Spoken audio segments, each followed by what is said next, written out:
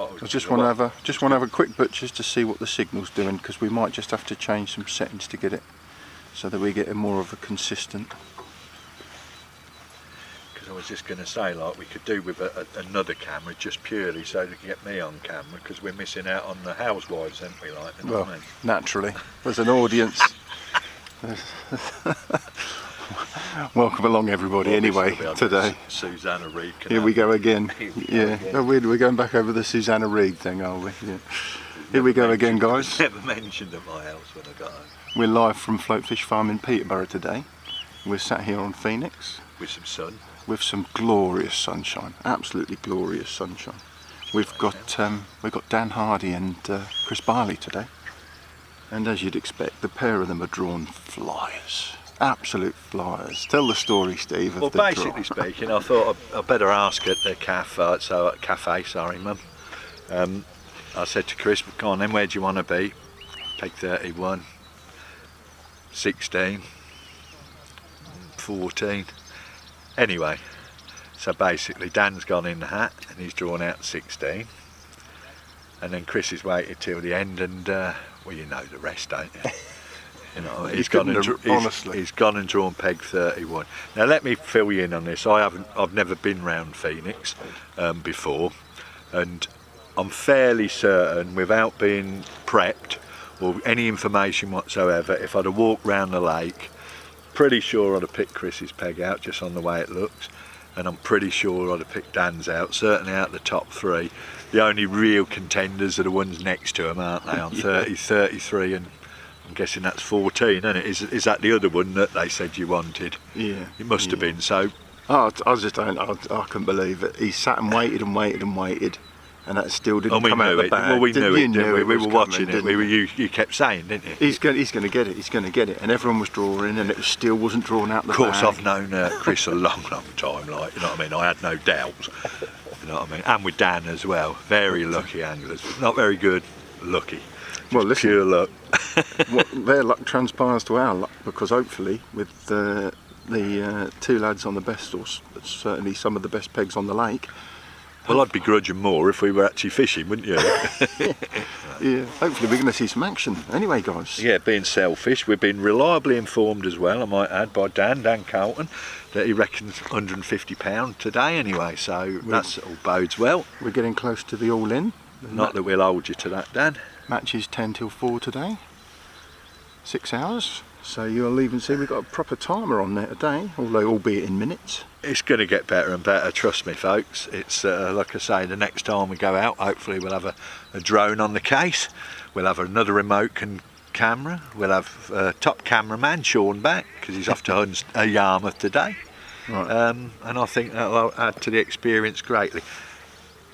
If you're in the area, get along, like, come along and, you know what I mean, join in, have a chat, get on, do what you like, just come and have a chat. If you know, if I ain't seen you for a while, or Mike ain't seen you, get involved. Or if you can't do that, get involved with the comment section. And what we're doing today, we're going to do another... we're going to do another giveaway. Yeah, if you get the weights right, we'll give you a clicker. Yeah, there you go, a free clicker. Like, we ought to get some fishing association. We want some branded clickers, don't we? That's what we want. That's what we should have. Guess the way. We will have, won't we? We could do like what? Is that the all in? Everybody's all in. Yeah. So that's, there you go. So yeah, so since we're running a clicker prize, it's time to pay attention, people. Yeah. And of course that'll get a lot easier once we get the better cameras and the sizes of fish. Listen, at the end of the day, it's all about perception, isn't it? Yeah. Amazing how many people went over last week. They always look bigger further away, don't they? Yeah. So let us know what you think on the draw. We've got Dan on peg 16, we've got Chris on peg 31 on Phoenix. Morning, Tom. Tom Cole watching. Hello, mate. You're right, mate. They are a pair of awesome anglers, and they're a pair of drawbags as well. Drawbags as well. Yeah. I think the build-up to this all week was about how. I've known Tom's dad a long while. The build-up to this all week was how Dan was tell us how to draw. Dan can teach us how to draw, wouldn't it? So. That's another one, isn't it? Tom's dad, Clive. I used to fish against him years ago on the river. Years ago. So get involved, guys. We can see your comments down here by the lake, so if you want to stick some comments over, sling them over. We're going to try and keep the scoreboard accurate this week. It turns out we weren't a million miles away last week after all. There was some dodgy information flying around. It turns out I was nearly bang on, and if I hadn't been influenced by everybody, I'd have said I thought Billy had less than. Everybody overestimated the fish, didn't they, Mike? Yeah, some of us did, yeah. Yeah. No, but some of us have been doing it for years, like, you know, or some of us that are used to looking around watching other anglers catch, more like. Somebody are more adept at that. But yeah, in between hopefully some decent angling. But hey, listen, it's a bit of something, even if it's just going on in the background. You can watch it alongside the cricket even. You know, I think that's what I'd be doing. If I was at home now, I'd be got a split screen with this and the Indian Premier League. And you'd obviously have the Formula 1, wouldn't you? That's a private joke. I've got it in my head that Mike likes Formula 1. I couldn't tell you the first thing about Formula 1. Well, we'll basically try and chat rubbish all day long, and I know you won't be surprised. Well, with a bit of luck, we won't have to, because hopefully with these two, we'll have some action to film. And well, Dan's gone straight out on along. What's he at? About 14.5 metres there, or a bit? Yeah, hard to tell. Yeah, he's got 2 sections on the end there, so 14.5 yeah, 14.5 metres, which is what he said. He's not going to muck around on the feeder, he reckons. He's pretty sure you'd catch fish on it, but a bit of a man after my own heart. He wants to catch on the pole. He's going to catch on the pole. He's got about 7 foot of water in front of him, he reckons. So just to catch up, Tom, what pegs they on? If you didn't hear, mate, we've got Chris Barley's drawn peg 31 and stuck to his hand on Phoenix, and Dan Hardy has drawn peg 16 on Phoenix. So they couldn't be more polar opposite to each other either, could they? Like they're like, can they see each other? Yeah, they've got direct line of sight, so yeah. There's a bit of banter already around the fishery, so everyone's egging them on. So that's great fun. They've drawn, to be honest with you, they've drawn well, but we ain't done bad out of it, have we, as a production team? Can you think where you'd rather have had them? Well, do you know what, Steve? I think I find these good spots to sit. I don't think they're easily found as such. Ah, right, yeah. Well, you've got to be good at something, mate. Do you know what I mean? You keep reminding me. Yeah. Fishing. Yeah, camera and all that, and this production, you've taken to it like a duck to water. I'd bin the fishing off if I were you, mate. Yeah, I don't think the water's that deep, Steve, and I ain't paddling. I'm sat on the bottom. Chrissy's gone out. Obviously, see, I don't know what you can see, do I? Is that Dan? Yeah, through the camera. If you look at this screen here, Steve. So yeah, Chris has gone short. Dan's gone long. Is it possible for us to have something connected to this, where say I could be sat in the car or blue, and I could actually be I could be watching it live on my phone for a start. We could get a big monitor if you'd like. Yeah. Yes. The sky's the limit with this, isn't it? Yeah. Let's be fair as well. You've got a top of the range pole now, courtesy of our raffle, like earlier in the year. Oh right, so I should just pay for you to have everything you need now. No. What I'm saying is that you've got the top of the range pole, bin that off, like, and focus on camera equipment. Yeah, flog that and do this. Well, it's obviously it's telling you've got the best kit available, and you're still not a lot of cop. And I can wholeheartedly say you're getting some lovely camera equipment, and you seem to know how to operate that. Let's looking from the outside looking in. That is, mate. So. Don't forget, guys, subscribe to our channel. It's free, and we're going to be bringing you more head-to-heads like this throughout the summer as we go through each round. And from further afield as well. We might come to your area. We are going to try and hit every region if we can. Well, no, that's 20 regions. I can't do 20 regions, but we'll do as many as we can. We might even have a couple of decent anglers for you next time, eh? Sorry, Chris. He said to me earlier, so you can't say that. I said to him, I says, I can, and I'm good at it. We had a good laugh about it. Actually, it's I should imagine they're feeling it, you know what I mean? It's easy to play it down and that, but they don't want to be knocked out, I can assure you. No, this is going to be a great match. I'm looking forward to seeing how this turns out. It's so it could be that one end fishes its nuts off and the other doesn't, so we don't until it unfolds we don't know whether we've had a good draw or a bad one, do we? Same as anything. No, well, there's not a lot to split it. There's barely a breath of wind. We've got a sunny day here, just light cloud all around us. It's gorgeous down here today. First fish I can see is just in front of us, off of what, I don't know, halfway between the two. Dan's mate, and he's netting the fish on the what's he chucked, a method feeder? I know we're not here to focus on them, but I'm going to anyway, because I think you need to know what's going on overall, really, to get a feel of what's... First fish out is method feeder to the island. Method feeder to, which is not surprising, is it, really? No, so. But like I say, I think both Dan and Chris think they're going to catch fairly quickly. It's been fairly cold this last week though, like they were saying, you know what I mean? Should they be making predictions about fishing is difficult, isn't it? It's you know, was it down to about 1 degree last night? So we're into We've been getting the frost territory. Yeah, but It'll be a bit milder tonight, isn't it? glorious day yesterday. I don't know if there was a match on here yesterday. We should have found that out, really. We should have done a lot more things. The research is poor, really, isn't it? Yeah. It's almost like just a couple of hillbillies just turned up in the car park and thought, oh, We can do that. Yeah, we can do that. We could do that. Yeah. Feels very much like that.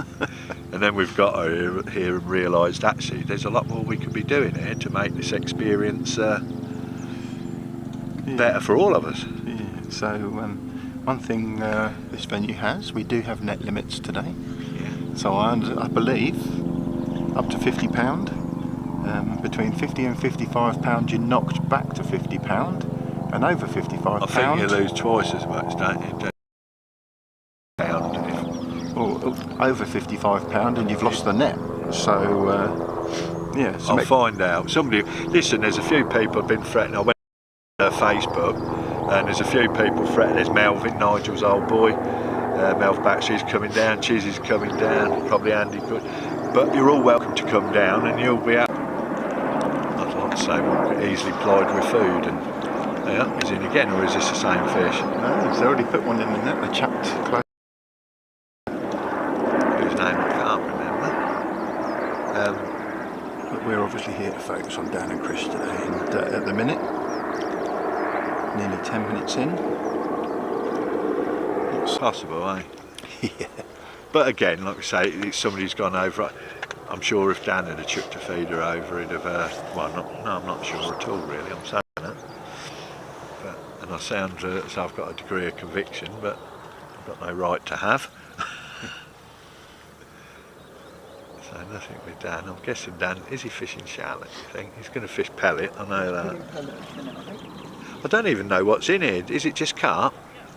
Are there any F1s? I don't know.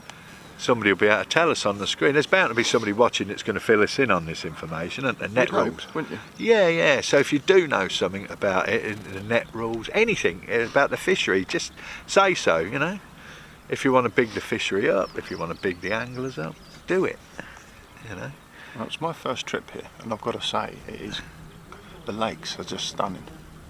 Well, you've got 2 islands over there you haven't seen, and the one I can't so we're remember sandwiched. I used to quite like. At the minute, we're sandwiched in between what I believe to be Captain Tom's and Phoenix, aren't we? Is it Captain or Colonel, or did he I thought it was make? Captain. Oh, I don't know. Or did he make Lieutenant Colonel in the end? Oh, I don't. There's a couple of pleasure anglers off to our left on Tom's. Yeah.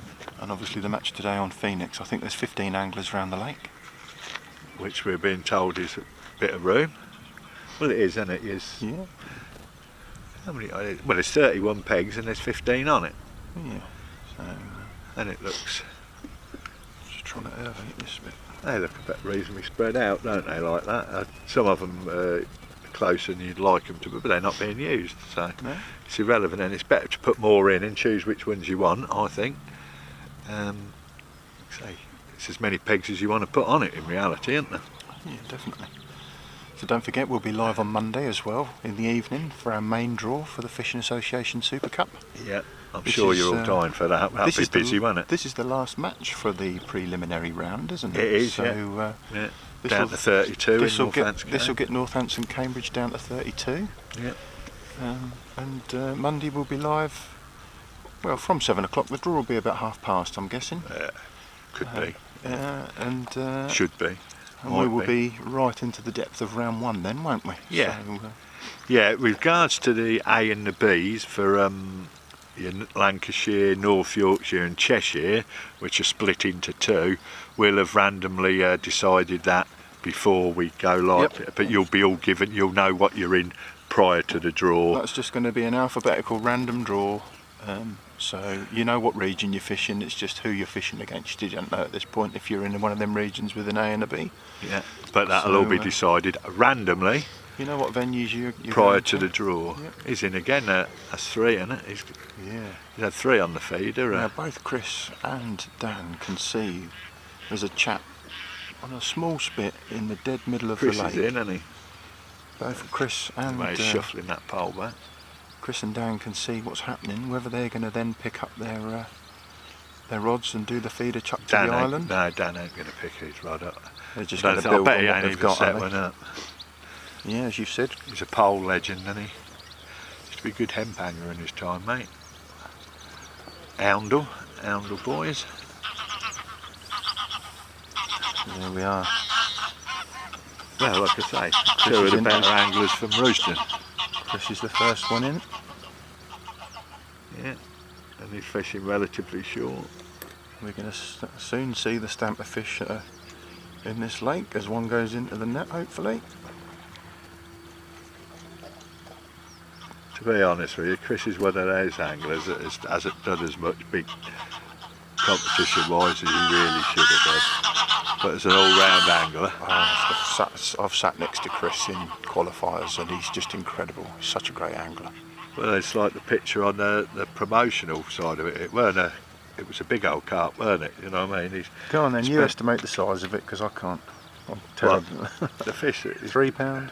Yeah, probably. Yeah, for me, yeah, it's hard to tell. Don't forget, we're running the same competition this week. If you're closest to the winning weight, you'll receive a clicker. So can we get this set up so that you've got it up now so it's one fish to none, yeah? Yep. But could we have it like where we put an estimate up there, like we sort of put what we think that they've got? I can do individual overlays, but tapping around on the screen and bouncing the cameras all over the show isn't going to be great for everybody watching.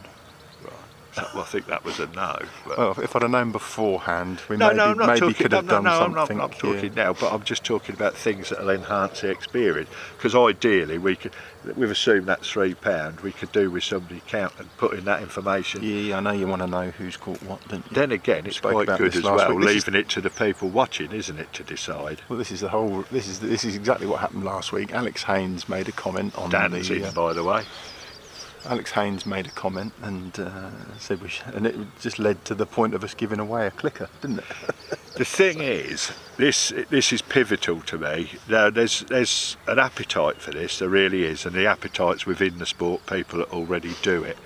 The issue that, to me, we have with fishing is knowing exactly what's going on so people from outside can understand, and that's where our new competition comes in, the one that we're hoping is going to turn around the fortunes of match fishing and bring new blood into the sport, which again, without going on and on and on, which I'm going to, we need to do, otherwise the sport's just going downhill left, right and centre, and in 20 years we just won't be here, and it'll be a bit specialised and a bit marginalised and a bit going nowhere rapidly unless you're in the clique, as it were. Basically, it's turning into a smaller clique is what it's going to turn into, isn't it? Rather than, but I'm hoping that with the new format that we've got, because we're counting fish, because we'll be keeping up with that, at every given stage we'll know exactly what's going on. Yeah. Exactly. That's, some people are going to find that like the most heinous crime in the sport, and they're going to absolutely hate it.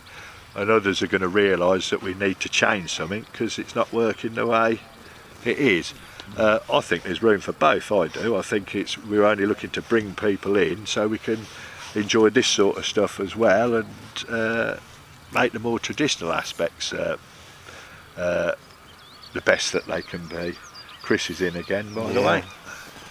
Just see that. Hopefully this is going to be a right royal fish fest today. It is, isn't it? Similar size Similar again, size, maybe a bit bigger, eh? Yeah. I might even go for 3.5, 4 for, but I'm just so you know, I'm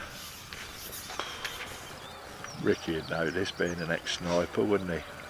60 yards away from Chris. We're dead centre. Yeah, we're dead centre, about 60 yards each. So same distance away from either of the anglers. You guys at home can probably see more than we can. Well, that's why we need to get the camera sorted, so we can go beep, bup, bup, bup, bup. But we'll do that, won't we? Well, actually, when last week's live, I went back and watched it all, and it was actually quite, what I could see at home was much more than what we could see on the day. So you'll have to forgive us if we make the odd mistake, whether like we thought we were picking maggot last week and they were picking pellet. Well, I probably didn't think that. To be honest with you, I haven't even looked at it as well. I'm not more full year. It was a great watch. Well, yeah, but that always feels a bit weird saying that when you're involved, doesn't it? Yeah, but like I said, the good thing about last week is I've had reports off of people. Ian Welsh, I was communicating with in the week, my mate Nath, and a few others. And it's the fact that some people would just watch the whole 6 hours, tuned in and watched it, or had it on in the background, at whatever. Yeah. And that's really heartwarming to me. It shows us an appetite for... Yeah, sometimes I suppose when you can't get out of a weekend and you just want to see or do or watch a bit of fishing, and yeah, it's there for you guys at home. Well, if you want to sit and watch it, you crack on. I watch plenty of cricket, and to me Dan's in as well, so we're into. Chris obviously had his.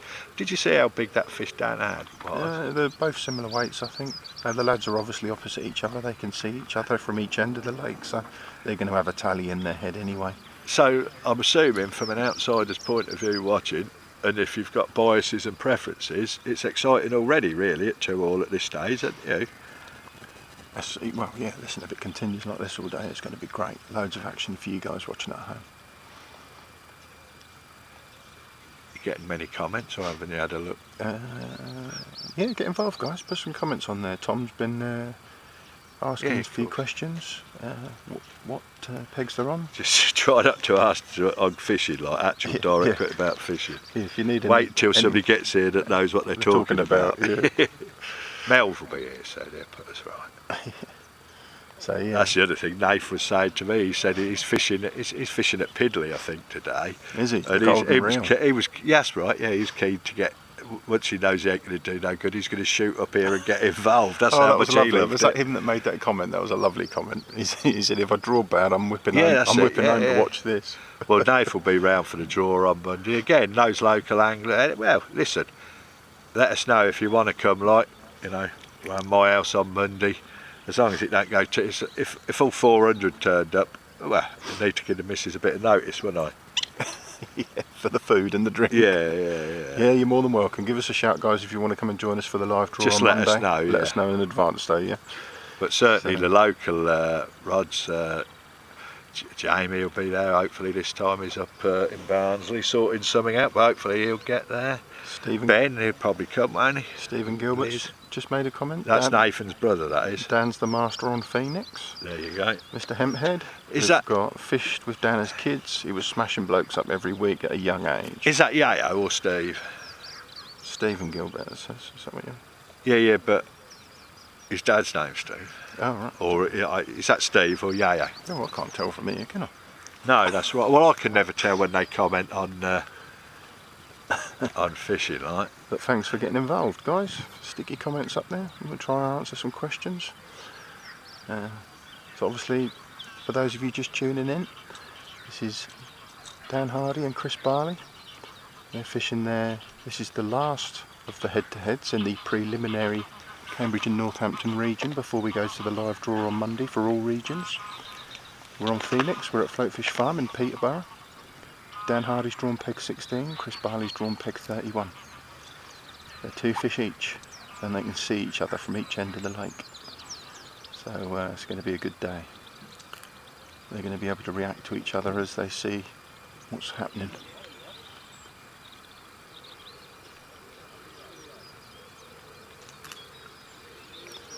A little bit of banter around the lake. Dan's in again. Fish for fish. I love it. It's making me want to go. No, he's pinged that one. Pinged that one off, is he? I've got to say, when he hit it, it didn't seem to behave quite right. It's a bit here, there, and everywhere. Perhaps. I was fishing hard pellet yesterday, and the bites were so funny, But then I'm not a good angler. So. Yeah, well, it's funny that you was having them to start with, weren't they? What's funny is I got a bite. Yeah. No, it's making me want to have a go. Although, like I say, it's not so much me hurt here, it's the fact that my back's just having a job to straighten out. Need to get active, that's what it is. Looks like Chris is in again. We knew that, didn't we? I can't see Chris now where I've sat down, but I knew that had happened. But Dan's going to hit one as well, isn't he? There are obviously 1 or 2 fish there. Both anglers happy with where they're drawn. Chris very happy this morning. Called it before he even drew it. Sat and watched as everyone went in the bag. Ah, he just pinged out that one. Thought it, has he lost it as well? So they've got 2 So fish 2 each, and lost. they've both pinged one, yeah. Yeah, well That's incredible though, how he called it. I'll never know. Sit and watch, sit and watch, sit and watch, and he joined the queue and he was there and his hand went in and it came out, pig 31. to be honest with you, when you see things like this and all that, and the way it pans out, it's hard not to believe in I guess some people just make their own luck, Steve, don't they? I don't know, mate. My mum would say everything happens for a reason. And it certainly at times things seem a little bit less random than they ought to. Is that what happened? Or is that just if you're a glass half full person, you tend to see positives in things, right? I need to learn how to draw like these two. We have another comment from Stephen Gilbert. It's Yeo, Dad's with Nathan, 2 pegs from Ben Townsend. Could be interesting. Right, so you're referring to the golden reel at Pidley today? 33 then. Sorry, 20. Well, Ben Townsend has drawn peg 36 on Magpie today in the golden reel. 24 is 28. Yeah, it could be 27, 26. Somebody else we thought were on 28. Who was that? Steve Freeman. No, Steve Freeman's drawn 24. 24. Yeah. So we'll catch you up on the golden reel whilst we're going live here. So at Nathan's in between him and Ben, yeah? Well, he just says he's 2 pegs from Ben Townsend, so yeah. Yeah, so he must be. From where, depending what you mean. 26. Well, could be 34. That's 2 pegs from Ben Townsend, also, isn't it? Yeah. So. But we know who's on 34, Bruno, isn't it? Golden reel at Pidley today. First time, I think, at Rookery Waters. That'll be an interesting match. And Bruno on 34. Bruno is on peg 34. Yeah, and Matt Wiles is on peg 33. So he must be on 20. Yeah. 8. That was going to be an interesting match today. There's several people on pegs over there that you couldn't pick. I've only ever not seen many fish in that basin once. And that was after I'd emptied it just around the corner when I, oh dear, here I go again. Oh, what happened that day, Steve? Well, the only thing of any note that I've ever done in fishing was when I smashed the venue record. Venue record holder. Oh, yeah. But I don't like talking about it. I didn't know that. You know you don't like talking about that. I didn't know you was the venue record holder there, Steve. No. One of them days. But interesting just purely for the fact that when that basin was black, I was the other side of the bridge and it weren't black with fish, there was no colour in it because every fish had swum out towards me because nobody was drawn in the basin, and they just come round the corner and just basically jumped in my net, basically. Simple as that, really. I think that's Chris in again. It's one of them where you, like I say, about fate and I sort of knew I was going to break the record that day. I'd sort of said beforehand, but fate has to lend a hand, doesn't it, whatever you do. We're so far away from the lads, I can't actually... Oh, he's pinged out of that one as well. Can't actually see the elastics out unless I look on the screens. Dan's striking, so he's still getting bites. Nothing to choose at the moment, that is for sure, is there? But they're both feeling it, obviously they're both wanting to get off. And Jason Lewis, I work with Dan Hardy. Just tuned in to see how good he really is. Ah, that's why Jason was asking earlier, wasn't it? Yes. Well, welcome along if you're a non-angler, Jason. Great to have you here. Are you a fella digger driver, say? He can hear you. Yeah. You might be sat down. I know Dan drives a digger for a living. Yeah, it's going to be a good day. What's that noise? Oh. Sounds like the generator, doesn't it? hopefully that won't be affecting us all day long. But, And the signal's holding up nicely as well. seems to be. Is it giving you a speed on the camera? Yeah, we're at the bare minimum we need to be to film in high definition today, so hopefully the picture at home hopefully the picture at home's good. Mr. Hemphead does dig a dam, work hard then. Dig a dam. We'll let you create a little separate chat room for that, guys.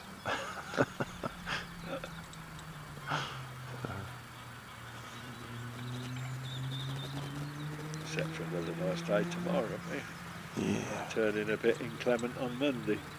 Glorious So, weekend. Not bad as far as Easters go then, really, eh? Because we've had some horrendous ones in the past, haven't we? We've had some good ones of recent, but it's just not overly warm at the moment, is it? You know, it's lovely out here, it's pleasant, but it's... I noticed yesterday, out, you know, the sun goes behind the clouds and it goes from being nice to coldish wind. The thing is, it doesn't take many nice warm days like this to get these fish reel up in the water, does it? No. Nearly at that time of year, that mugging season. It seems to be getting a bit warmer over the next, well, it will get warmer over the next few weeks. It's as the days get longer, it automatically gets warmer overall. The old mugging, there's cause for lots of controversy, and there's very opinionated people around the old mugging season, No isn't there? surprise there, eh? I'll tell you somebody that I know is absolutely brilliant at it, and that's Chris Barley. Chris was doing it a long while ago. Chris was doing it, I think, before I'd ever heard anybody else doing it. He'd be able to fill you in on that.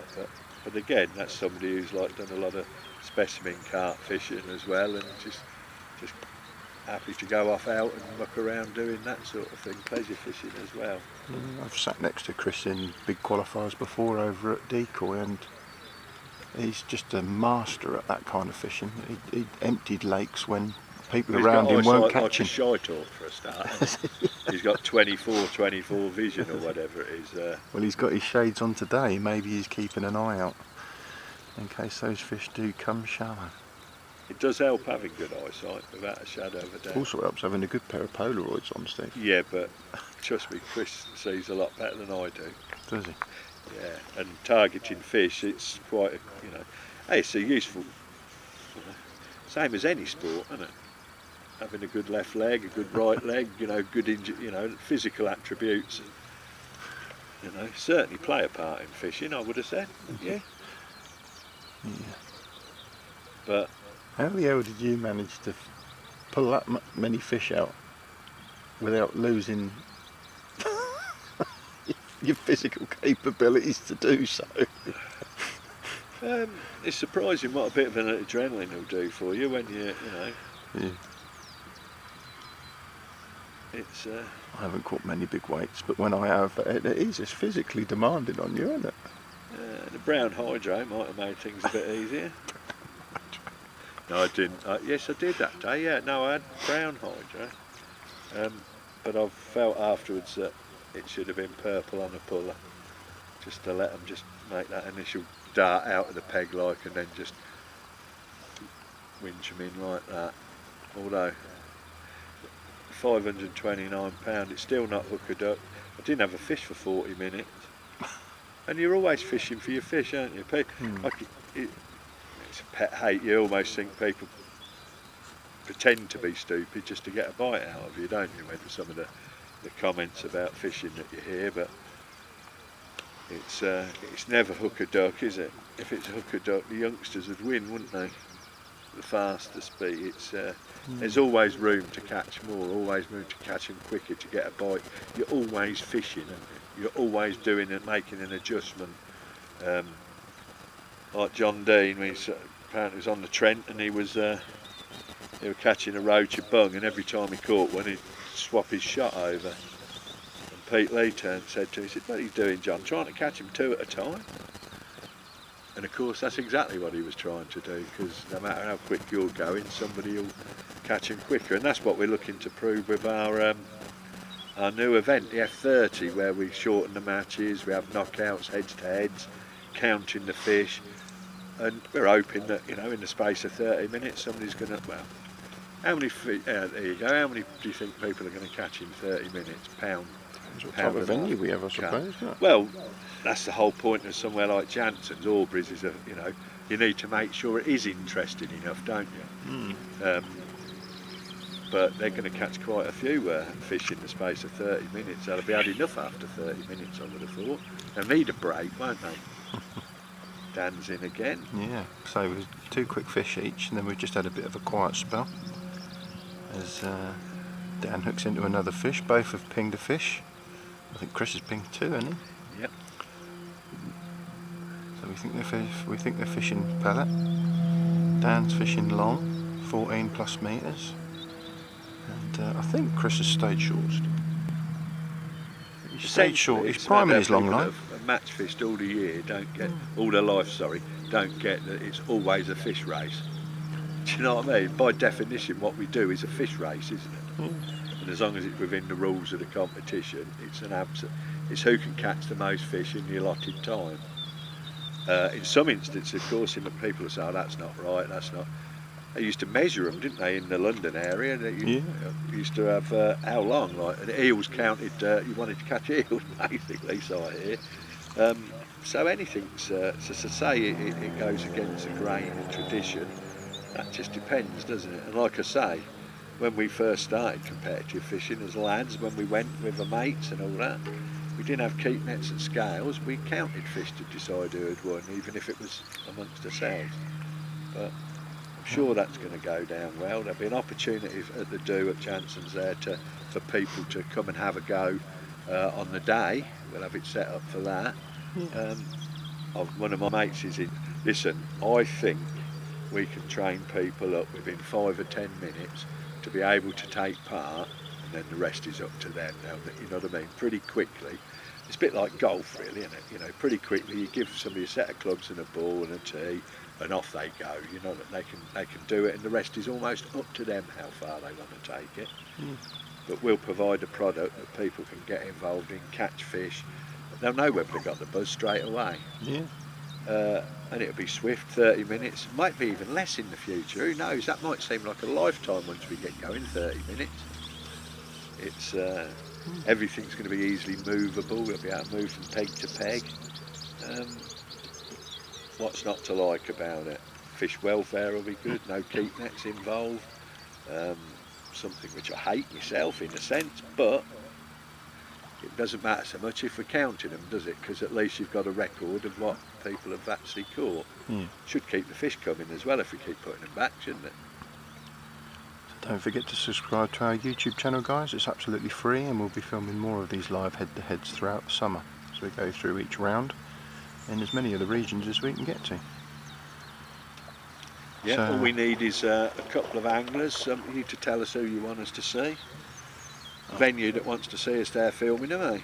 Yeah, after each draw we'll put a Facebook poll out there or something, so people can let us know their favourite matches. Obviously we will do our best to get to those matches. Listen, if there's a venue out there listening that thinks, do you know what, I'd be handy if, I don't know, such and such against such and such was filmed, why didn't you come and film it on the day, and you can even make us a video for the place, and you know, we can use our skills and services to knock up something for you that you perhaps need to promote your fishery, even some drone footage, whatever. So there's plenty of opportunity there. Chris just sticking another fish in the net. Chris is? Yeah. So that's 3 all then, yeah. Nice and tight, 50-50, yeah. What's the target weight for today then, lads? Says Mr. Hemphead. Wow, we had a chat before the match, and the guy at the draw, Dan Carlton, he seemed to think £150 today. Yeah, he's quick to offer that as well, so he's obviously hoping for a bit. So we're in good company today. There's some good anglers around the lake. We'll be running the same competition as we did last week. At the end of the match, if you put what you believe to be the winning weight in the comments section, and the person that's closest to the winning weight will receive a clicker. Not a clacker. Not a clacker, a clicker. Andrew Gorsden was our closest to the winning weight last week. hopefully, if he's got my message, he might pop down and see us today. But yeah, he's got his clickers waiting for him. We'll get that to him, and we'll be running that same little competition again today. If he's coming down, let us know. I'll tell Maria in the food van. Get some more gear in. So we're only bloke I know that has Yorkshire bloody pudding with a fry up. Hey Andy. And we went as a SuperCup, when it was at the final. You might have been it. Must have been the year I wasn't there. Where was it? Oh, it was at Barston, weren't it? No, that was a semi-final, weren't it? That's it, when we came up to 46 and we stopped at that hotel. Yeah, it was, yeah. Nearly 40 minutes in, the lads have had 2 quick fish each, a little bit of a gap, and just had another fish each, both with pinged fish as well. Got the fish here, both still catching on the method. I don't know, I hadn't seen everything. This chap next to me also has had one, hasn't he? Chris is in again, I think. It's going to be fish for fish, isn't it? It just stinks of that the whole time, doesn't it? And that'd be great for us. It's all going to come down to size of fish again. Yeah, it's all going to come. That'd be great for us if that's fish for fish all day. Keep it nice and close. It's almost a cert if somebody's run away with it, isn't it? Well, it is a cert if somebody's run away with it. We could definitely do with some shots where their actual float is, though, couldn't we? Yeah. We definitely need more camp, don't we? We need that option. Yeah, we'll build on it. Having said that, still collecting our technology, aren't we? So. Yeah. More cameras coming. More options. Again, it's not just about equipment, is it? But you've got to learn how to use it, and a bit at a time, I suppose, isn't it? Being able to, hopefully Mike will be able to keep a lot of plates up in the air and enhance the experience.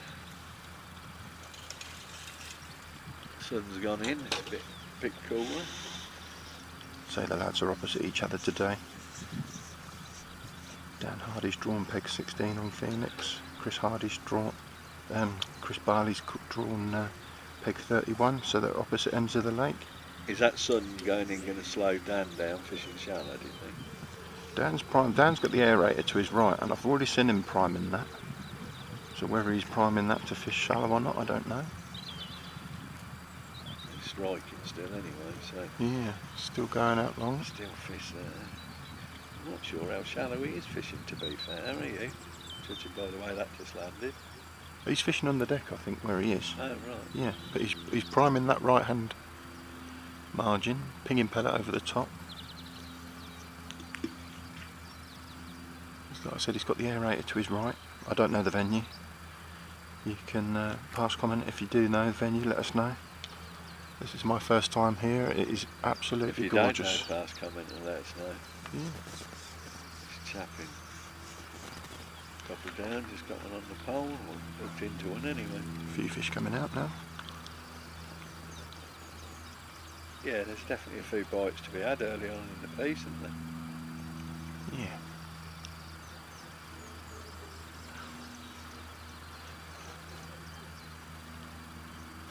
If you're out there wondering how to get signed on, remember we need you all signed up on ready for the draw on Monday. When I left home this morning, there was about 17 that hadn't onboarded in the first instance. Maybe a couple that haven't accepted the region. I mean, I can override all these things, but it'll save me a lot of work having to go in and do it. And you all need to log on anyway. But there was about 15, I think, need to do, and that's probably going down as we speak. But I will say, just remember that if you want to make sure, I think there's a dodgy link so much saying that maybe he's two on the website. Make sure you go to the website to log on and click on the bit that says platform, not the member login option.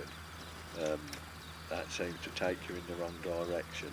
But failing that, private message me, check your details, make sure that all you actually need to log on is your email, the correct email that you sent in, and assuming it's gone into the system right, you put it down right, and you'll be surprised how often just spelling something wrong stops. Well, you won't be getting it if you've got it wrong.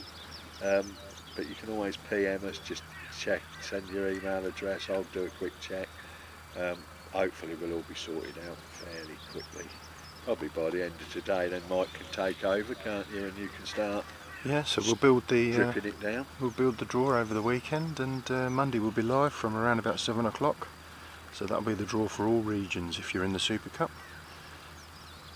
Or if you're interested, tune in anyway. But yeah, it's that'll be a good evening. That we're always nice to draws, aren't they? Well, they weren't last time because I was having me guts stitched up and open. It was a great draw last time. Yeah. We managed to get through it really, really quickly because Steve wasn't there talking rubbish. Yeah, I'm beginning to get the vibe without actually asking that they had a better time without me. Yeah, even your missus said it was great. Yeah. She even came down and had a bit of a jolly. Yeah. No. I'm on my way out, me, ain't I? Hey. If you want to join us for that live draw, just send us a message, guys, and you're more than welcome. Dan's in, although that's shot off, isn't it? Yeah, good. Seems to be going here, there and everywhere. This is great, look, fish for fish. Same foul looked it, I suspected. Oh, that's off. So fish there, but yeah. What are we on the scores? Dan's caught 3 and Chris has caught 4. So it couldn't be much closer, could it really? No, there's fish for fish. Hopefully it'll be like that all day. It's a match within a match, isn't it? Because it's totally irrelevant. Dan could be got twice as much as Chris easily if the fish. Like I say, that's where we could do with better. Like I said, I think we said last week. You always presume that when you're fishing a head-to-head within a match, what's your primary concern? Is to beat your. The first thing is to beat your head-to-head, surely, isn't it? Not to win the match. Yeah. Surely you've got to be thinking, I've got to beat that guy first, didn't you? But more often than not, when we film these things, unless you're fishing your head-to-head in the final of Fishermania, say. Well, yeah, true. That might be an exception to the rule, mightn't it? Wouldn't that be great? Possible. 2 anglers decided to fish their head-to-head in the final of another major competition. Well, it is possible, isn't it? Well, I've fished one in the qualifier of another competition before. Yeah, it's not possible. It's sort of quite likely, isn't it? Well, to make the final and use that as your head-to-head for the Super Cup. Yes, I would have said. I wouldn't say likely. I would say possible. Well, I just said after 5 years, another 5 years after this year, would say, yeah. I'll be surprised if something like that hasn't happened. Well, we had in the elite final, Mikey Williams and was it Matty Dawes? Yeah. Matty Dawes had their head-to-head, didn't they? Yeah. Well, there you go. So it's already happened. So right again, Steve. Right again. No, I'd have said it. Same as like brothers fishing again. You see, so it's happened on a couple of occasions. Draws, dead heat. So, yeah. No, it's more than possible. Yeah. Less possible now, obviously. But if we get up the numbers up, which I'm sure we will do over the next few years, and again start to entice. It's just likely to happen, isn't it? Because it's going to. The final is in July of Fishermania. Yeah.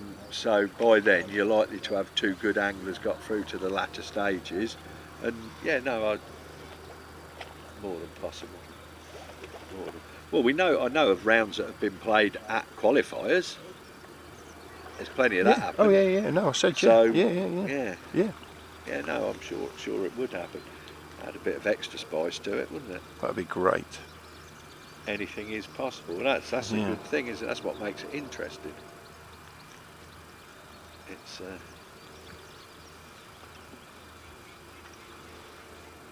get involved if you would like. You can put your comments on our comment section at the bottom of the. So he's obviously getting indication. Now that's something I noticed the other week when we did some footage of Ben on Raven. And again, this is to be looked forward to once we get it. The pictures of his float at the time, and that's twice now, probably the same float, when we did it at Yoke Hill previous year, you can actually see that float better than you can see it in real life, if that makes sense. Yeah, the close-ups with the cameras, It was down to the fact I could see the cut on the float. It was like flat where it had been cut, where it appears to be round. But watching Ben's float, I'm pretty sure I could see his float better than he could on the video. You could see every little vibration and movement and how it sat under the water. A lot clearer.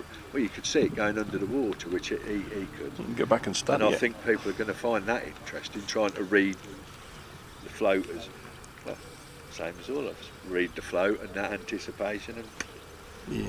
nothing like a bit of float porn, is there? Yeah, as you describe it, float porn. Well, that's one thing we're all united by. We like to see either a float go under or a tick go round.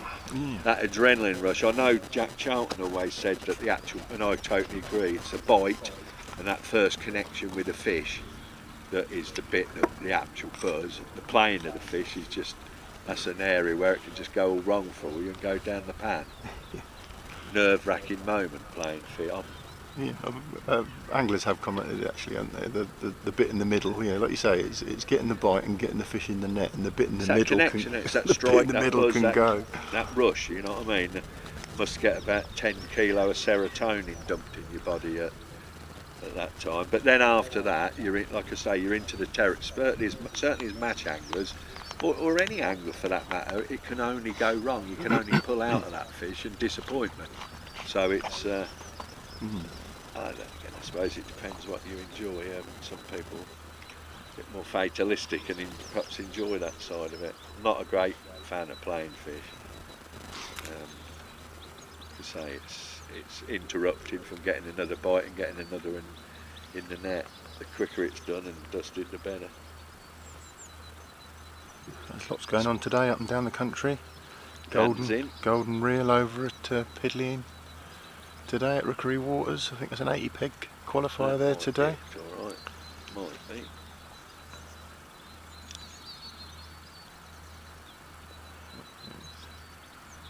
As Steve said, Dan's in again. Yeah, seems fairly. It's fish for fish. It's great. I love it.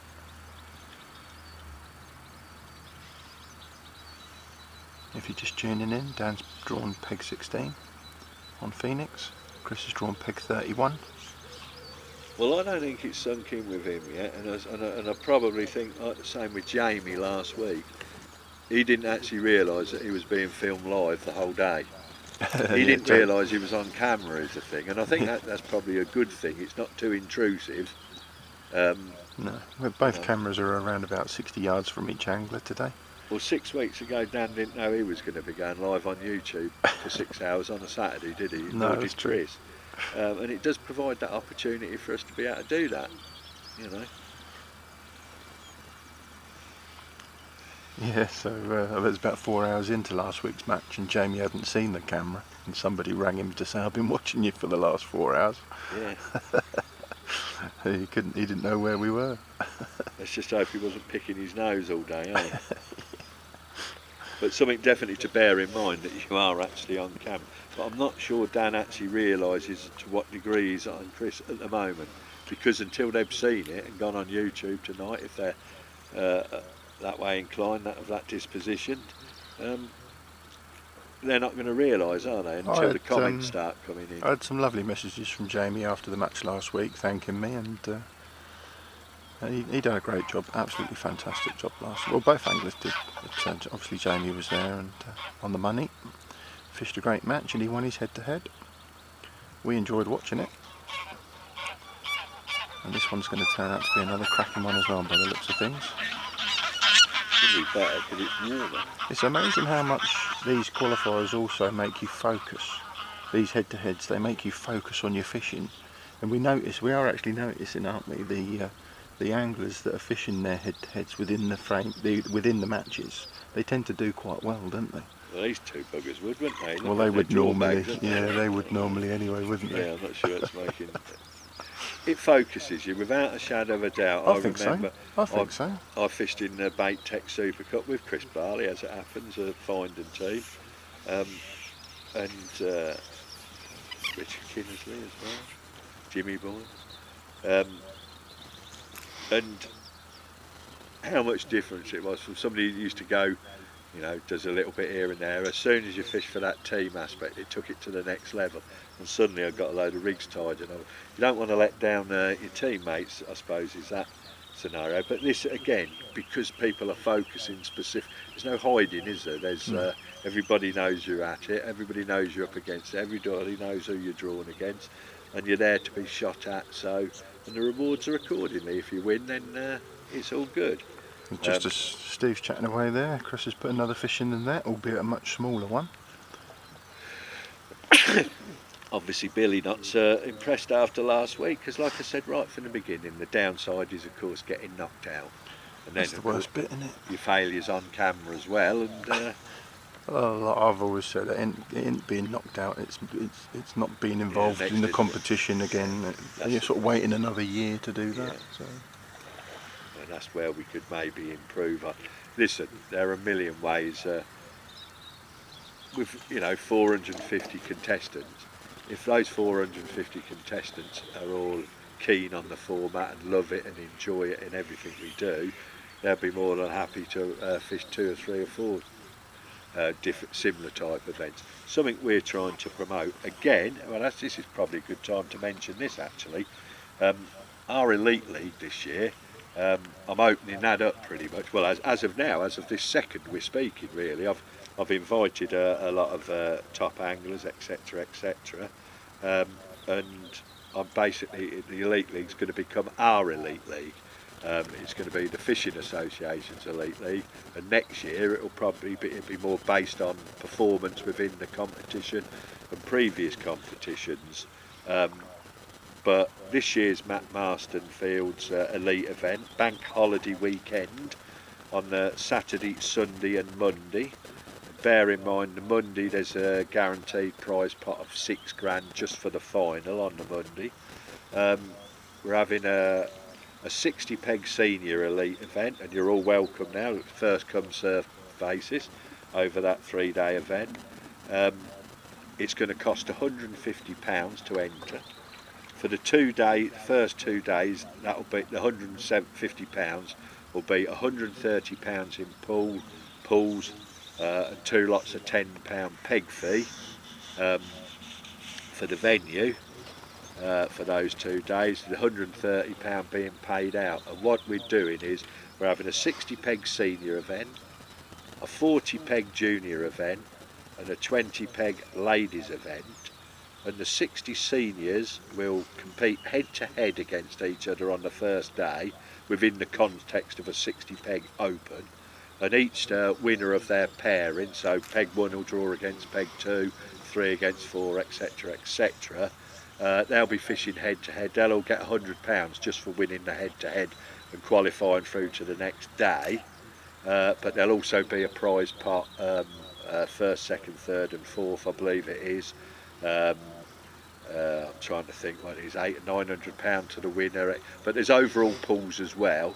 And going into the second day, there'll only be 30 will have qualified, although it will still be a 60 peg match, essentially an open match again, with overall prizes as the day before, but the 30 will be fishing head to head again after a random draw and knocking out down to 15 anglers.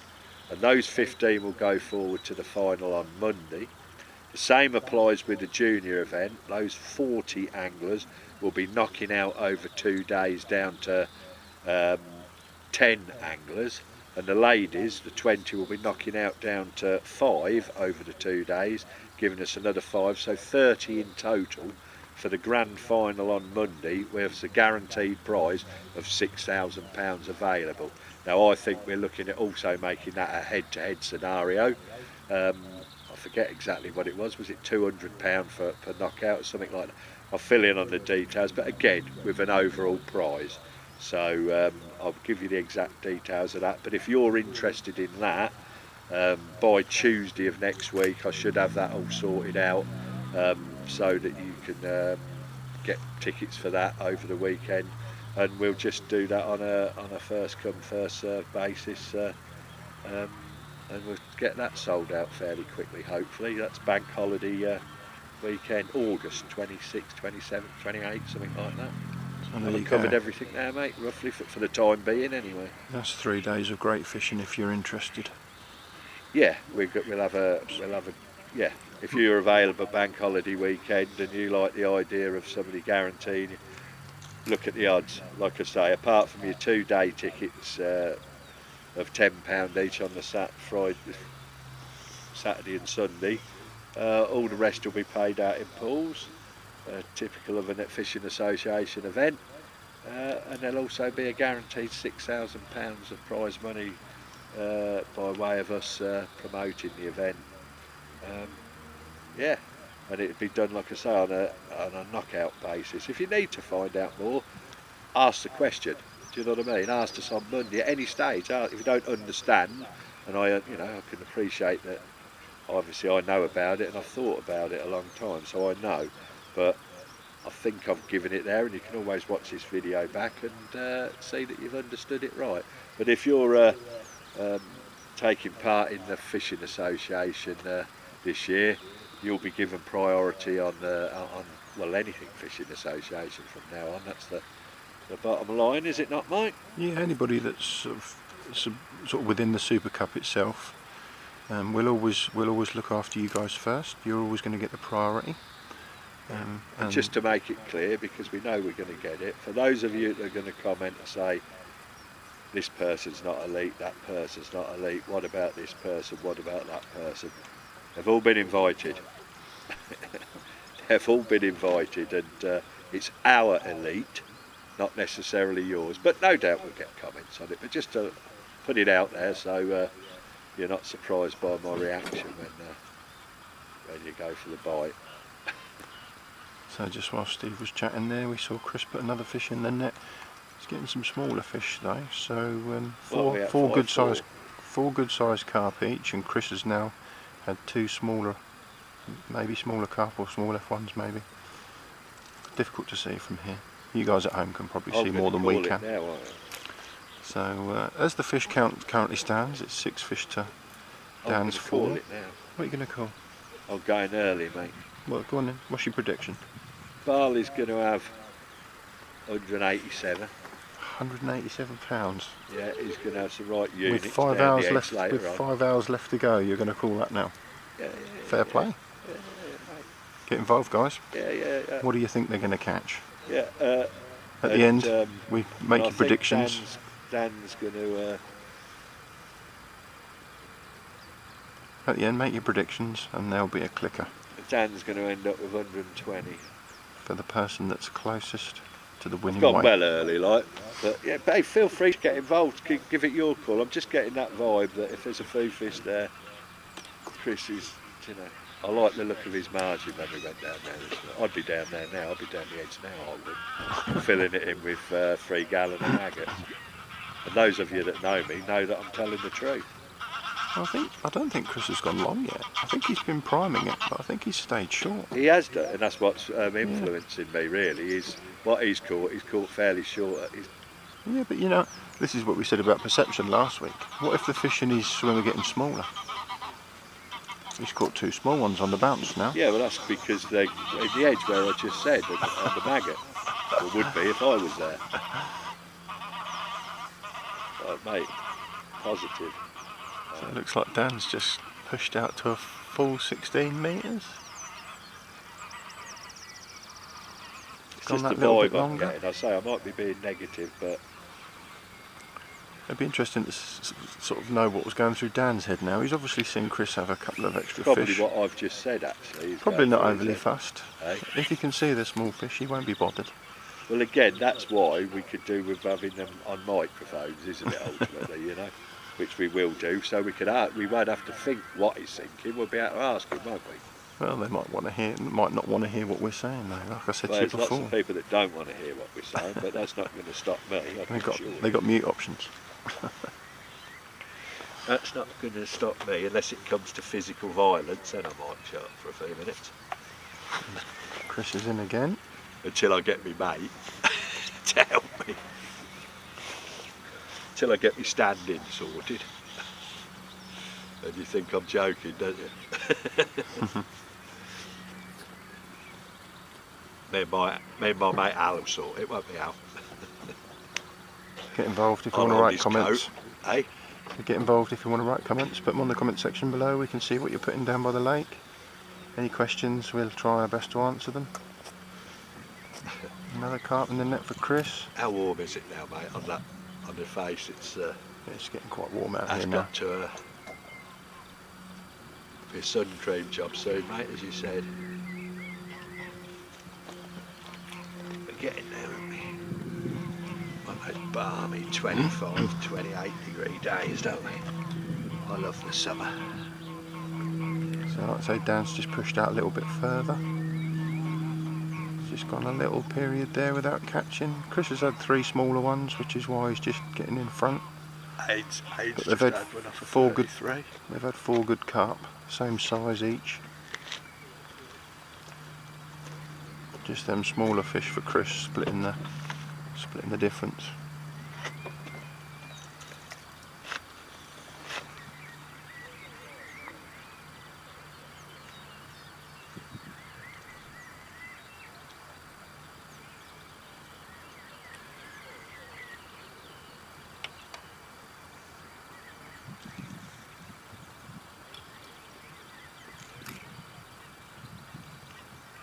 It's a glorious day here today at Flowfish Farm.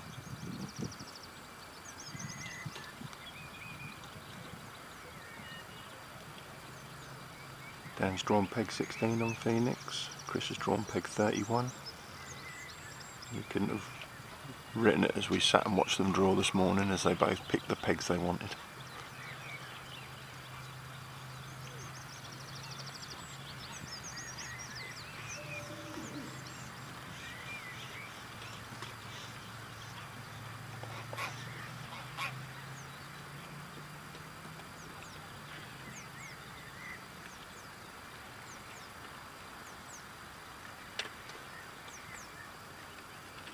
Just big potting.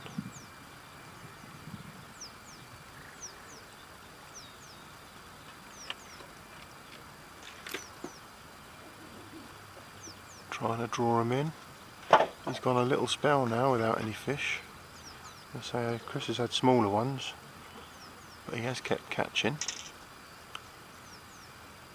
Fancy a cold drink, do you? I've got one, cheers. Lime, orange, or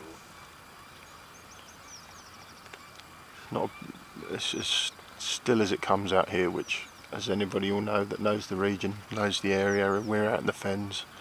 It doesn't take much of a wind to much of a breeze to have some sort of effect out in this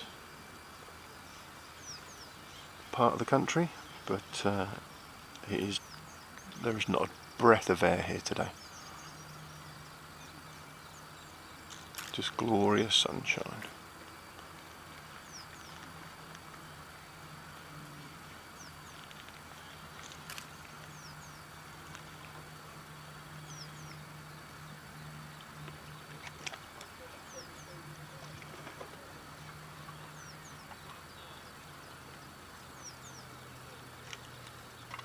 And just feeding his right margin. He's got the aerator to his right in front of the reeds. He's actually giving it a try. I thought he was just feeding it. Awareness course coming up on Wednesday. Oh, lucky you. Hey? Lucky you. Oh no. Online this time. This is my 4th one, this is. I'm a slow learner, aren't I? I'm going to have to listen to people pontificating to me online about how they're only doing it to save lives, eh? Nothing to do with the revenue, is it? Dan's gone down the edge, against the aerator. Dan's just gone down his edge. It looked like he had a bite there straight away, actually. Telltale sign. Well, just over an hour in now. 6 hour match today, 10 till 4. Just struck again, hasn't he? I suppose we need the camera zoomed in, don't we?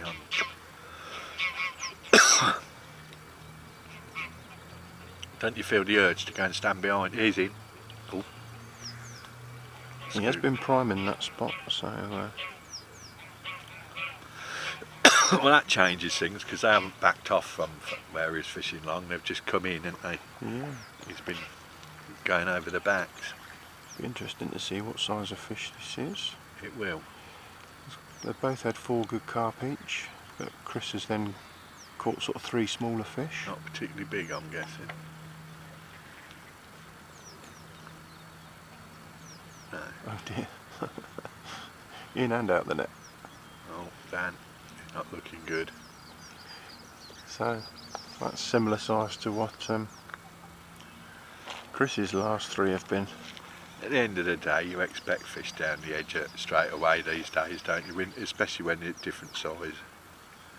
You chuck some bait in and some fish are going to find it, aren't they? Once it warms up. It's quite deep here, isn't it? I've just seen some of the rigs that the lads are using. It's not shallow at all, is it? No. So you've got some nice deep margins here.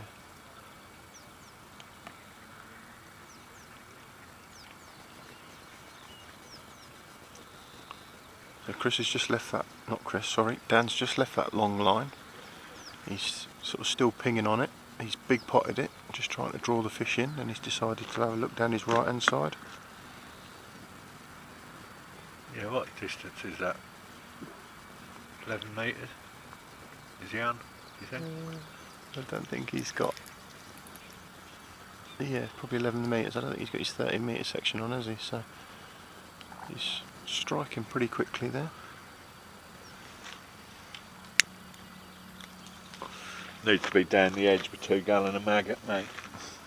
It's alright. It's not like a one-trick pony or anything. Fishing shallow. Here's in again. This one's hanging on a bit more, isn't it? Heading for that. Yeah. This will make Chris think, surely.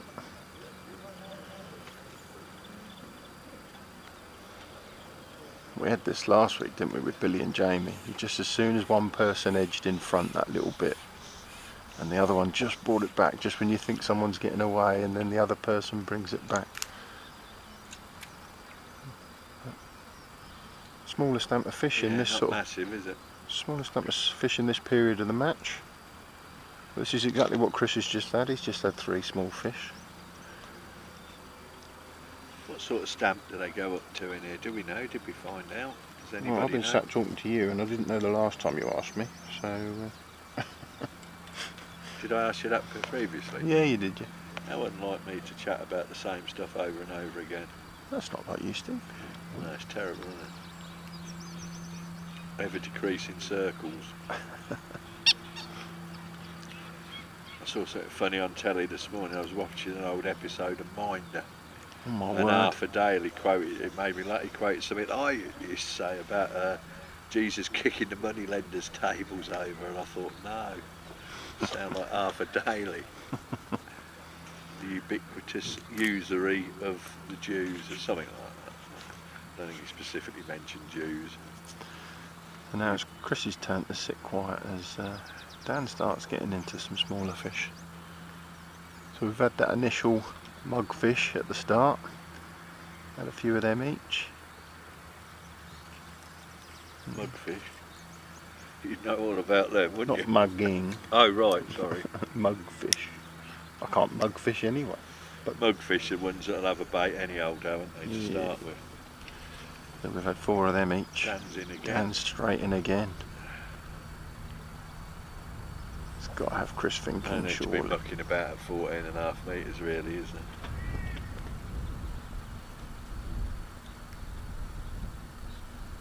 He's got a stack of fish in that right hand side. Be interesting if these start improving in size.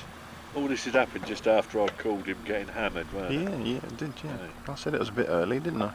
Well, I said it was a bit early. You did, in all fairness, yeah. Feel free to get involved, guys.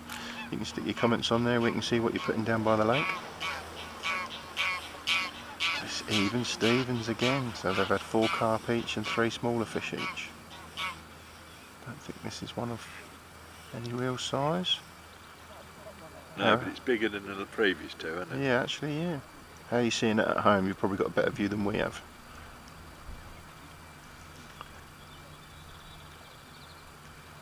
Don't you wish you was having a go now? Hmm? Don't you wish you was having a go? I always wish I'm fishing. Yeah.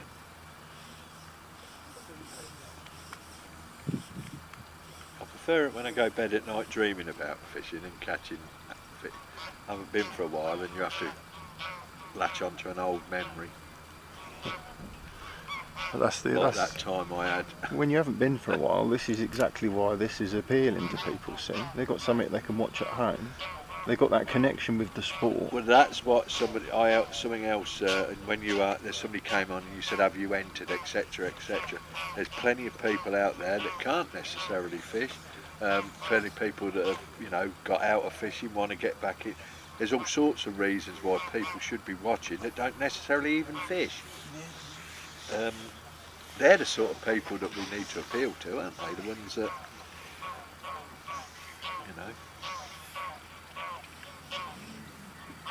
And Dan's in again. No, he's a king, that one.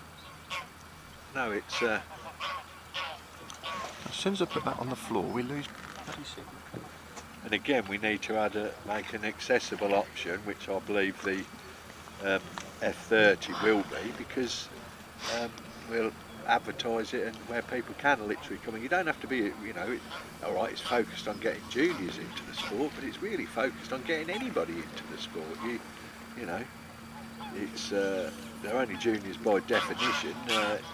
Like I say, it's not about the juniors, it's about the sport. End of story. The age is neither here nor there, but it might just be you haven't been for a while and got out of the habit and you want an easy way to start and get in without spending an absolute fortune. Hopefully we're going to provide you with that option very soon. Hopefully there'll be other fisheries that like the idea and they'll maybe want to put on events, get involved, dig a lake that'll sort of do it. Like I say, ideal opportunity to get yourself a stock pond that's get it fed regularly on pellets. Why wouldn't you want one? And of course that way you can nurture your own new business as you go along, getting in new customers. But we'll see how that goes. July the 2nd, Jansen's Fishing Association F30 Cup.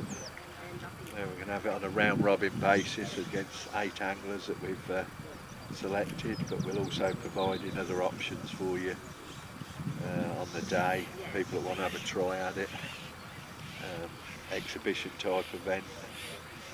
So you can have a go at 30 minutes a time. There's more than one of you can have a go as well, We could probably set up another 4 head-to-heads and repeat them over the day for, make it like a casting competition, prize to the highest number of fish caught in a go. All sorts of possibilities, but it'd be good if you could get yourselves over to Jansen's on July the 2nd and support us, help us. If you think if you realise that fishing's got problems and we need, or match fishing and you need help, instead of sitting there just talking about it, come and give us a go. Come and help us. Come and see if maybe we've got a solution. Maybe we can help you back with something that you want to do that support you. Again, we sort of need to tie it up with mental health and rehabilitation and all sorts of things, don't we? Therapy and all of that, and it's something that definitely needs doing and is being done to a certain extent. People like Tackling Mines and plenty of others. Dan's in again, by the way. He's gone down that edge and he's getting enough bites now anyway, hasn't he? Yeah, Dan's just gone down his right hand edge. He's been priming it, but as he's done so, he's had 5 really quick fish. Chris has sat patiently watching him, but now he's just big potted his right hand, his left hand margin, sorry. So he's obviously seen that Dan's catching a few as another one goes in the net, and he's thought, I've given this long enough, I better do something else as well. So he's reacted to what's happening.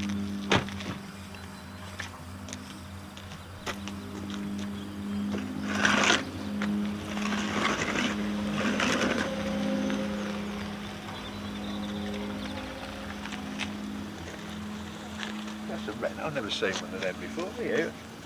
It's alright, isn't it? Reno Arco, isn't it? No such a thing existed. So a smaller stamper fish being caught now. What was that Dan just had? Similar sort of? It's tough to see from here. I mean, we are squinting at our screens. Like I said, you've probably got a better view at home than what we have. But you need to drop us some comments and get involved. think he's catching a smaller stamp of fish down on his right hand margin, but he's catching. He's gone quite a while there without catching anything, and then all of a sudden dropped on that margin and had 5 quick fish. Let's put him back in front, 9-7.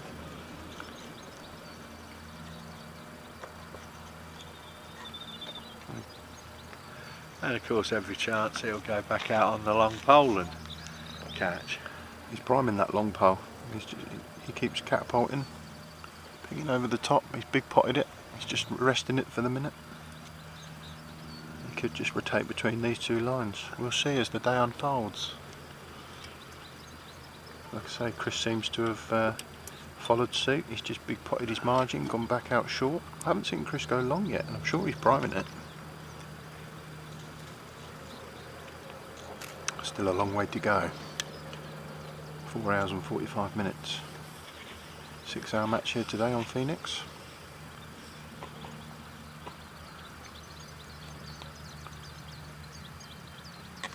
There's plenty of people on site, mate. Yeah. There's vans everywhere, aren't there? Lots of people fishing, that's what we want to see. I tell you now, Ford ought to be sponsoring fishing, don't they? No, they definitely are, don't they? You'll have to look around at the amount of Ford trucks that are about. And Mercedes. We wouldn't turn your money down either, would we? Oh, is that what we're trying to promote here? Oh, well, if that in that case, I'd like a transporter, please.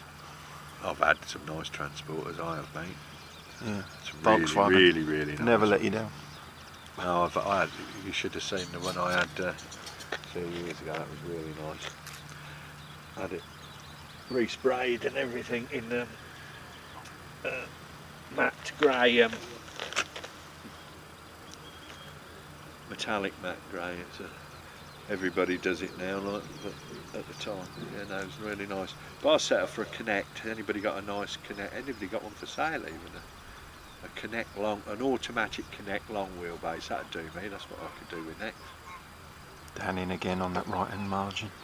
There's plenty of fish there for him, and that's certainly. Basically, I jumped in there with £120 and wrote him off, and that's how quickly it can haunt you, isn't it? They do look a good stamp. If you're going to be putting them in the net that quickly. He's going to catch more than £120, isn't he, if he keeps that? It's a marathon, Steve, not a sprint. My point was I felt that they'd backed away and they were going with the wind down that end, and that's rubbish, isn't it? Well, there isn't any wind, is there? No, but what there is coming down the lake here, and it don't look you said.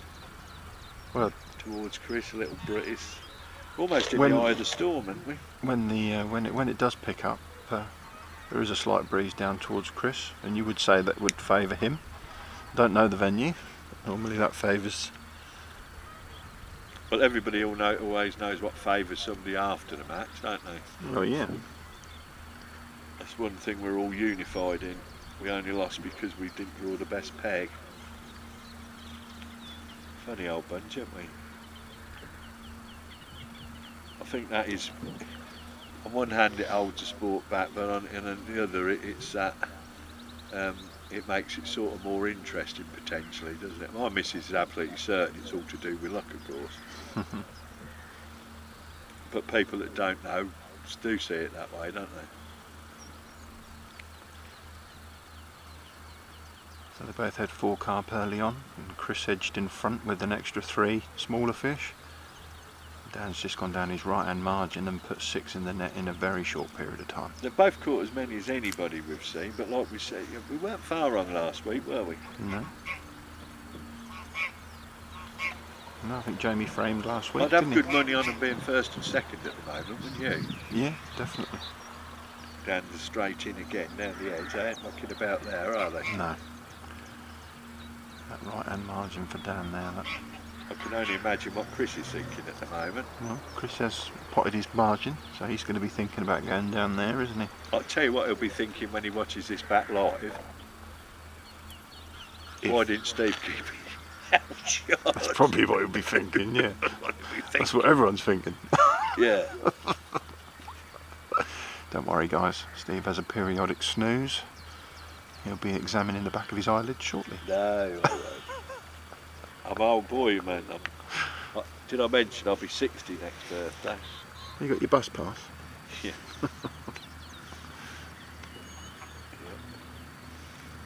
Disabled badge. And as we're watching Dan playing that one, Chris has just sneaked one in the net quickly. Didn't even see him have that. Did you see him drop a fish in his net? That's what we want to see though, a nice tight match, fish for fish. Total change of opinion now, like Dan's going to have £187 and Chris is... Dan might have just been struggling with a foul-looked fish, maybe that's why it took him so long, because he's just pinged out of that one. Oh right, have the table just turned as I said it? Well, no, it's still 10 fish Jonah to 8. has spoken. Still 10 fish to 8. Remaining on a religious tone. Jonah has... A couple more comments coming in. Funny how quick 6 hours go when you're fishing a match. Yeah. Yeah, I actually, where I fished, they drop down to 5 hours throughout the winter, and I'm not happy with that. No. I know a lot of places do fish 5-hour matches, but not. I want 6 hours. Yeah, I do. Yeah, definitely. I like that extra hour. Yeah. And of course, it's always the last out. Yeah, we like that. One last cast. Jason Lewis says he did hear he has his own chair in the Old Vic. I think that was to an earlier comment. The Old Vic or the Queen Vic? It's the Old Vic. Somebody's got their own chair, so I think one of these two has got their own chair in a pub somewhere. Well, Dan lives in Wisdom, I thought. That was Lewis, which is Dan's mate, so that's isn't Yeah, it? well, Dan, that's the so digger driver Dan. I thought Dan, say, lives in Wisdom, and only it's in Queen Vic, which is next door to where Chris's showroom is.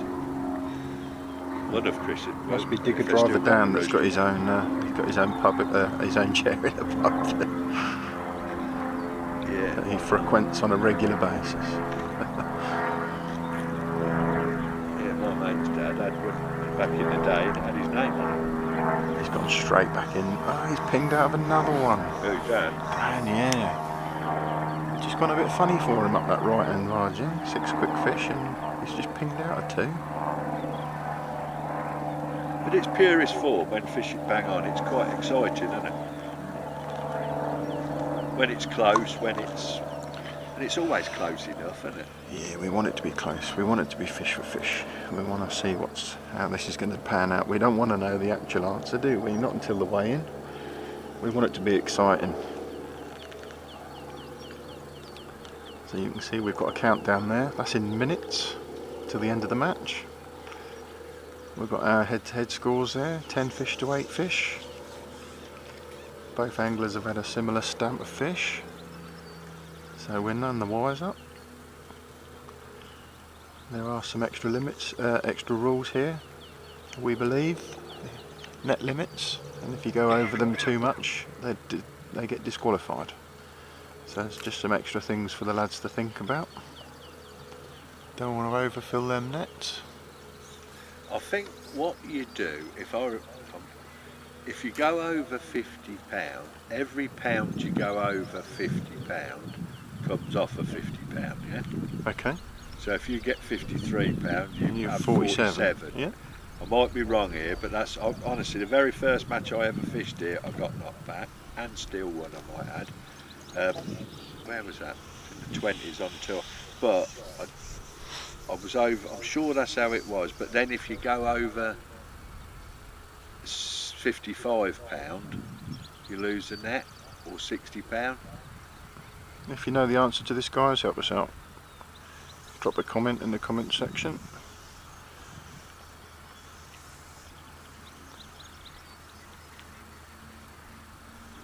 Should have asked really, shouldn't we, before we started?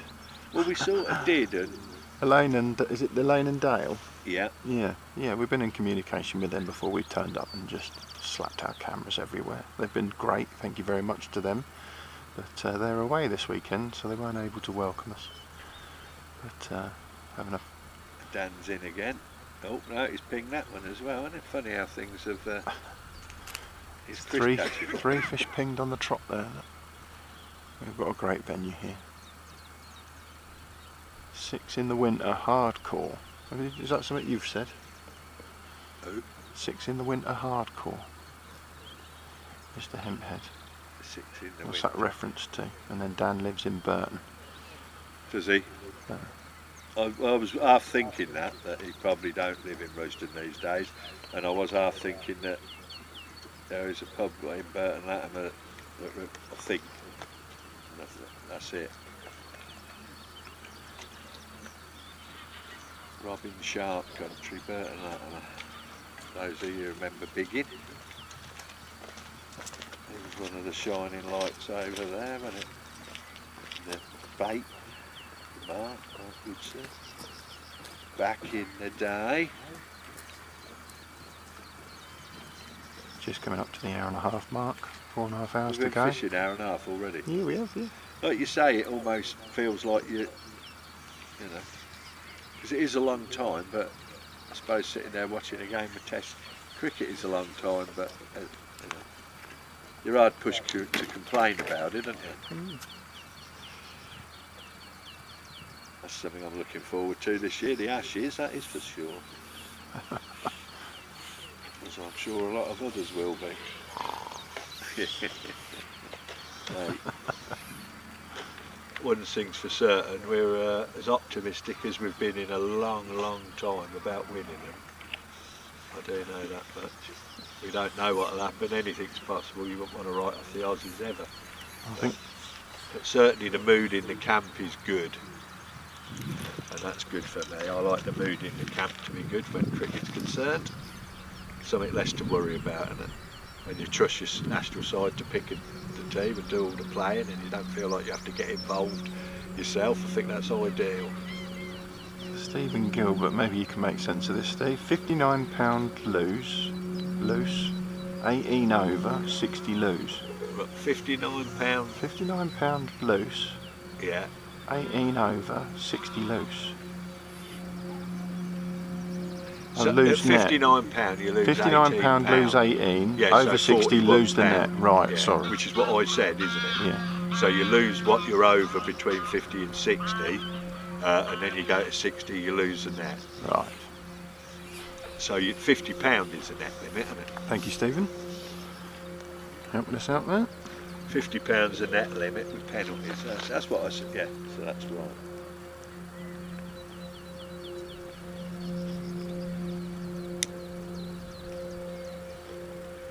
Which is sort of not a bad idea, is it? Because, like, obviously, now look, you see this 2 totally different ways. The way I see it, and I'm a bit old-fashioned like this, if you can lift them out of the water, they always seem to swim off to me, and I'm not sure as fish welfare even comes into it. As long as you've got decent keep nets, carp seem to be fairly durable. I mean, as a carp specimen angler, in the dark, kept still is the good thing, is it? In waist slings over. Yeah, just keep your eyes covered and they're at me. Yeah, that's right, and wet and all that. So from that point of view, I'm not a great believer in net limits and what have you. Anyway, I just think you're acknowledging that we're damaging fish, and I don't think we are. In some ways, you could argue that they're being protected by having a chance to recover and what have you.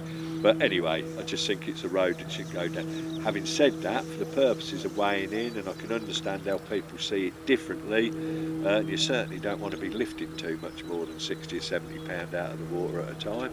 I'm not sure I could. And it is what it is. People just see it differently either way. But if you're going to enforce net limits, I think the staggered thing where you lose according, you know, £50 is the limit, and every bit you go over that you lose as a penalty, and then you've got £10 leeway, you lose a lot because you're a long way out. It just makes you concentrate again, doesn't it? Like you say, fish I welfare. got used to net limits. Fishing at decoy, I used to hate it originally, etc. But then I looked forward to the idea that even that you fetch your nets, you could keep an eye on what people were doing and how they were performing. I think you get used to anything, don't you, after a while? It's, you know, I remember again in cricket, to quote, when they first got the cameras out and they were doing this, that and the other, I can't imagine playing cricket any other way now. You know, you might get the occasional slightly dubious result, but they're so rare because the margins are so small. Whereas back in the day, quite a low success rate. So Right, so we've just Dan's had in again. Dan's gone down his right hand margin again, and he's in again. Chris has just big potted his left hand margin, but he's just picked up the rod and chucked to the island. Blimey. So he's obviously looking. Something he said he weren't going to do particularly, or maybe he's waiting and waiting. If he's obviously keeping an eye out on what's happening around him, and there's a guy we're in the middle of the lake, looking top and bottom, 60 yards from each angler. But there's a guy next to us who has been catching on the. Is he on the wag? Was he? Sorry, he's on the wag. Can't see from here. You got a better view from us. I told you. Well, he's probably spotted some fish mulling around there. I'll go down and put him right, shall I? There is a guy to our right who's catching on the rod. All I can hear is his clutch. Has he got the wag out over there as well? Or is he?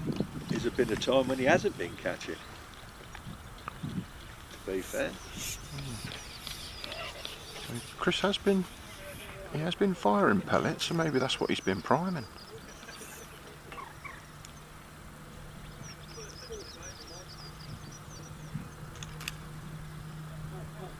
There's like a wind line in front of Chris, just in front of the island. It was mentioned, but Dan said a bit too rocky, but if he's going to fish a pellet waggler, something like that, that's different again, isn't it? Yeah. They did talk about wagglers, didn't they? Yeah, so he's just chucking into that.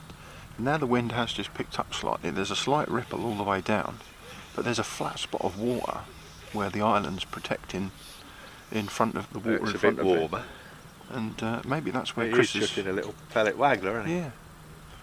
Like I say, you guys can see better at home than what we can see here. We're 60 yards away from each angler, and you've got the benefit of a larger screen to watch this on, I'm sure. Again, it'd be great if we had a camera that we could zoom into that flat spot, wouldn't it? And yeah. And there might be a few fish there. He keeps striking at them, doesn't he?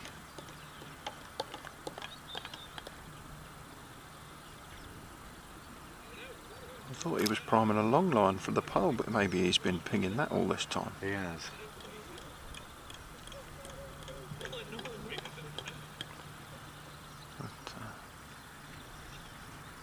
That right hand margin for Dan that's doing the business at the minute. He's just pulling away. Whatever it is, it don't seem to be working particularly, does it? Very calculated, Chris, though, because he's just priming that left margin. He's not gone on it. He's patiently sat on that short line. Patience is a virtue. Possess it if you can. Seldom seen in women, never seen in men. Simon Spinks. Good morning, sir. Are you back in the country, Simon? Palma, Mallorca for Easter.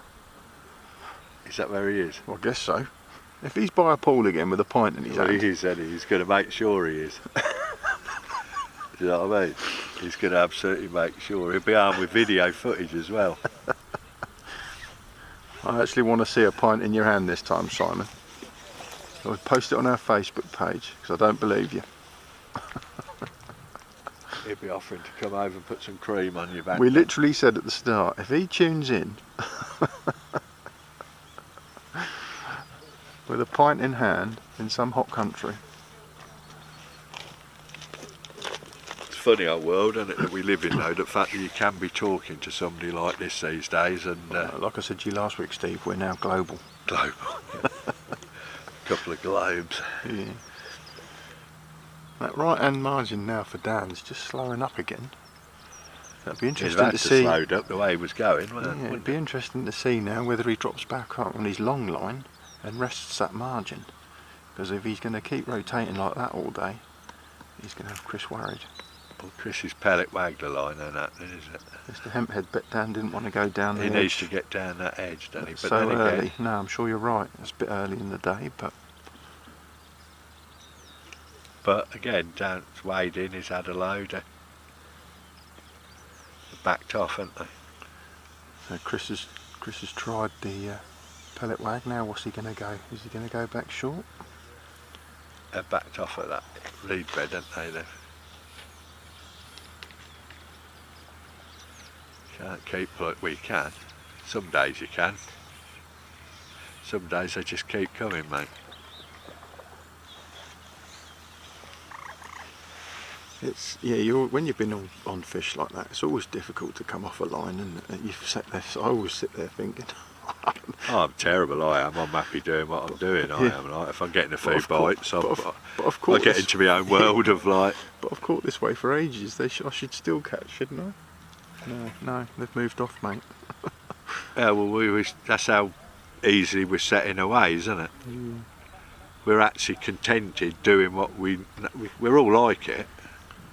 We're contented in doing it. Well, I say we're all like it. I can only speak for myself, really, can't I? Is that Chris now having a look down his margin, is it? About time. Now this is a big telltale moment, really, isn't it? This is a pivotal, game-changing moment. If he drops in there and goes clunk, and the stamper fish is £187 stamp, do you know what I mean? Good job you remembered that. I'd forgot it all. No, I haven't, mate. Don't worry about that. It might be a bit early yet at this stage, isn't it, really? To be honest with you, we're entering into a bit of a bland period traditionally, aren't we, with commercial fisheries. First hour and a half, you know, maybe, and then you tend to meander around, don't you, then, for about 3 hours, don't you? 3.5 hours, and it's whether they come back in for, you know, last 2 hours, 2.5 hours, hour and a half, hour, quarter of an hour. It just depends, don't it? Especially this time of year, when the night shows he's got evidence. We've got a picture of Simon's beer in his hand. That could be anywhere. You're a bugger. Yeah, that could be anywhere. It could be at Spalding Social Club. Well, the cup's got Labranda written on it. Hotels and resorts. Yeah, no, you can get anything knocked up these days on a printer. Thank you very much, Simon. We feel great. I hope you're enjoying it. Try not to swear.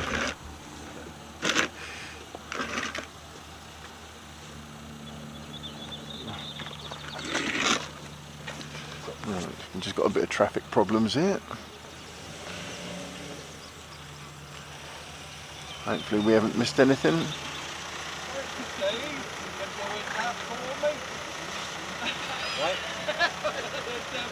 Yeah, I'm alright with you.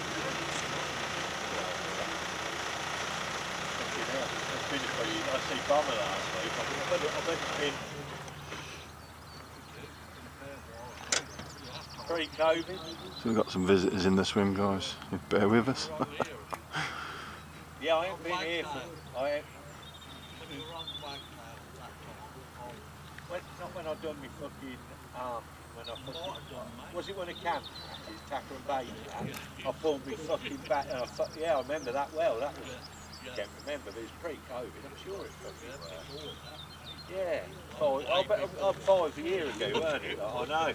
That's like fucking, you know what I mean? You look well, mate. Anyway, you don't look no fucking different. Yeah. Fucking bomber, I couldn't believe him. It had been 5 years since I look exactly the same. I've seen the fucking water line. Steve. Yeah, sorry, I'm swearing away a lot, ain't I? I reckon you just said the F word about 8 times and worse, literally, and you're live on YouTube. Yeah, we're Do you know what? live, mate. You're an hour and a half.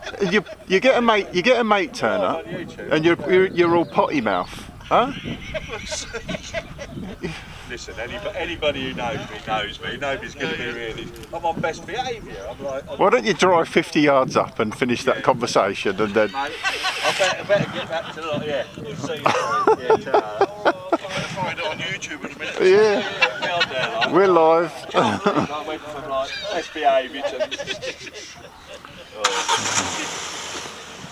Yeah, I can't believe that. Yeah. But those of you that know me can believe it, can't you? I've just got totally. You got totally distracted. Come by like I'd seen for donkey's years, and I'm like. Potty mouth Stephen again. Yeah, just got it. Well, normal Steve, really. Eh? Steve, how he is most of the time when he's not having to think too hard and don't give a monkeys. So. Sorry, I must apologise. It's not good news actually. You shouldn't really. Still, you get away with a bit, mate. Just as we expected. It's not good for business, is it? Like. Yeah, exactly, Rob Hodgson, potty mouth, no need. Yeah, that Davina McCall, that bow selector, don't say or bugger. Just as we predicted, Dan's left that margin now. It had gone quiet, and he's just gone back out long again. As Chris had out though. I don't think so, although I was distracted by what you was up to. Yeah, I was totally distracted, didn't I? I forgot where I was. Totally forgot where I was. I don't think he's had anything off that left margin. Let us know if you've been watching at home. Like I He say, just we are lifted on something, but I weren't 100% convinced. we're slap bang in the middle of the lake where we're positioned. We're 60 yards away from each angler, so we've only got the screens to watch when we're not being distracted. But I can't believe it.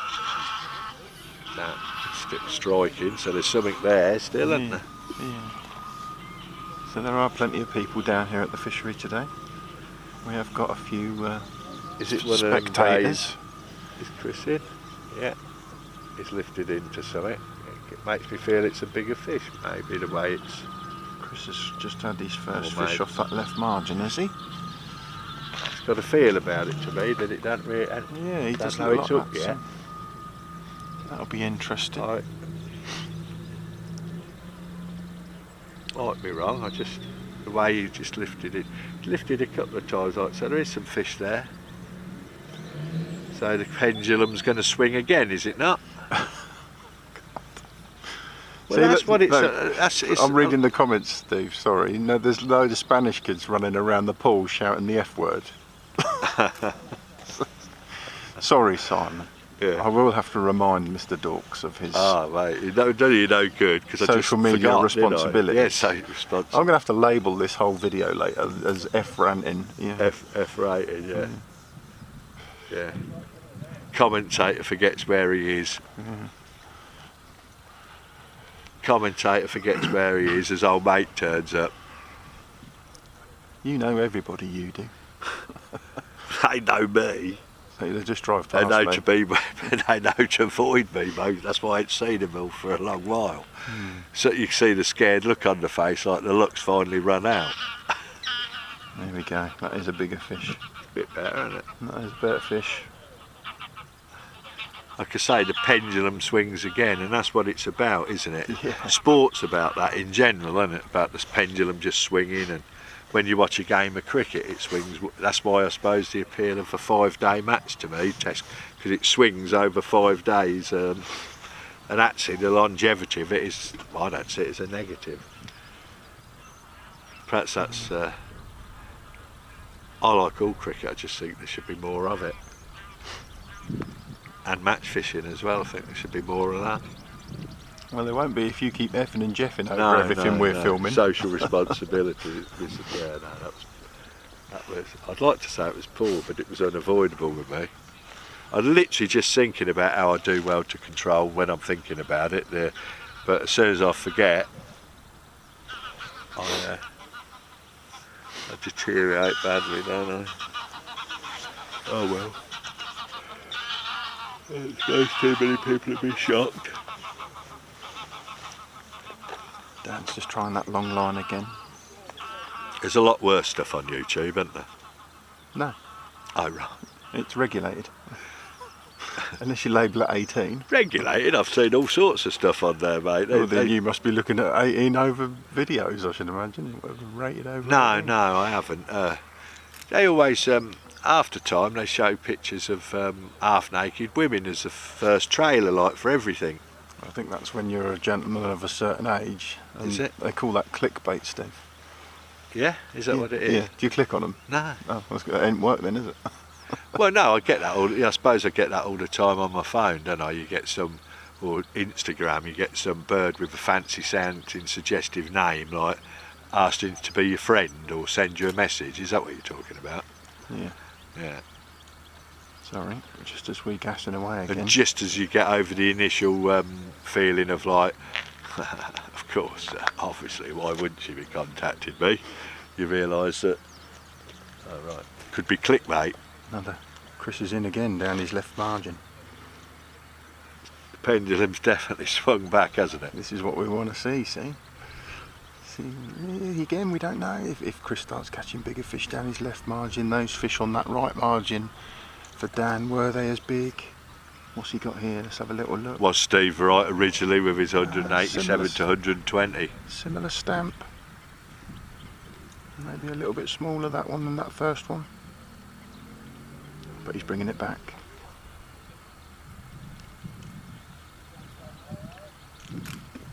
Fish to 10. Dan's just going for a little quiet spell again. Chris has had to sit there through his quiet spell, watching Dan catch. Now Dan's having to do the same with Chris. Dan's hoping that he's going to like bin that off fairly quick, go back down the edge, and they're going to be there again. Yeah. He's resting that edge, isn't he? Obviously. Yeah. Like in the comments, he wouldn't have wanted to have gone down there that early, but he was sitting there and he weren't catching, and he could see Chris catching.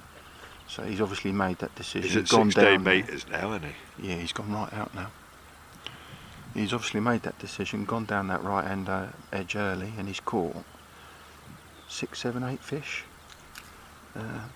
Pinged 1 or 2 off near the end, didn't he? Yeah, but then and Chris has had to sit and watch him. But now Chris has gone down his left edge, and Dan's obviously resting his right edge, having gone through a quiet spell, and now Chris is catching. So yeah, that pendulum backwards and forwards, as Steve says. Dan's getting nothing on that long line, is he? No, he's rested that long line and he's not getting anything on it now. So where's that middle of the match meandering along, isn't it? Nearly 2 hours in, the first third over. Dan's going to limp along to £120 and Chris is going to find something. I said that, didn't I? You did say that. It's a bit early to say that. But listen, I said it, and that's it. Do you know what I mean? There's no unsaying it, is there? So Simon, it's just that 10 minutes ago it sounded like a load of old rubbish. Not to sully your reputation, but Simon says clickbaits only appear after cookies are accepted from dodgy websites. So what dodgy websites have you been? No, that's just it. That's just it. Oh dear. But the thing is, what you get is you get a situation where you click on stuff, you're always going to, I understand what he's saying, but more leads to, the more you go looking, the more the algorithm finds you. That's just a fact of life. Chris is in again on his left margin. These two are sat directly opposite each other, like we've said. So they can see each other. They're reacting off of what the other ones are doing. I'm sure they've not only trying to pay attention to what's in their own nets, but they're keeping an eye on each other as well.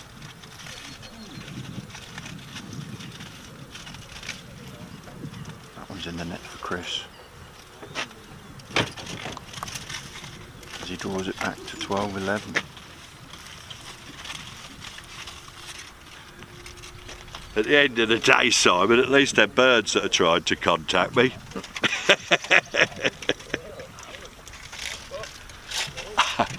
Well, that sounds a bit homophobic, that. No one's trying to contact you. No. That's the problem. Well, not the problem. Dan's in. Where did he just hook that then? Was he gone? What? Was that long, was it? Yeah.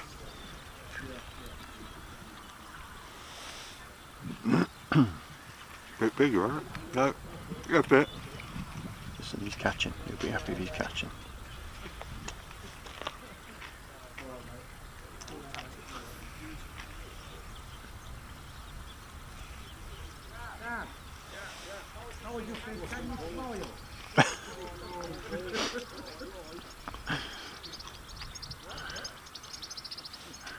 We couldn't say it in the cricket, could I, what I just said?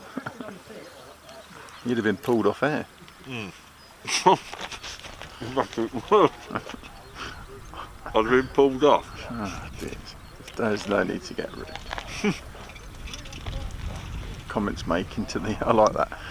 Comments being making their way to the anglers from people watching at home. There's another fish for Chris on that left margin.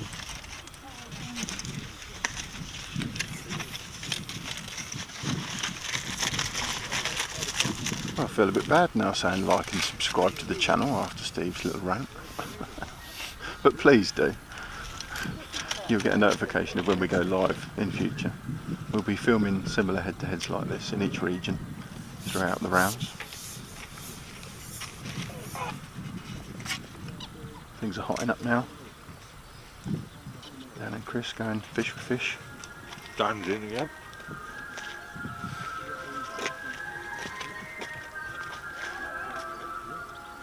Chris catching well down his left edge now. Dan now catching long again.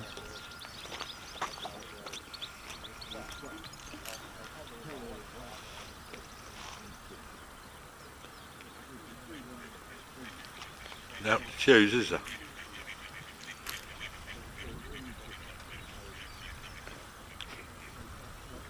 This is what we wanted, Dave. Didn't want one person to just fly away with it. We want to see a good head-to-head battle where neither angler really knows who's winning.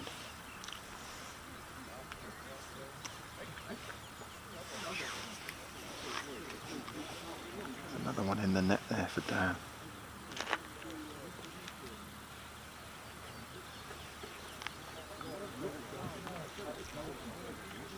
Thing is, it's never not exciting, is it? When Liverpool play Man United, it's never not exciting, is it? No. If one or the other team wins 7-0, I suppose, yeah. its appeal is, you know, I mean, for those that are winning 7-0. If one of our anglers sat there not catching and the other one was absolutely emptying it, I suppose you're right. Yeah. Mate, I like to see England play cricket. I like to see them absolutely thrash teams, I do. I don't like it to be worried about it at all. Yes, because yeah, you're right. Obviously, we're sat here just assuming that we don't mind which angler wins. And look, the ice cream van's coming on camera as well. Look here, can you look at that? Look, hey? But yeah, obviously they're right behind Dan, the ice cream van. And he set his alarm off. Look, what a bugger. Yeah, obviously people are sat at home. They've got a favourite they're rooting for. You don't want it to be close at all if it's your team, do you? No, that's true. Not really. Come on then, tell us, who are you? Team Hardy or Team Barley? I mean, it's nice when you do win a close encounter. That's sort of, do you know what I mean? That is sort of obviously nice, but I liked it when we went to see England at Trent Bridge and Stuart Broad took 8 for 15 and we absolutely pretty much won the test in the first day. I'll take that every time. That was the best day ever. Me and Matt all had that. Way Dan's in again. Cracking day that. Mm-hmm. We went to his local fishery for breakfast. People say you told this story before. Went to a local fishery to Matt for breakfast. Pardon me. We rocked in. We sat down literally as Stuart Broad was running up. 8 for 15 later. Joe Root spanking a load of runs and being well ahead of the game. Fried breakfast, fish and chips and a curry in the evening and a gallon and a half of beer was one of the most memorable days ever. And there's a lot more dimensional than that, but yeah, shouldn't mind another. But those sort of days are few and far between, aren't they? That's what makes them special, but a win's a win. Mr. Hemphead, come on down. Simon, if this carries on, it could be one fish that decides it all. Simon's Team Barley. So yeah, I'm guessing if you're sat at home watching the person you want to win, then obviously yeah, you want to see them fly ahead, don't you? Yeah. Whereas I guess we're sat here neutrally, thinking this would be great if it's just fish for fish all day, but and a little bit boring maybe if one person runs away with it. But yeah, no, if you're supporting your guy, your angler, you just want to see the goals keep rattling in, don't you? Yeah. Yeah, no, we're getting wrapped up with something, wanting to see something close, but that isn't the case. No. And that's why, really, in some respect, it's just built-in entertainment anyway for the people that want whichever allegiances are there, isn't it? Mm-hmm. You get the likes of Mikey and John Harvey like and all that fishing again, they're even partners and share the money and all sorts of stuff. Yeah. But it'll be no more or less entertaining to the supporters of one or the other. We'll definitely have to go down there if they draw together, that is for sure. Yeah. Let's hope so. And it's quite likely is the thing again. Let's hope we get some big name draws and we can go and watch them. Well, there's plenty of big names in it, mate, that is for sure. There's no shortage of top anglers in the competition. Obviously, you know, where do you draw the line on that? But there's certainly some quality there that people will want to watch, and we'll get it all covered and hopefully get them mic'd up and get them involved and put on a day's entertainment, I suppose, eh? Give you what you want to see. So we've got the other, I can hear in the background, the other anglers asking each of our competitors what they've got, and they've both said exactly what they've got, but again, this comes down to perception. It comes down from being a pair of deceitful buggers. Well, no, they've both been truthful. Chris has said he's caught 12, and the chap to me right is called him a liar. Oh, right. Well, we've got him on the scoreboard as 12 fish, so... Yeah, so standard stuff then. Yeah. People are automatically assuming that Chris is full of it. Terrible. I've heard it said before though, I have, and I've always thought, well, I don't see it like that, but there you go. It's people have their perceptions, don't they, of yeah, so I think we're right, 15 fish to 12, as I'm sure I just heard Chris confirm that he'd got 12 in the net after he was called a liar. Bless him.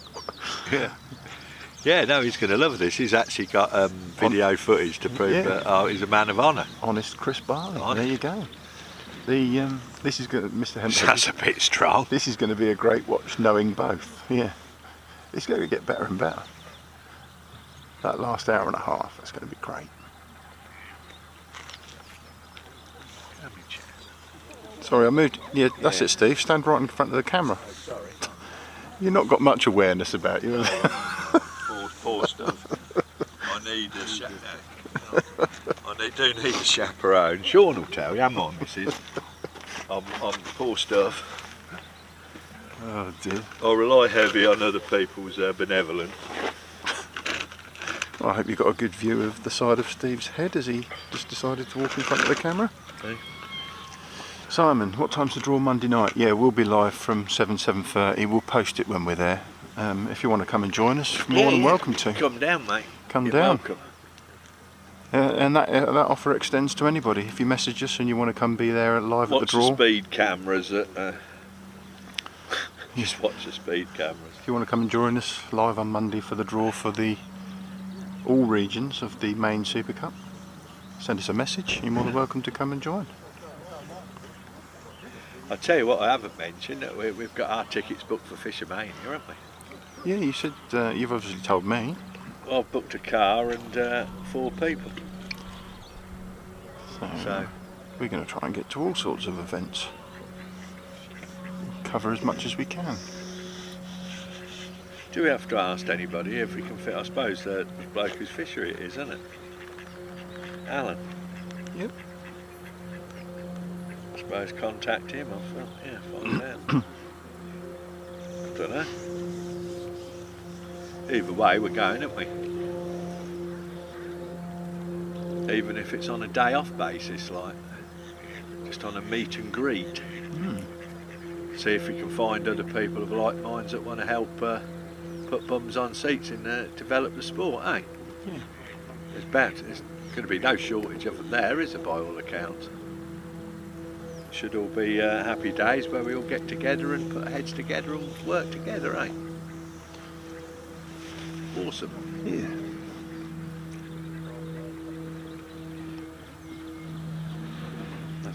Encourage anybody really that,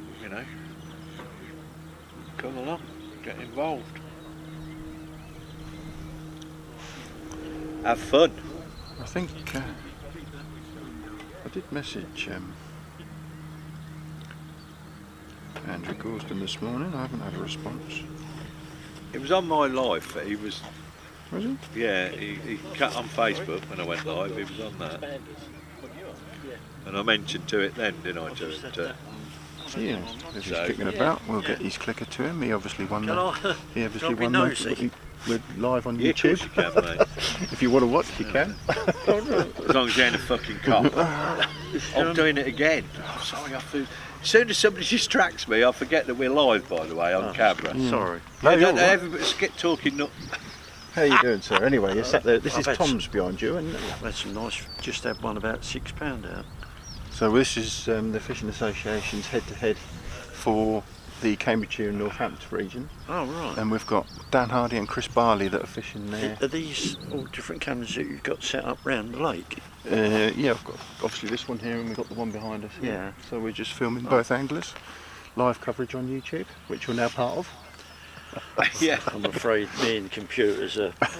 Yeah, no, you just basically you're live. You know, you're being watched by people on YouTube, other anglers. Simple as that. Yeah. Oh right. We'll have it set up with more cameras in the future. And that, but hey, listen, people are enjoying it. They're watching a match. Yeah. There's people watching this like they're watching cricket That's or it, isn't it? something. Yeah.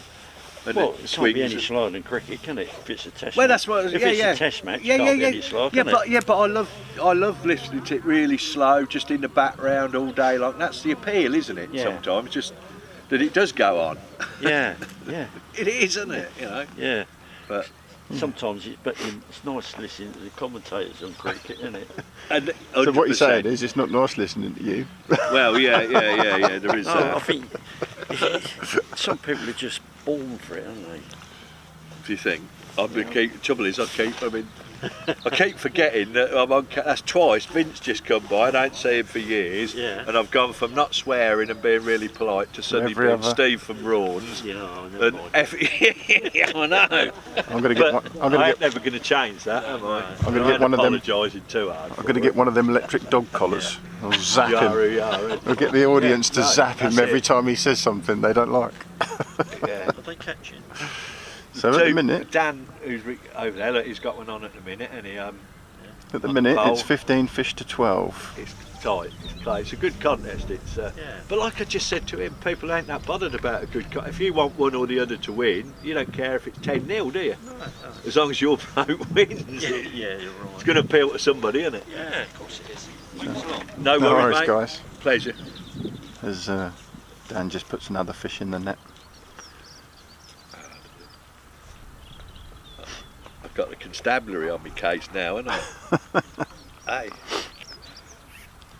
I can only apologise, guys. mate, honestly, I can't believe it. Mugging off the old bill now alive. I cannot believe it. Let me just make it absolutely clear. I believe the police do a wonderful job. and Can't without leave you them- alone, can I? Just cannot leave without you them- alone, can I? Without them, life would be a lot more Simon's difficult there for by the most. pool in, I forget where you are this time, Simon. Tenerife last week, Mallorca this week, isn't it? And he's actually laughing his head off at you. Ha ha ha, on the comments. Oh dear. But again, it's been a banter, and it is as far as I'm concerned. I try not to walk around with too much hatred in me.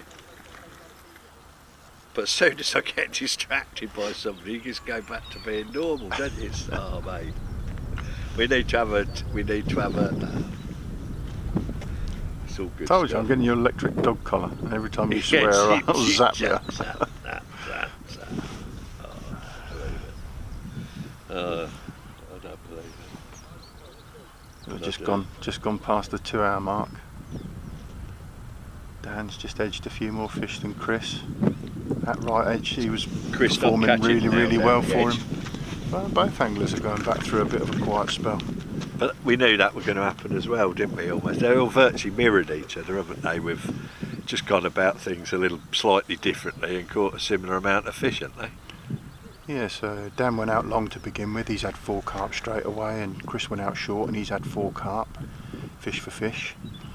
And then things quietened up for Dan, and Chris has then caught sort of 3 smaller fish. He's gone sort of 7-4 in front. And then Dan's moved down his right hand margin and he's just had 8 or 9 fish, one after the other. Chris has obviously sat watching that and he's reacted. He's baited up his left hand margin. He just tried the pellet waggler long as well, just whilst he was priming that margin. And Chris has gone down his left margin, he's caught a few now. Dan's slowed up on his right margin, he's just gone out long again. He's caught a couple, but it's definitely slowed up. And that's where we are at the minute. Things are again slow. Chris's left margin's just a little bit slow. Dan's just hooked into a fish long again. Not a great advocate, but it's sort of at this stage it makes you wonder, although Dan said it's a bit rocky where Chris is, rather than chucking a pellet wag, chucking a method feeder, and same with Dan, but if you're not that way inclined or bothered, then I'm the last person to accuse you of not chucking a That one's just pinged off for Dan. Simon's going to come and join us for a round. Bring us a beer, Simon. What, on Monday? We'll have to film it by a pool in a foreign country. Sounds nice. And tell it anyway, it's 28 degrees here today. You no need to be abroad, you fool. You wish. Let me just take my shirt and I'll get down to me. I'll make out like it's hot. As long as I don't see the turkey for the goosebumps. Well, we've had the ice cream van round, haven't we? Oh, that was tempting. I haven't had anything like that for a while on my new regime. I tell you what, though, I see how Dan's in. I'm looking forward to that. A nice whippy ice cream with a waffle round. I only just discovered them last year, waffle cone. Oh, I can taste one of them now, so I shouldn't. But the odd treat doesn't hurt, does it? Chris has just gone short again. Dan's catching long. Yeah, they're sort of exchanging between the two, aren't they, in a roundabout sort of way.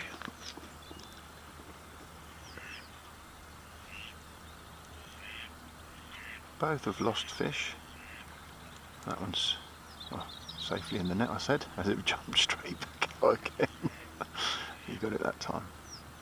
They're a good stamp, aren't they? Not bad, is it? It's hard to say, but £3 to £4 I'd have thought, wouldn't you? Maybe. That's one thing we're lacking here. It's in this early part of the match, though, Dan's just edging ahead. Looked like quite a deep net he was using there, to me, to be fair. Mm-hmm. It was a specie net. That was £12. Too early to call Chris it. Is in. He's gone back out on his longer line. Was he? Was that down the edge or was that long? Was it? Long. Was that long? Was it? 2 plus 2-ish, isn't it? And a bit more maybe. It's like is it one of them days where you just need to chop and change for the first 3.5, 4 hours? I think it's just that time of year, isn't it? You rotate lines, you rest some, you move, you rest one, They're you move. They're not properly having it, are they? Yeah. It's not like you can just dump a load of bait and draw them in, is it? No, so there's no point in me going just yet, really, is there? No, not really, no. You need another month or two yet, Steve. Oh dear. On September I'll come into my own. Well, like I say, we're not even coming to the mugging season yet, have we? So. Oh, I don't know, mugging's not for me. That means getting involved with really long poles. Might need to give it another 2 months then, Steve. That's like far too much physical activity for my. Well, I'm going to make a bit of an effort once this, But I say that every year. Good fish in the net there for Chris. So yeah, he's still keeping in touch with each other. Both got a similar stamp of fish now, similar numbers.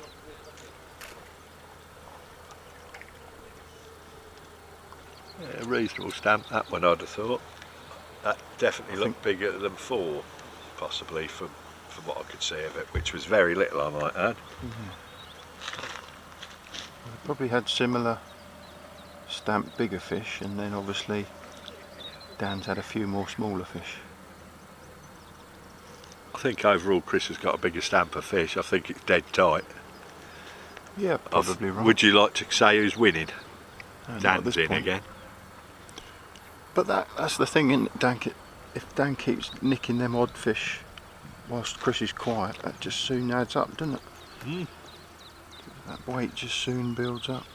but then if he's got a slightly bigger stamper fish, like I say, you couldn't be sure either way who's winning, could you? Not at the minute.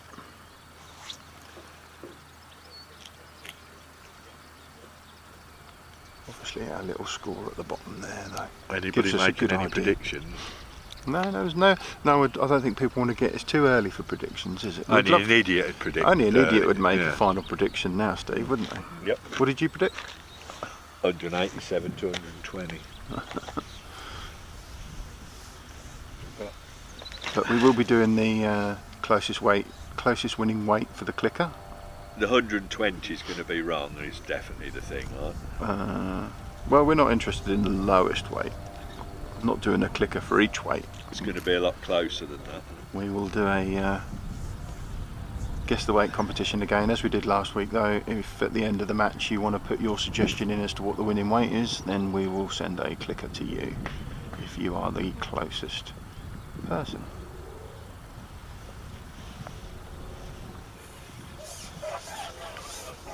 Yeah, I think Dan now resting that right hand margin and catching long. Like you say, we could do with a company that manufactures or sells clickers, couldn't we? To a brand. Yeah, was it? Clicker, Was it? eh? What is it?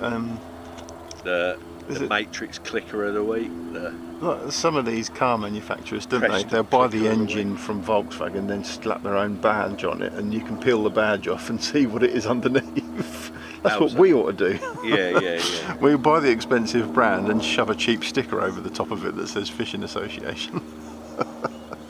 So we need a supplier of clickers from China, yeah? Yeah. Clickers and stickers we want, yeah?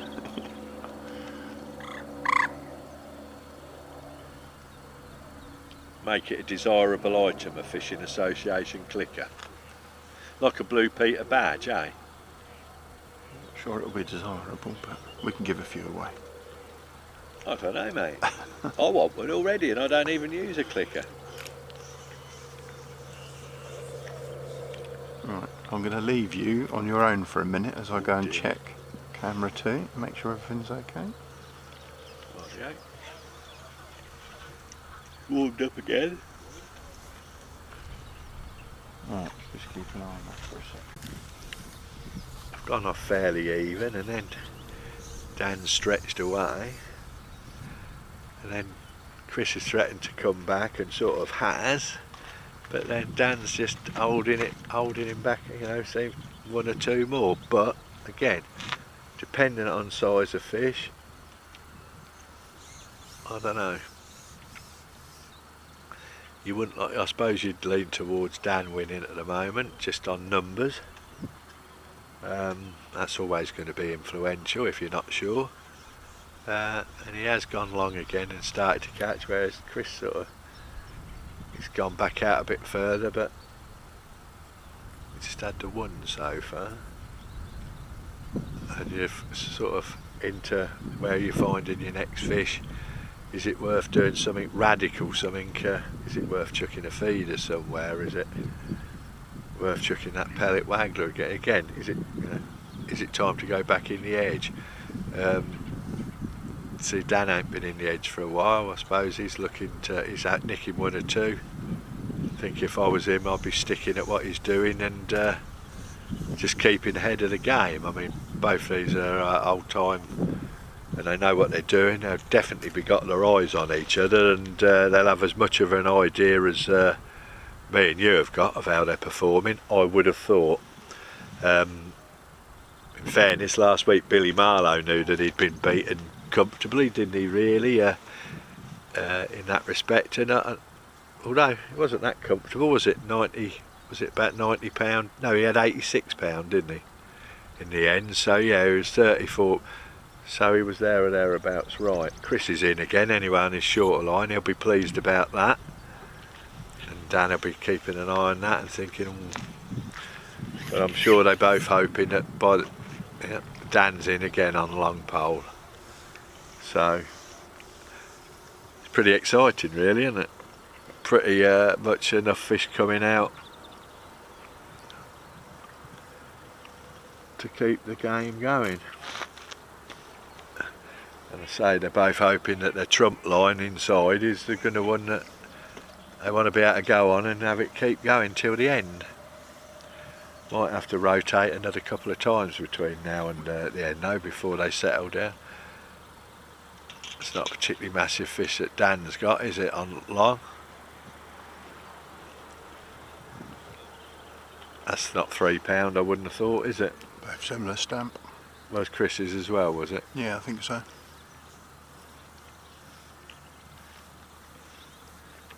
But fish in the net, both in the game.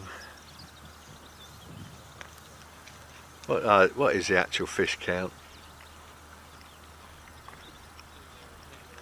1914. To Dan, I take it. Yeah, and one or two smaller ones, definitely smaller ones. Yeah, we're counting everything.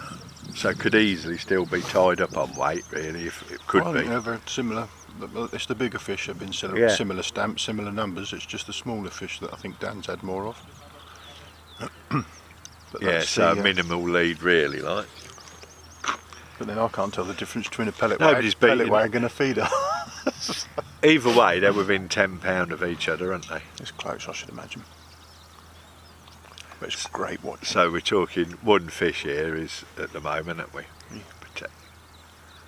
No problem. And you sort of feel like that's the ones that Chris has gone down the edge again, the stamp fish. Again, maybe he's going to rotate between there and in front of him and possibly like try and get a bite out of it. No, he's not, he's out in front of him. I think he's fed it Ah, right. and then gone out in On front. the other line, yeah.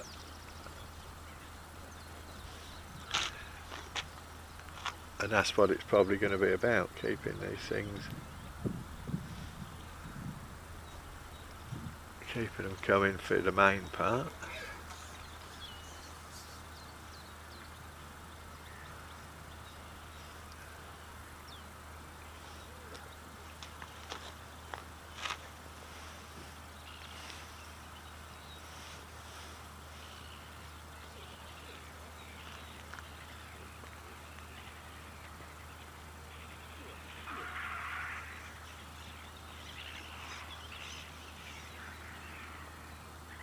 Dan's in again.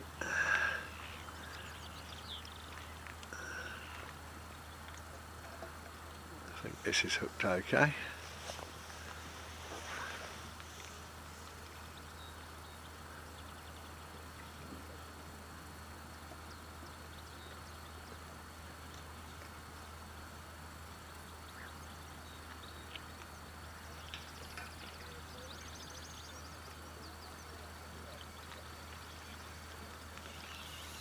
Not a particularly big fish again now, eh?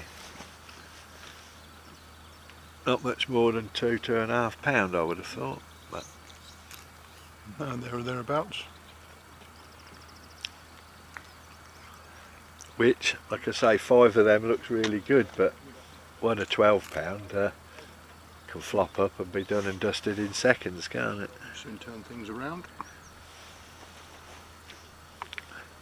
I'm assuming there are some proper lads in here, or proper lasses.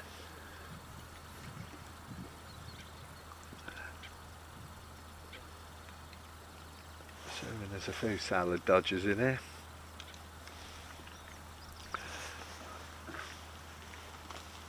Chris is in again, is he not? Yep, on his longer line.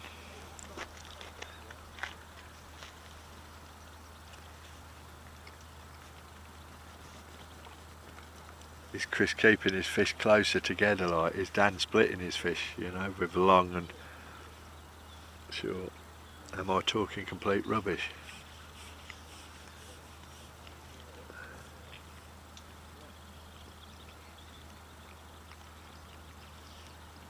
Lots that can happen.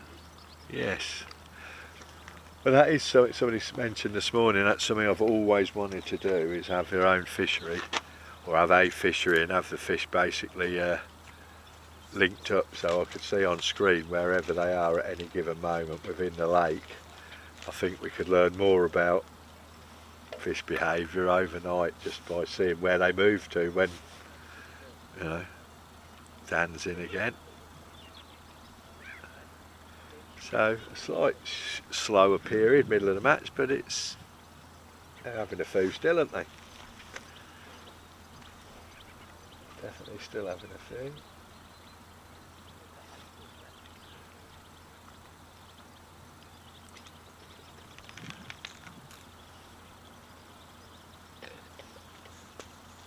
I think Dan's got £60 and I think Chris has got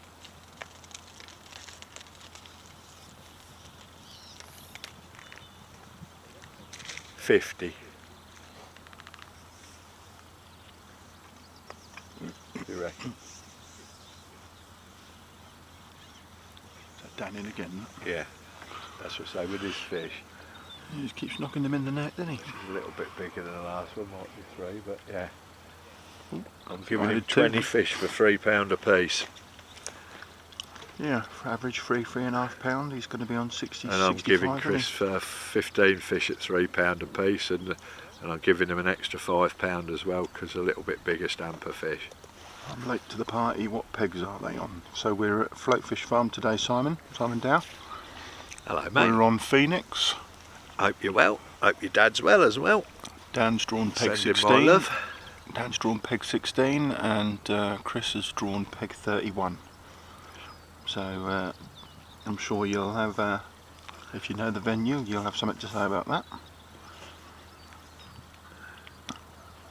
We don't live up the road anymore, Simon. He used to, but don't you live in Sawtry, mate?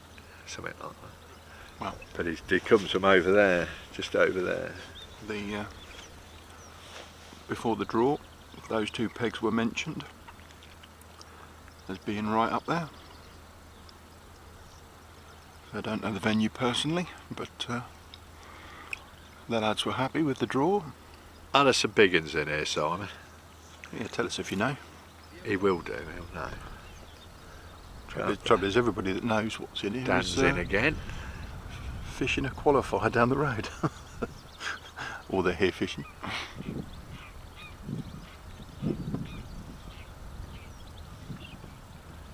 Pulling away again, isn't he, Dan? Yeah, he just has some quiet spells and Chris is chipping away and getting back to him, but then he pulls away again. So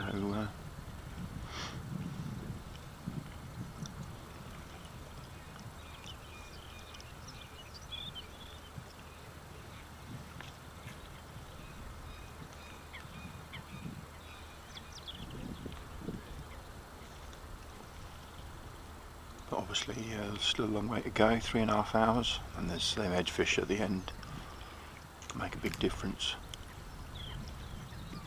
especially if there are some proper fish in it. That one goes in the net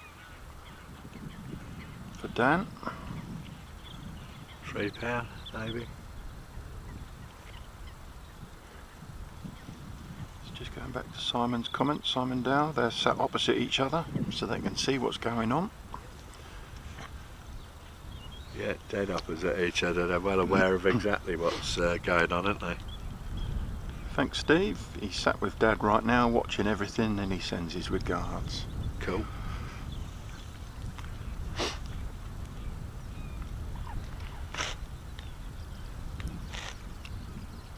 I'm sure Chris is now aware that he's a little bit behind. Not going to say a lot because I don't think it is a lot. But if Dan keeps putting fish in the net the way he is, Chris is going to need to do something to... In my head, he's £13 behind. He's just had that one since I said, didn't he? 7 fish at £3, they could be 20. It could be, like. But all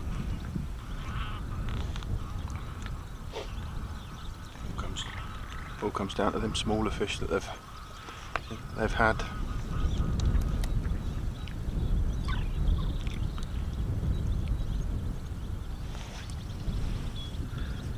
it's all going to turn out on what comes later, isn't it, to a certain extent. Again, a bit like a cricket match, it ebbs and flows to and fro, but it often comes down to all the excitements in the last hour.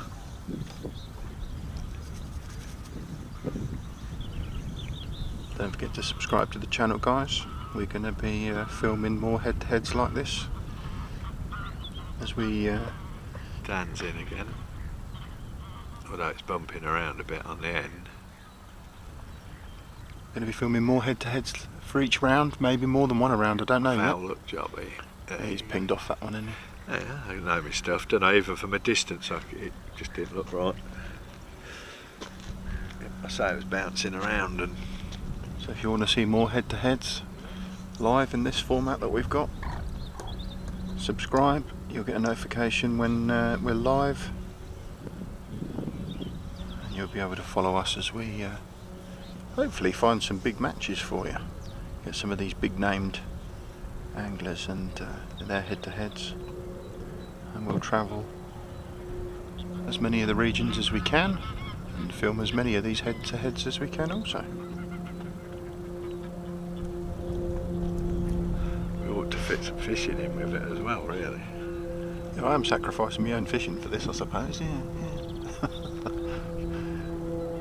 Same as, mate. It's just as interesting. See how it goes, isn't it? It's all fishing at the end of the day. We've obviously got the main draw for all regions for the SuperCup on Monday. If you'd like to come and join us, send us a message. You can come and join us live, or you can just watch live from wherever you are. We'll be live, I think the draw's going to be 7:30, whether we will be live on Facebook and YouTube just before.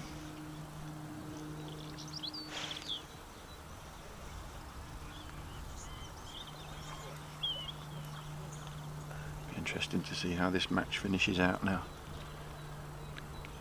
So we're getting near the halfway stage.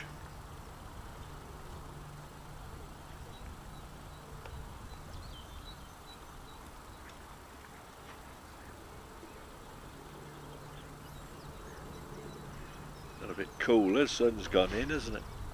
Yeah, It's got a bit hazy. There's not much of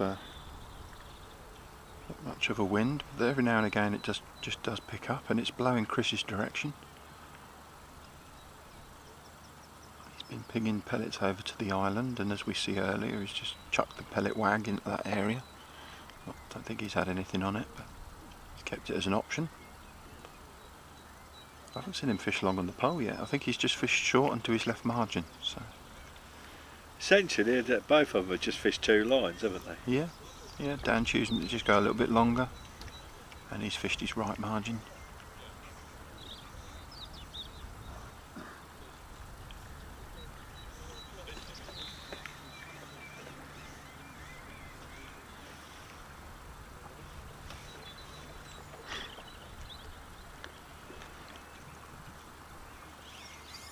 Was 31 the last peg? No, there was another drawn afterwards. Yeah. Oh no, 33. Yeah. It goes to at least 33, doesn't it? Oh, sorry. Sorry. I thought you meant out the draw bag. Yeah, I'll bet peg one's over there, and it goes.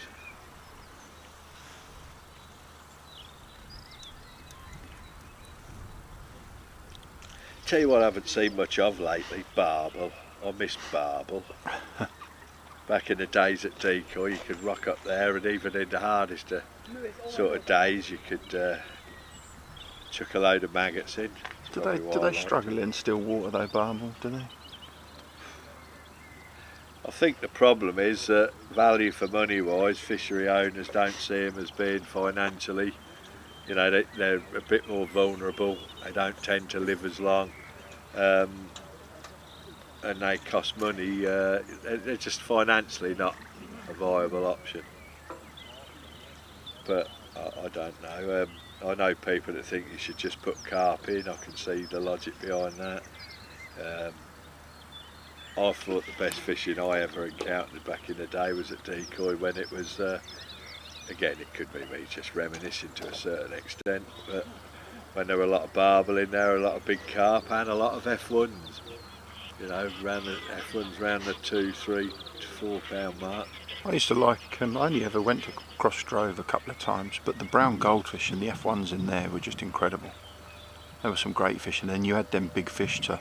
Dan's gone down the edge. This should be interesting, shouldn't it? Chris has just put one in the net from his left margin. So he's gone down as well, and caught. So this will be interesting to see what happens here. Yeah, whether Dan's just, he's obviously fished that right-hand margin once already. Yeah, whether he continues to have a good run like previously, and whether Chris also has a run down the edge. He's obviously rested it, but the last time he went in anyway. The last time he went on this, he didn't half put a run of fish together. And he's gone straight in again, hasn't he? Like bang. Looks like it's hanging on as well. It looks like it might be a bit of a bigger stamp, although it's deceiving because he's obviously dragging his pole round. Yeah, because you don't want it to be going into that aerator. But is it holding its ground? Maybe really, not as big as we thought, no. But yeah, he obviously, last time he went down that right-hand margin, he put a run of 8, 9 fish together fairly quickly before it sort of went quiet and he had to leave it again. There's another one in the net.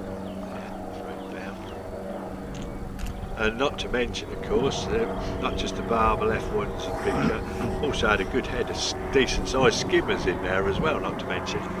There was always something to be caught anyway. Snots. Like I'm talking about beastie. Still think he'd make for a brilliant final if it was done right. Anything like that. Still, this has got an island in the middle of it, hasn't it? I was going to say. Here we are today at Floatfish Farm, Steve. Yeah, yeah, that's true. Yeah. I don't think they've got a 3-day festival this year. I'm not sure, but their 3-day festivals here have been incredible. Chris is into another margin fish. I can't help but think Chris's margin fish are just that little bit bigger. Well, that's what I sort of think. So I think, whereas the table's obviously scoreboard showing 23-16 in favour of Dan, I do feel that Chris's margin fish have been a bit bigger. And that's going to be decisive. And that's what I sort of based my original prediction on, that I've...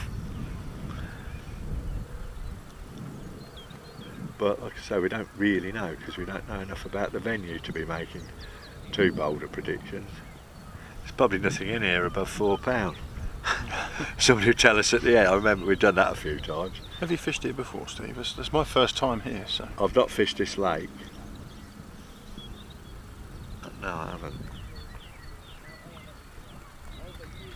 Maybe just a slightly better stamp. Yeah, that's how I see it, yeah. So maybe... Just slightly... Maybe Dan's got to catch 2 of them to keep up with I Chris. thought I was going to fly straight into your car for a minute. I thought, you idiot. Love a goose. Yeah. Yeah, I thought we'd encountered the world's stupidest goose fly off the lake straight into your car. So again, Chris just holding his own by going down and having a couple. Dan, he needs to be striking into one quick, otherwise I'm starting to worry that it's just one fish and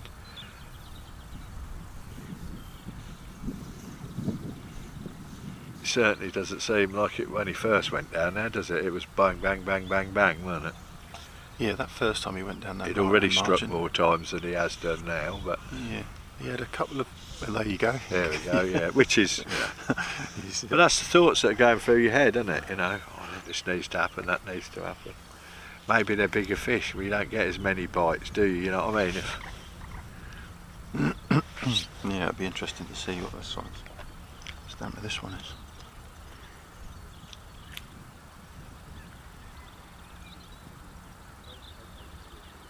This is what we want to see though, these lads catching fish head to head, fish for fish. Well, it's wobbling around.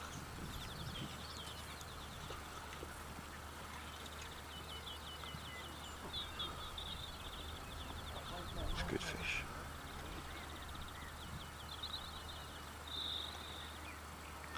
Can't see very well, it looks a bit better to me. I think that's one of the larger ones he's had off that side. Can't see the sun's in my eyes at this job.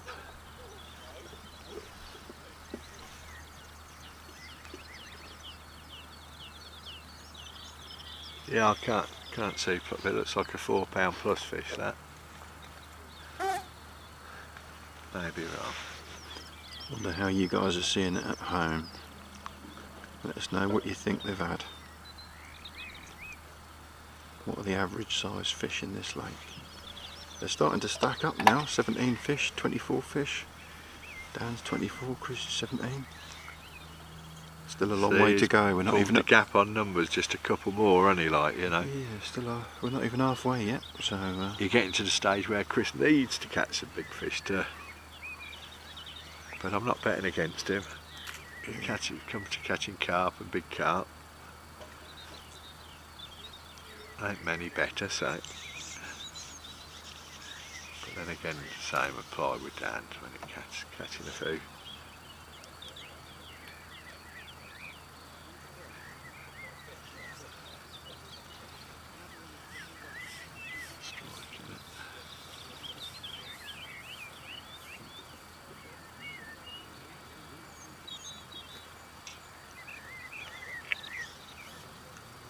Can he fish the other side of that aerator? I think he's fishing tight up his side of it.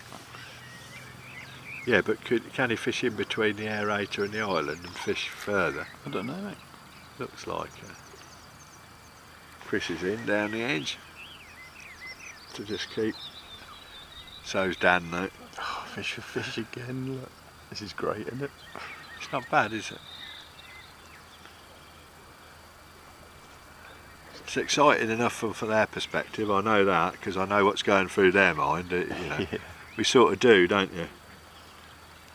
So, gotta go, it's gotta happen, you know what I mean? And drifting, I've got to do this, that's the excitement of fishing, isn't it, you know? You've got the opportunity to make loads of changes. Chris has got his in the net. 3 to 4 pound, 3.5 maybe, Dan.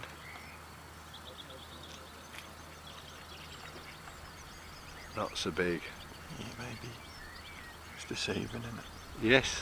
Like you say, net size, pan size. Looking into the light, away from the light, all of those things. I wasn't a sniper.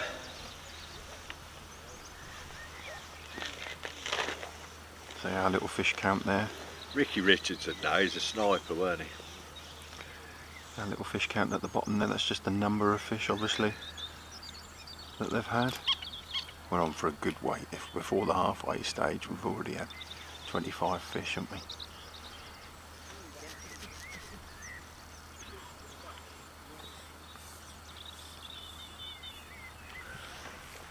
Which is ironic again, because then you know, the hooker duck merchants, it's hardly compared to knocking out roach or what we used to on the river. 25 fish is nothing really, is it? Hardly hooker duck this. Long time in between fish.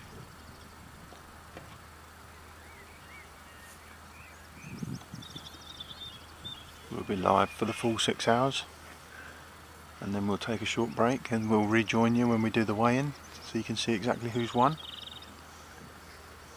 This is the preliminary round for the Cambridge and Northampton region, ahead of Monday's main draw for all 20 regions.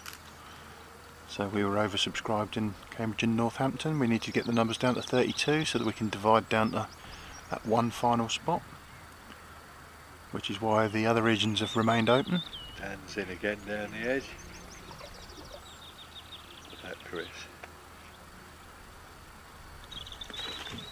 So it has reacted just the same as it did before, hasn't it, really? That's 3 fairly quick fish off his right hand margin, isn't it, for Dan?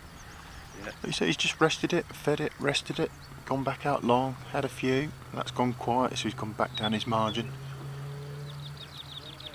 It's very much a case of, like, especially in a situation, it focuses you, doesn't it? Yeah. By fishing against a one person, it focuses the full attention, doesn't it? I think so, because obviously within a match you sort of, like I think I've said previously, first things first within a match you're trying to beat your left and right, aren't you? Yeah. And then if there's a section payout, obviously you want to win your section, and then you want to frame, and then you want to win, don't you? Depending on your mentality, I suppose, going into these kind of things.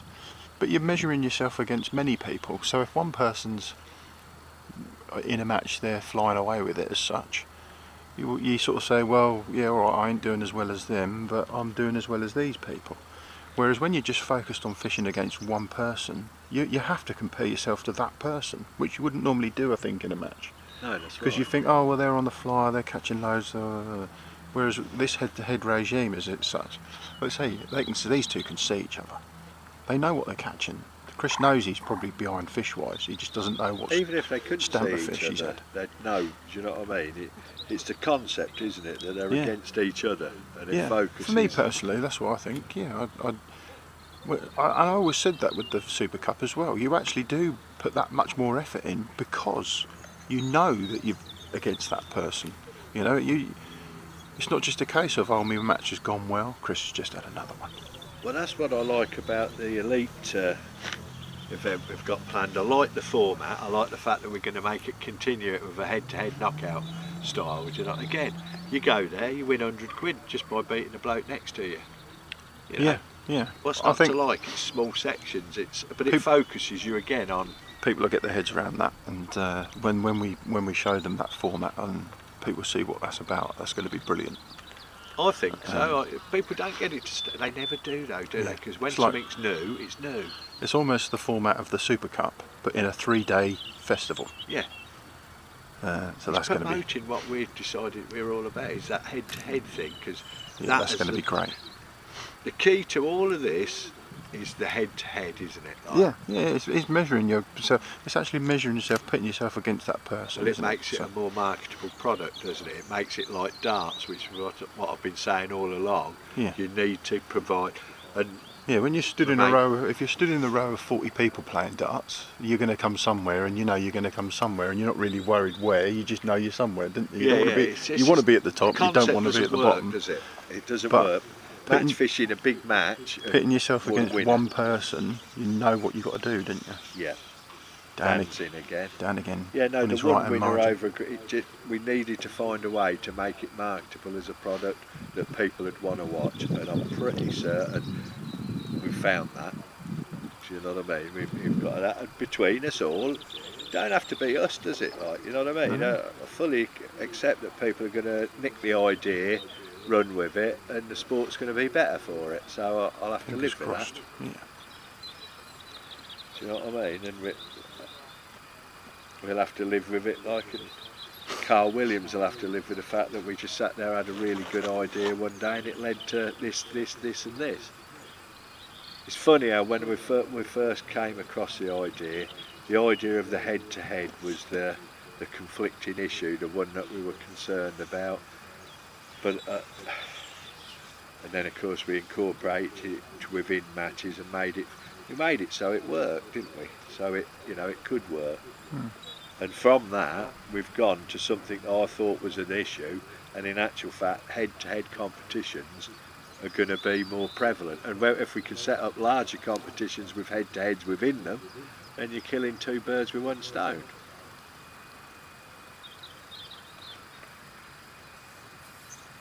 Listen, there's some people I speak to that know the stuff, like somebody like Nathan. He thinks it's an absolutely brilliant idea, and one of them can't believe we ain't done it sooner. And they're the best ideas, aren't they? The ones that you think, why didn't we side puller kits? Hey, I hate the fact that I didn't invent that. I am so annoyed with myself. It's untrue. 8 fish difference, says Simon, £15. Is that what you think? So we are unsure of the stamp of fish in here, but we've sort of said if they're £3, that's a good £20 difference, isn't it? Average of 3. Mr. Hemphead, remember buying a damn high lithium whip from your dad's shop, Steve? Still use it today on the river. What's that? A damn high lithium whip Yeah. from your dad's shop. Who's that? Mr. Hemphead. High lithium. Dan, I'll tell you what I remember about Dan's in again, not Dam. What I remember about Dam is they come onto the market with some really good products at the right price. Was it a Futron, Dam Futron pole, which was pretty good, but I had an 8 metre whip to take apart. Dam, was it a lift? Whatever, and it really compared, without all the bells and whistles, to the Milo luxury 800 that I had, and also the Daiwa tournament, but it was really reasonably priced. Future on pole, I don't know what happened to them, but yeah, I remember them coming on the market. Remember my dad being enthusiastic about the value for money that it offered and what have you. Perhaps some of you remember more. It's that'd been around the time of the old Shimano. Can't believe I can't remember what the pole was called, right? But that was iconic. The power loop, the hyper loop, and the got a rod hanging up in my house. Shimano. Can't remember. I used to have Shimano cart rods. Did you? Power loops, yeah. Power loops, yeah. Well, they were excellent value for money, they were, weren't they? The power loops were the mid-range, they were pretty, well, they like about 150 quid a throw. Yeah, I think so, yeah. And the Hyperloop, the cheaper version, you could 50 quid like, and it was still a cracking bit of kit. And then the one that I love the most, and I can't remember the name of it, the blue one. That's good fish in the net for Dan.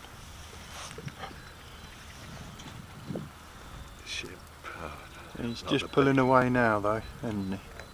Still a long way to go. He's steadying away. Still a long way to go, but yeah, 10, it could change if the fish turn up. Yeah, he's 9 fish in front but at the minute. Chris has got one now as well down the edge. Comes back. You know, if we see one decent fish turn up as well, then you're going to think, oh, hang on. If we see something, that's a Barney rubble, a double. Yeah.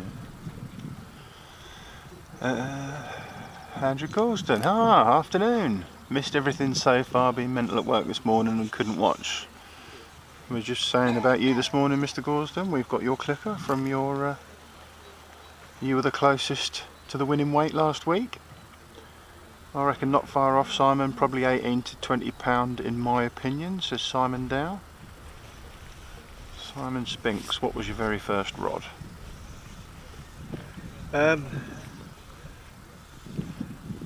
I'll tell you what I remember having that were, again, fairly early on in the piece, Shakespeare Match Internationals.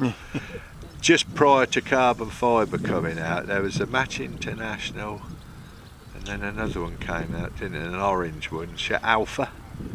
Oh, you're going way back beyond. Yeah, that came in, and they were really cracking glass rods at the right price, and then suddenly Carbon came in, and the whole world changed. At the time that I had Shakespeare Alphas and the Match International, my dad had Hardy Matchmakers that were pretty desirable at the time. Remember them? I remember nicking them out of his kit and all and going fishing with them while he was at work and I was on holiday. Hey? Yeah, bugger. Dan's in again, bumped into it. Yeah, I can remember that. I think it was a split cane he borrowed from Isaac Walton. Yeah. Split cane. He was an old fella on there at the time. The Complete Angler. That's a good book, isn't it? Yeah. This is shaping up nicely now, look. Dan's margin again to that right hand side. I wonder, just think, in a few years' time, if we've really worked hard and done a job properly and we've all pulled together and everybody's like that, we could get to competitions again, like with 4,000 people in them. Is this the glory days, yeah. Steve? Yeah, that's what it used to be back glory days. Right back. No, this is before my time, well before. But there's obviously potential there, isn't there? Listen, it is possible to get that many people to enter in a competition like the SuperCup. Yeah. If it's done, you know what I mean? It just is. Especially if it becomes part of a staple where they fish it within a club anyway. You know, we could do it on a club level, so you're representing the clubs that you fish for, whatever. But yeah, of course it's possible. And if you get new blood into the sport, even more so. It's, you know, that's what you've got to rely on. Here's Darren, Melv. Chris is in again down his left hand margin. Chris is he? Yeah. Remind me not to swear this time. Yes. Every time somebody turns up and I get out of mode that we're live on camera, I start effing and blinding as like I come from Rawns or something, honestly. You don't want me to stay the fuck off, mate. You're live on YouTube, mate. I think Got to be avoided, though, mate. I'm good about you. Hey? Oh dear. It's a good old tight match they got going, mate. Dan is ahead now, isn't he? Yeah. Yeah, he is, yeah. But it wouldn't take a lot to turn around. I don't know, you know the place better than me. How does he bigger fish in here like this? Could they? They will be down that There edge. are That's some. what I If he think. gets him in that ripple, But That's what when I Dan think. keeps not getting a ripple up there, he'll struggle towards the end, I reckon. That's how I'm possibly seeing it. They're not catching massive fish either. No. There is some better ones in here, but there's a lot of pound, £2, Yeah. £3. 2 or 3 pound average Yeah, in here, isn't that's it? what we're guessing, like. yeah, that's what we sort of said, I think. The trouble is, from this distance, it's hard to tell. We need to get the camera sorted out, so we will do like as simple as. There's one over there, but we need to get it. It's twice he's gone down that edge after giving it. But he did this last time, bang, bang, bang, bang, bang, and then. Yeah, he's just lost it. Yeah, they've both just lost That's fish. exactly what happened. Had a few and then started to foul them. Yeah, it doesn't take a lot for them to come off the bottom on here. It's scatty, isn't it? Yeah. Yeah. Banded maggot down the edge. Get it in. Get it in. Where's the old man anyway? He's on 2 islands on peg 3. He didn't want to be there, did No. he? I said, what fool put that peg in? So he's only got himself to blame because he pegged it. He pretty much at the start said he didn't want to be. He picked all down that side. He said anywhere down that side. Yeah, anywhere on the opposite. I mean, Phil Errington, he's absolutely. Phil Aldridge. Aldridge rather, he's absolutely emptying it. He's got well over a ton now. Yeah, it's slapping. He's the only peg with a ripple, really, isn't he? More or less. And that's why you start half think that That's why I think Gnarly will do all right. they're if he blowing stays like into that. there. Yeah. That's very good peg. That ain't a bad peg. But if I At the it's a start, choice of 2, that is a bad at the peg. start we asked Chris, where do you want to be? He said 31, 1. 31, 16 or 14.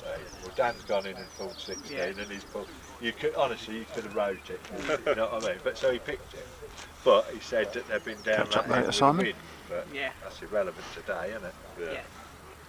If I walked round this lake and I didn't know it, I would pick the peg that you want just by looking at Hell it. of a lot of room as well. Yeah, I'd probably pick Dan's peg second, is the reality of it at all, or any of the two, them 2 end pegs you'd pick, wouldn't you? Or 4 end pegs, well this old That's Dan's Dan's mate, mate, yeah. yeah. Dave. Dave, he's, It's a funny lake, that. That's what I see. You can have a couple of weeks where you'd win it all down that side, like 9, 10, 11, they'll all be down there, and they never used to be, and then for 2 weeks they will be, and they move around a lot, don't they? Trouble with fish, they've got to have it to swing it. yes. So again, not a massive fish, is it? No, Just but give Chris slight edge on the stamp of fish he's caught, but nothing, Mm. but I still It think will be tight. It'll be very tight. he's good £15 behind now, though, I'd have said. Yeah, but 30 like you 30 say, fish it to doesn't 20. take much No. to call it. If you're on 2 islands, that's 1 fish. Yeah, I know it's a right If you fish get that's sort in of there, 5, isn't it? 6 pounder on there, that's a big fish on there. Well, in that case, then he's going to struggle to keep up with him if he can keep. Popping 2 pounders in there, right? But like It'll go the way. Darren's saying, without the ripple on there, I don't know. They're both well aware, I'm sure, of what each other are catching. He's Though. got a good edge peg though. I mean, he's fishing to that just in between the airways. Really. Yeah. He's got another one now, Chris, hasn't he? Just another one down the Yeah, edge. it keeps sneaking. When we got it, it was fishing Looks close like in. it's hanging on as well, doesn't it? Yeah. That's Yeah. the only thing that's going to, is if he starts to catch a bigger stamper fish down that edge. Which is well, you know, it could, It's possible. So you can do the same. I was just about to say it really got a ripple in there, and he went clunk. I wouldn't like to put my house and home on either of them at the moment still. It's still loads of time left. well, we're not even at the halfway mark yet, Yeah, it's only 1 If o'clock. they turn up down that edge, so You've got 3 hours. he'll Yeah. sack it. Yeah, Are he'll they 4 sack o'clock it. or 4:30? 4 o'clock, 10 till 4 today. Well, they're both yeah. catching in the edge now, aren't they? Because Dan's got it.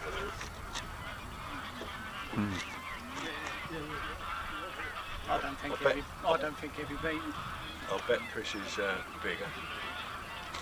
He's certainly playing it like he's a better fish. There've always been better fish when I started before. That's Down the because you edge. always draw a fly. You can't believe these two drawing. Like I say, You can. yeah, What do you mean you can't? yeah. No, I mean, I can. If there was 2 pegs out of a thousand, We picked them out, they'd didn't be on it.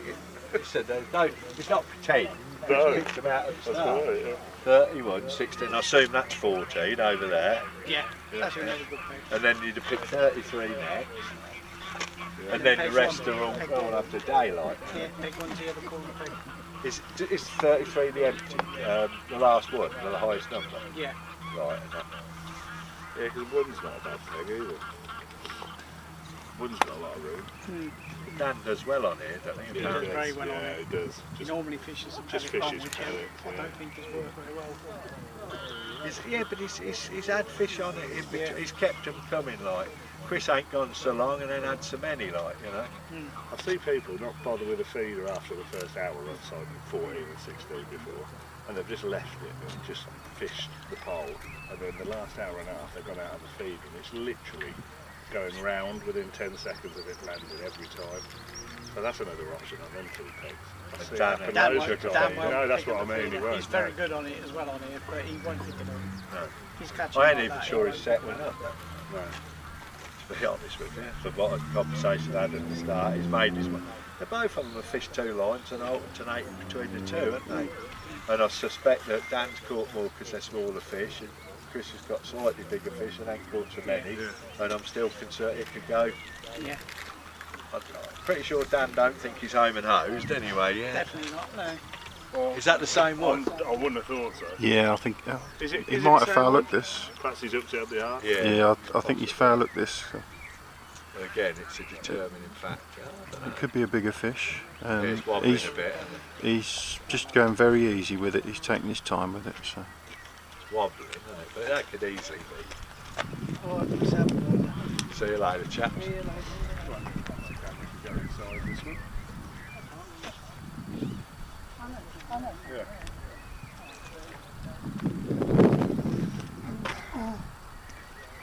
It's really shallow down the edge. Is it? I found the best way to fish down the edge is put a little point one float on and just lay it. Just lay it on the slope. Yeah, Yeah, just Chris let has them got have it in. Yeah, they just have it. If you fish straight down, it's a nightmare. Even over depth, 4 or 5 inches even, it don't seem to work. It breaks brackets. Yeah. Yeah, don't mind that. Just let it get out soon. Yeah, I've not been getting out. It's found it. Off that, yeah. It went a bit funny for him last time, but it's tight. They're really scatty. I think you've got to nick 3 or 4 of them. And then move, yeah, that's what we were saying. yeah, it's that It's time that of year. sort Innit? of time of year. You say it every year, where they're not proper having it, No, so not you settling, have are to they? keep changing. Whereas me going this time of year, I'll drill it out in the same place. I like to a bit one-dimensional. Bit, you know, I'm happy. Lazy is another word. Yeah, I'm like that. Yeah, I'm too lazy. Yeah, lazy. Okay, yeah.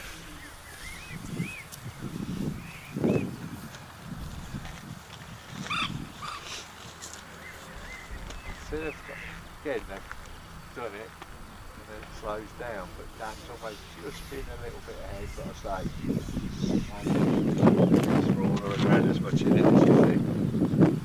And of course, like I say, I know you said 5 pounds of big fish, you're a long while catching up with them. He's to another one again.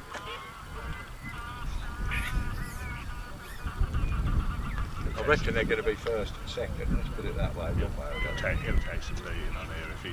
If he's got fish there, Dan will win. He's good on this lake.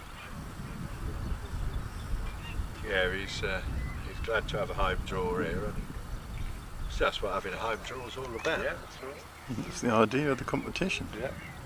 How's the old bowls going, mate? I've been banned for 3 years. Banned?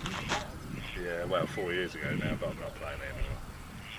Playing pool a lot more now. Yeah, well, I know you're good at that and all, but weren't you good at bowls? Yeah, I won a few nationals, but got banned for speaking my voice about England selection, and I didn't like it. Yeah, that basically. I know the feeling there, mate. Yeah, if you don't fit in, you don't. Yeah,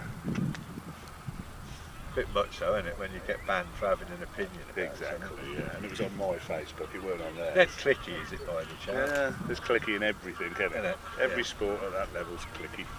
Yeah. Yeah, yeah, no, it's good. We're talking about something else without even mentioning fishing. That's handy, isn't it? I know, yeah. Yeah. He's a good pool player, I don't mind. He's a better pool player and bowl player than he's angler. Oh God, without a shadow of a doubt, yeah. So what do you just fish, do it for the counties then and all that?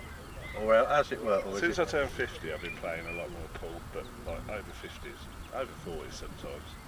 So I'm playing for the Black Bull County. I'm playing for the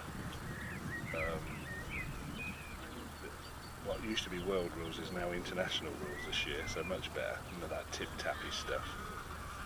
This old boy used to play for my pool team at Red Line in Rhodes when he were, how old were you, 14, 15? Yeah. With his dad. Yeah, he was full then, weren't you? Yeah, a long time ago now, isn't it? But then it done, somebody was saying to me about it, it's like the betting aspect of it. You can have like head-to-heads, and how did he explain to me how the betting was and all that? But it was something that you could look at for, that's it, you know, people were putting up money, betting on the two. Oh yeah, many matches. Yeah. Yeah. Yeah, there's a game coming up, 100,000 quid. 100,000 pounds. And it's like sponsored by the people betting on it, isn't it? Yeah, basically, yeah, because it's that much money, you'll have a couple of independent people who will keep the money and everything like that, because, you know, it's all open to a few dodgy things gone on in the past. Back in the day, used to be fishing, they used to have local bookies that would run away with the money when you go back to that. That's it, yeah.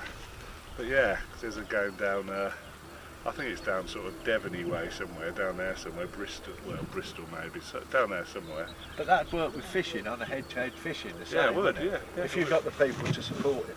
I'll tell you who it was that told me, it was John Alexander, he was suggesting it, because his brother, somebody who's played standard of pool as you do, and he were explaining it, so.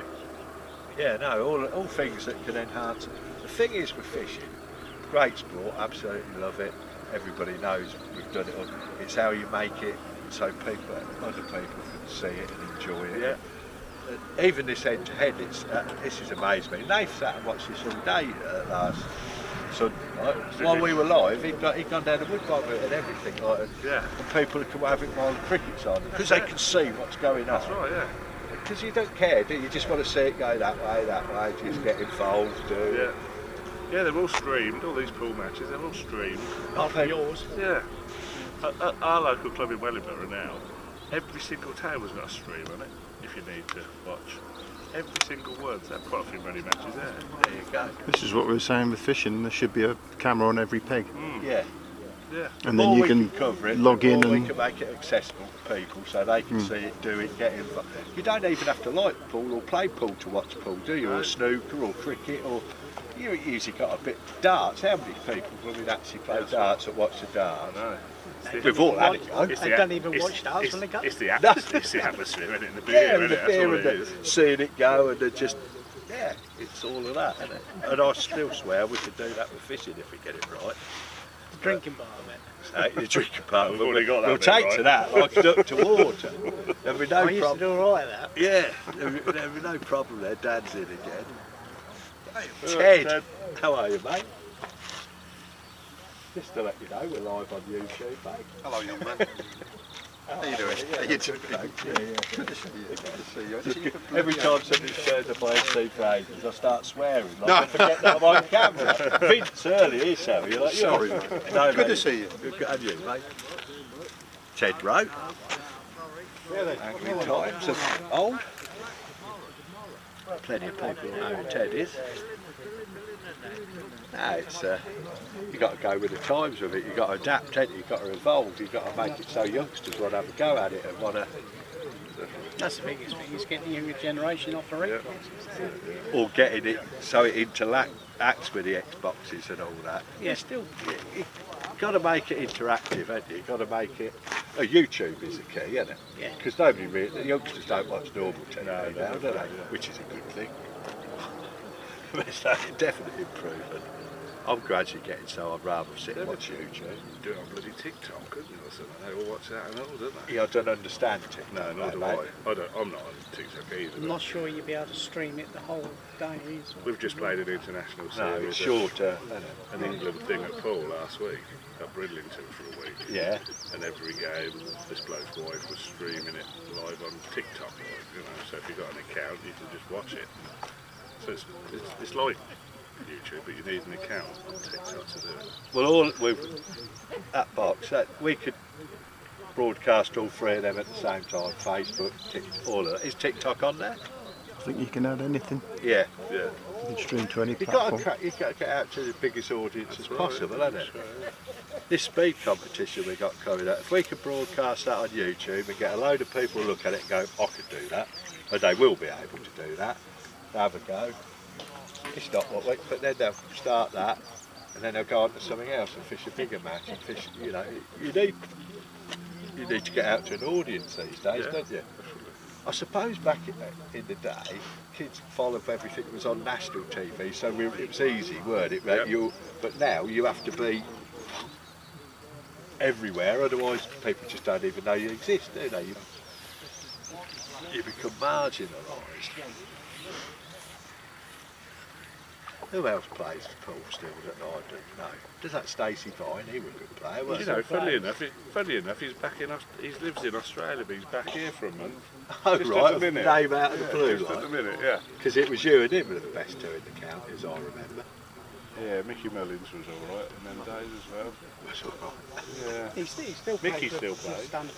Mickey plays in our Blackpool too. Barry East, can you remember him? From Wellington. Remember Barry Hall? He was a good player. Ah, didn't we used to pick him up near the Gables, right on the bend there, so it like when they're a coach. Probably. Yeah. Yeah. What about Colesy? Does he get involved with any of that? No, Team? I've not seen him ever since it packed up, I don't think. When he packed up, I packed up. So that's got to be 33 years. I don't think I've seen him it's for mad, about isn't it? 33 years. No, I'm 60 next month. We were old boys, like I say. All right, you were 14 when but I weren't a lot older. No, you weren't. I No. was only probably just drinking. I remember Len, as a landlord. I went in on my birthday one night. He said, let me be the first to buy you a legal pint. I see you're 18 in the paper tonight. I've been drinking there for about 2 or 3 years. Yeah, it was 7. I've just had my birthday. 52, I am. Mad, isn't it? Like I say, he was Harry's old boy. Gary's brother. With Dean, I see Dean the other day. Oh, did you? Yeah, he dropped off a parcel because he lives a couple of houses up, and he'd come round and he'd deliver it to us. Oh no, it is. I'll take it for him. Yeah. Carl, does he still do a bit of specimen? I don't know. Carl Bedford. Carl Bedford. Bedford, yeah. Yeah, he was quite big into that, wasn't he? I didn't see his dad, Ray, for I don't know how long down the cheek. He just, you bump into people out of the blue and you think, blimey. I saw your sister the other day. I was walking down QED. Yeah. Yeah, I haven't seen many people in Broads really now. I've been in Royston for about 4 years, 5 years nearly now. I don't really go out a lot really, drinking now. I only drink when I go play pool really now.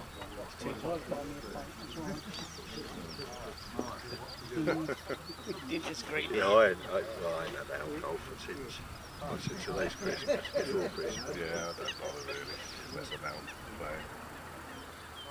On a health kick, on a... Well, I've lost a couple of stone, I can live without drink. Yeah. Just about. I would try to live without food at the moment. It's bloody hard. It tastes too nice, doesn't it? Yeah. I've been trying to make an attempt of not drinking so much at the tournaments, the weekend tournaments, because I do all right, and then I get drunk, and then the next morning my eyes are all fuzzy, and I lose every morning. It's no good. No. I just can't sleep. But you enjoy the night before. Yeah, exactly. It don't make a lot of sense, does it? You've got alcohol, wake up feeling absolutely garbage, but you still keep having a bash. Just had a week in Bridlington for England, and I hardly drank all week. Yeah.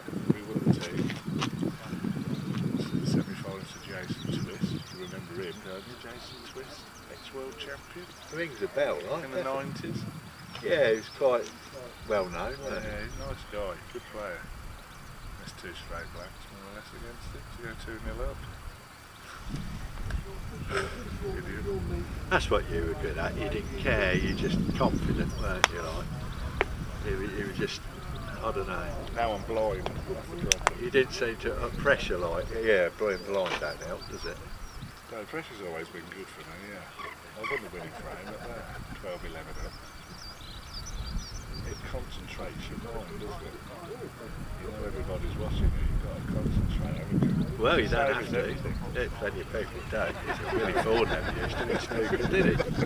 He used to go to pieces, didn't he? No, I'm going to say, if he took his practice game to the what's that, he'd be unbeatable. That's what they reckoned, didn't they? He got more 147s than anybody, hadn't he, in practice and all that. Have we got any comments coming in, Mike? Yeah. No, we haven't. Tell Chizzy to shut up.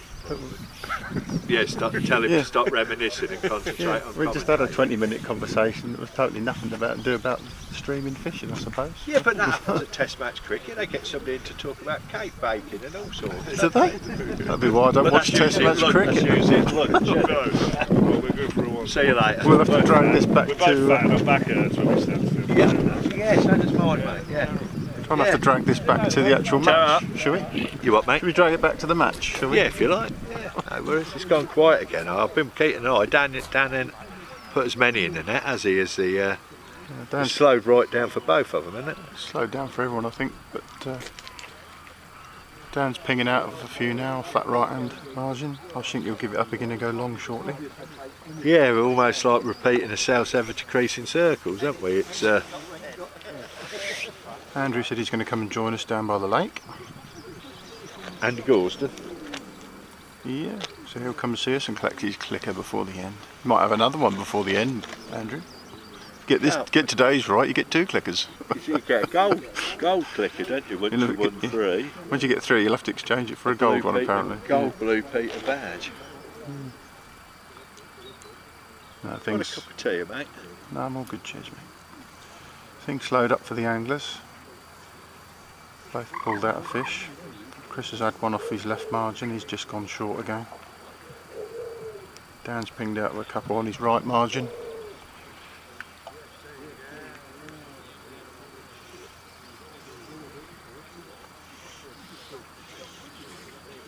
We've passed the halfway mark. So hopefully as we head towards that 4 o'clock, things will pick up again.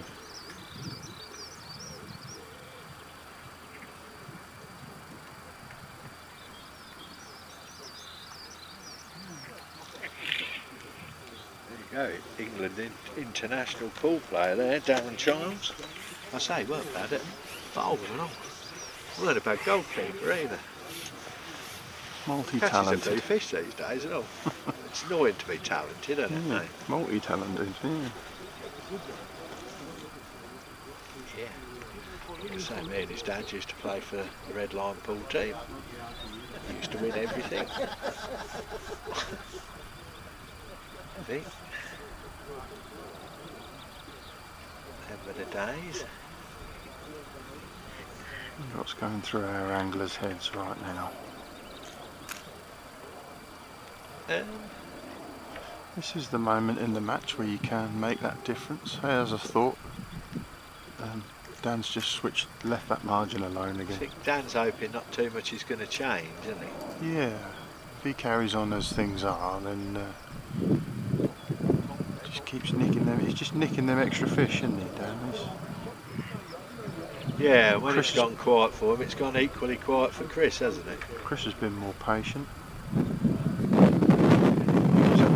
A few slightly bigger fish. And Dan's definitely caught obviously more of them. How many hours are we in? We've just gone past the halfway mark, mate. So, Is that all? Yeah. So we've Well, we're into dead man's territory really, aren't we? We're into like 2 hours and 45 minutes to go. sun's at its highest, isn't it? Or 164 minutes if you'd prefer, Steve, as the countdown says. To go. Yeah. Yeah, so the sun's at its highest. We're definitely into that territory where putting a few fish in your net, anything is It's round about this time you're thinking maybe I wished I'd got a plan B or something like that, or shall I chuck a feeder, or... But then again, he's going to have Chris in his sights, and he ain't going to want to vice versa, and they're not going to wander too much off the beaten track, are they? Well, both anglers have stuck with 2 lines really. I know Chris has tried that pellet wag. Dan's gone in on his long line. Chris has obviously tried that pellet wag as a 3rd option, but he's pretty much stuck to short and down his edge. And Dan, that's all he's done. He's just gone long and down his edge. That's his plan. He's stuck with it. It's working, isn't it? So.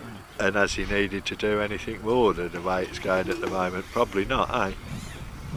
Like last week, Stephen, in the last hour, everything just royally took off, didn't it? And that's what they're working towards, isn't it? That time of day when things actually really happen quick.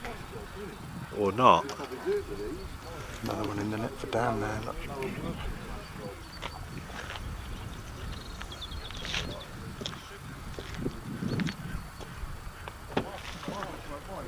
Now I'm a bit more aware that the fish, I say, speaking to Melvin and Darren there, they're sort of telling me a lot of £5 a big fish in here, so you know, we're not going to expect any game changing.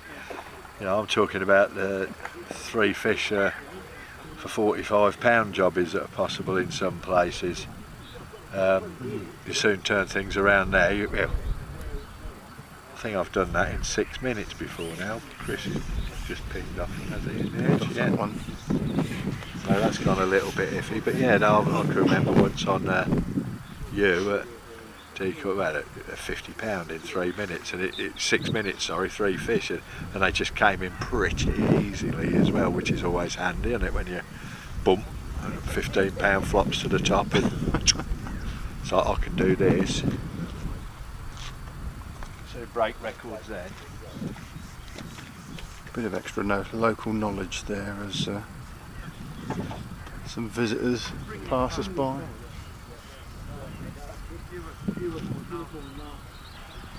Things slowed up for our 2 anglers.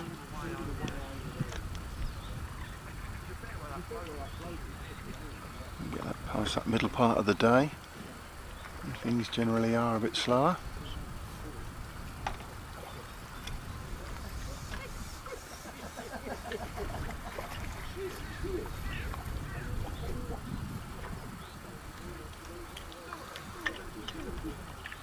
This is the final head-to-head to be fished in the preliminary round for Cambridge and Northampton. Dan Hardy and Chris Barley. Dan's drawn peg 16 in Phoenix. Chris has drawn peg 31.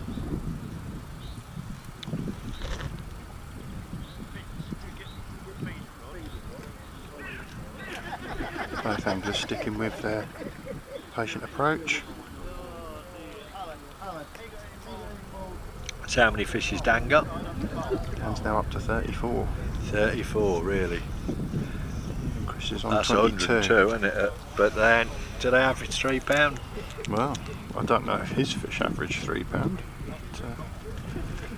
But, how many's Chris got?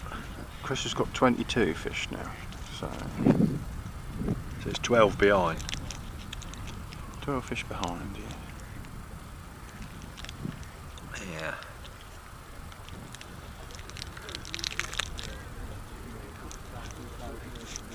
Anything could happen. We're only halfway.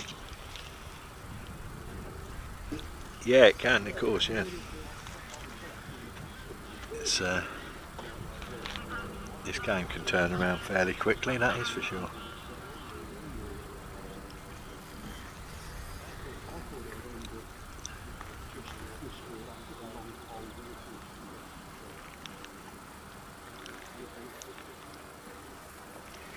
No, I don't want to. I know one thing, when I come out and about I feel hungrier than when I'm at home.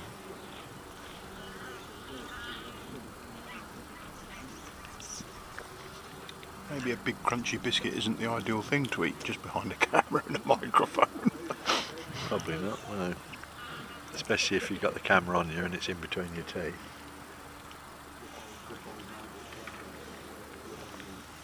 still, you're not exactly Holly Willoughby. Chris is in down the edge.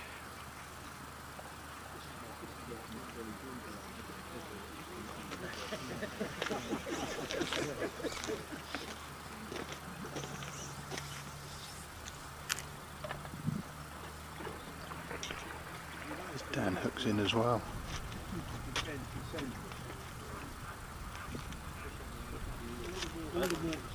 True to form. Dan's in as well. Yep. He ain't giving it away, is he? Bit bigger fish, I would have said, Chris, I wouldn't be surprised if that ain't 3.5, 4, but like I say, could be seeing what you want to see, or no, this one a bit bigger though from Denton. Stuck them in. Yeah, wouldn't like to pull those two apart, would you? No, it's gone nowhere, has it? Similar stamp. It's gone nowhere. I thought at the start there was some bigger fish, but maybe now looking at these, maybe they were all similar stamp all the way through, but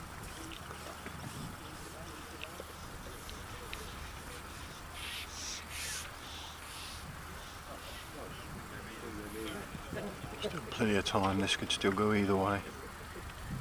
Start to cloud over a bit as well, isn't it? Might not be good for our warmth, but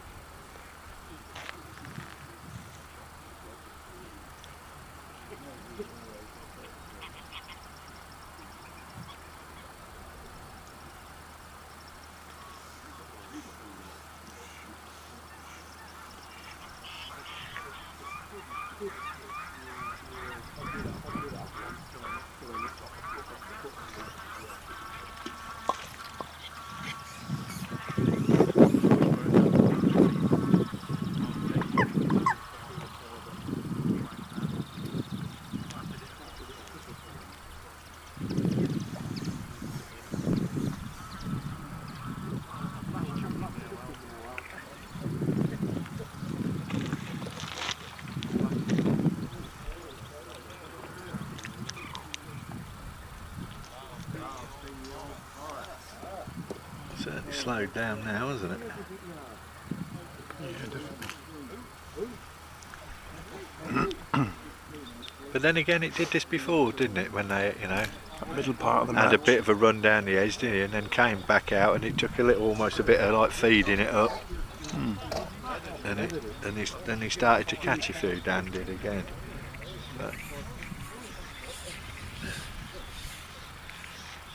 But this has been the longest we've been without. It's meandering at the moment, I believe.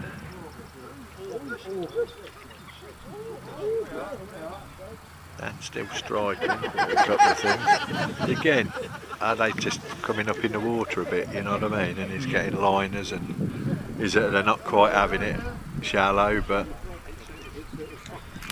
it's job to know. He's got deep water in front of him.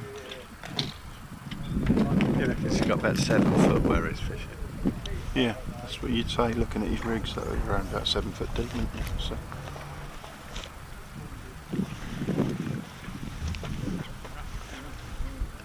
Yeah, definitely been the longest period. Oh, Chris is in.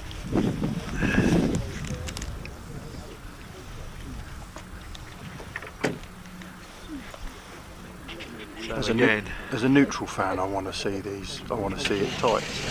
I don't want to see Dan romp away with it. As a neutral fan, I want to see almost identical numbers of fish caught, so we don't know where. You want to see a comeback as well, don't you? Yeah, or a to and fro. And or that could easily happen, like we Yeah. say. Even though we're not talking massive fish down this end, again, Darren has said that he believes, you know, Chris's peg has got that potential for bigger fish from his experience, and it's just a feeling. It's just a feeling.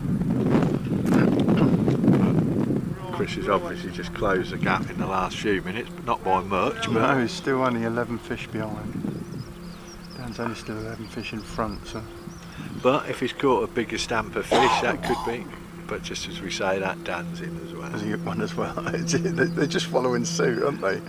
Seems to be. It seems to be following a sort of a pattern almost, doesn't it? And funnily enough, Dan's got the ripple up that end now, hasn't he? Yeah. The wind swung round, hasn't it? Hey.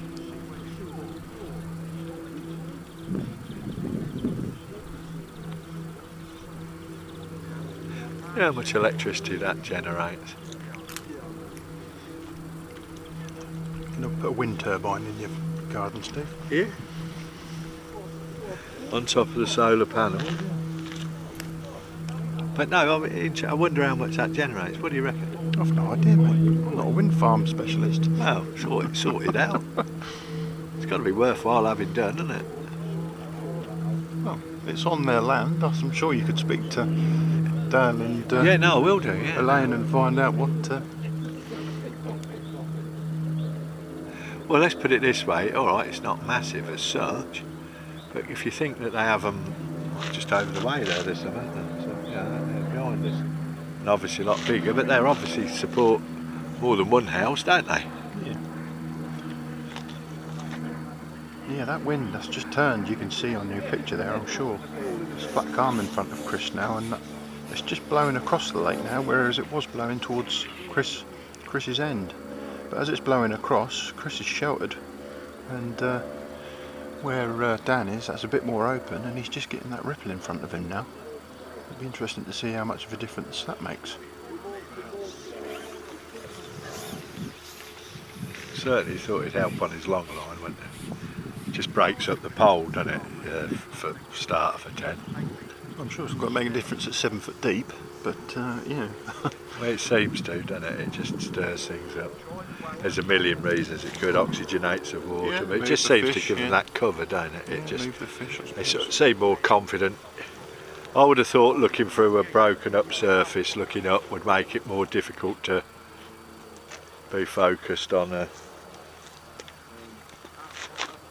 But then again, Dan's in again.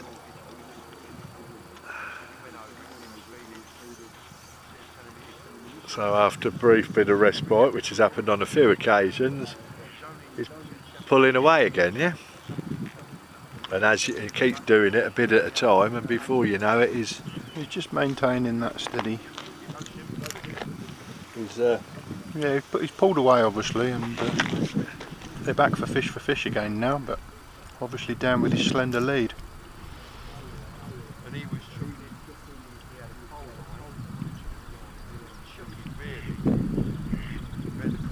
He's got to be feeling confident at this stage. He's obviously looking right down the lake at Chris, so he can see what's going on. We were in a similar situation last week. You can easily get preoccupied with what you're doing, which not such a bad thing. But then again, he's looking at the same as us, and he's got to be thinking, well, I'm catching more fish, but Chris's look bigger. Maybe. Hard to get inside somebody else's head, isn't it? Yeah. We had that similar situation last week, whereby we sort of went with Billy and Jamie, fish for fish, and then got to that stage in the match whereby it's more the case that Jamie just kept catching at the same rate, if not slightly better, and Billy's fish just fell by the wayside, didn't they? He struggled at the end. So obviously if Dan maintains. All I'm seeing catch here rate. though is like a game of cricket developing, and how far you get ahead and look at the possibilities. Very much a complex thing of predictions and where it's going to go and how it's going and things changing. Yeah. And I suppose any sport's similar, but I don't know. It's like a game of darts, really, isn't it? You watch a long game of darts, and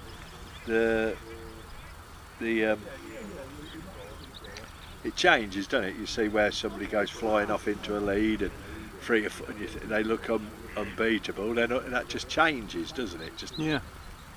You know, and fishing can certainly do that, just on the nature of the peg and everything, can't it? So, and that's what we say. You know, if you're watching this from a perspective you want Dan to win, you're probably like thinking, Go on, Dan. you go on Dan. And he's in again. Yeah. And if you're watching it, and every time you see Chris just catch up with one and go down the edge, you're thinking, oh, has it changed, you know? Yeah, like I say, from a neutral point of view, I think you want to see a comeback. It's nice just to film some action. Well, do we want neutral? Obviously you do. You want everybody, but... Well, we have to be neutral, Steve. Okay. We have to be neutral. Do we? Yeah. Okay. We have to be impartial, don't we? Yeah. Well, I was at the other week. I wanted you knocked out. Yeah, well, that's just... You got your wish. Is that allowed? I didn't get my wish. I just like... You couldn't have wrote it, but if I had it done, that's how I would have wrote it. How many matches were there? 8 matches in the preliminary, of which me, you, Sean, Jim...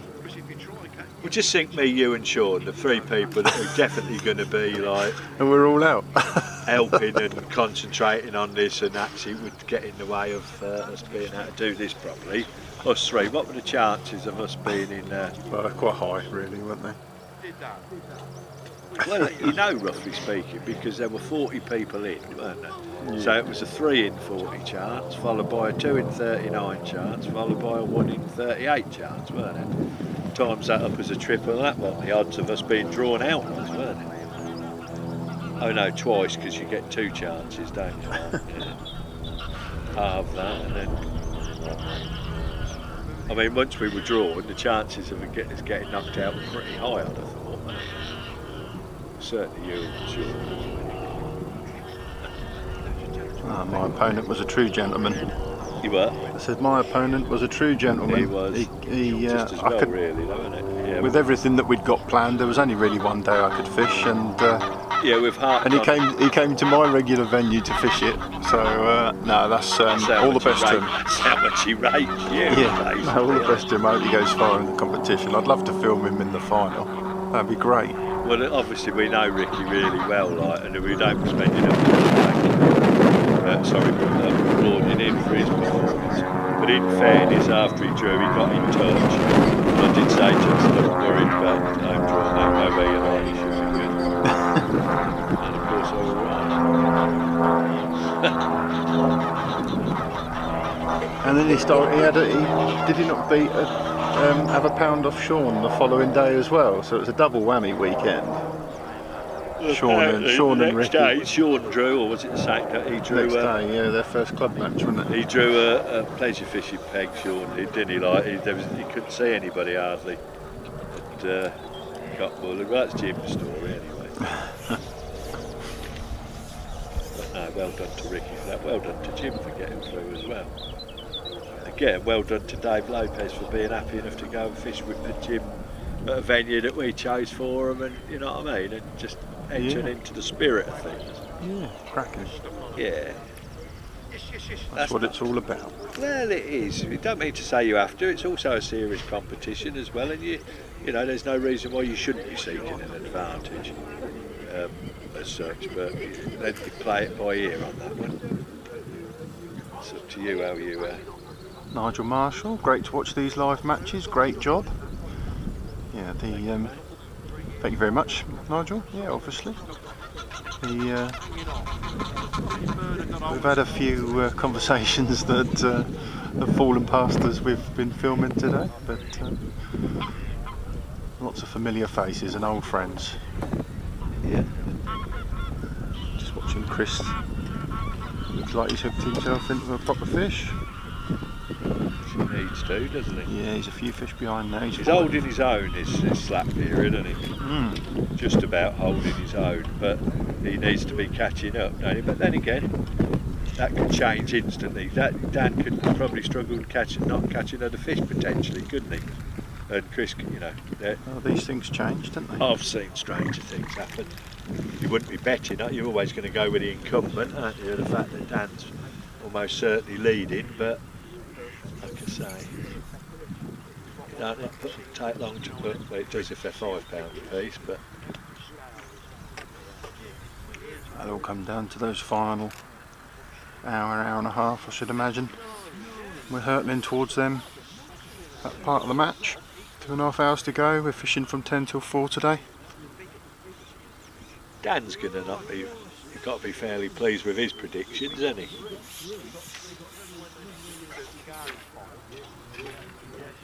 At £150 at the moment, he's got to be. Was it Dan that said that before the match? Who's the chap that Dan did? Carlton, who Yeah, running the match. yeah. He did say, yeah. That'll obviously depend how the match finishes. Yeah, no, it's looking good, isn't it? 40 fish. Dan, double strike there, but 40 he's in fish. again. Well, you could far exceed that if your fish are averaging £3. He's nearly got 40 fish at £3. He's obviously on about 120.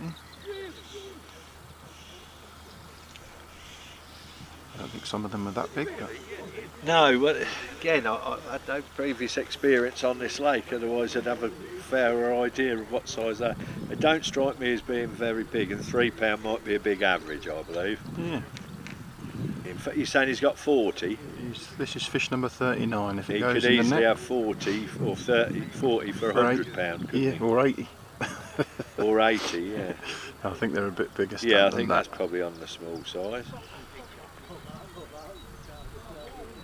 We'll have to get booked on, Steve, and experience it for ourselves.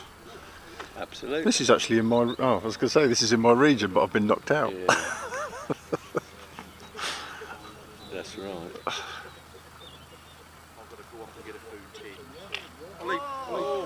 Never been drawn here though. What, mate? I'll leave you to it, Al. Okay, Paul. Here you go. I'll save you a pig and a try and go. Hey, did you hear that, Ted? Ted. What? Did you hear that? What? He said, I'll save you a pig on night. He's lovely, he's always good to me. Take care, Stevie. And you, Ted. See you later, mate.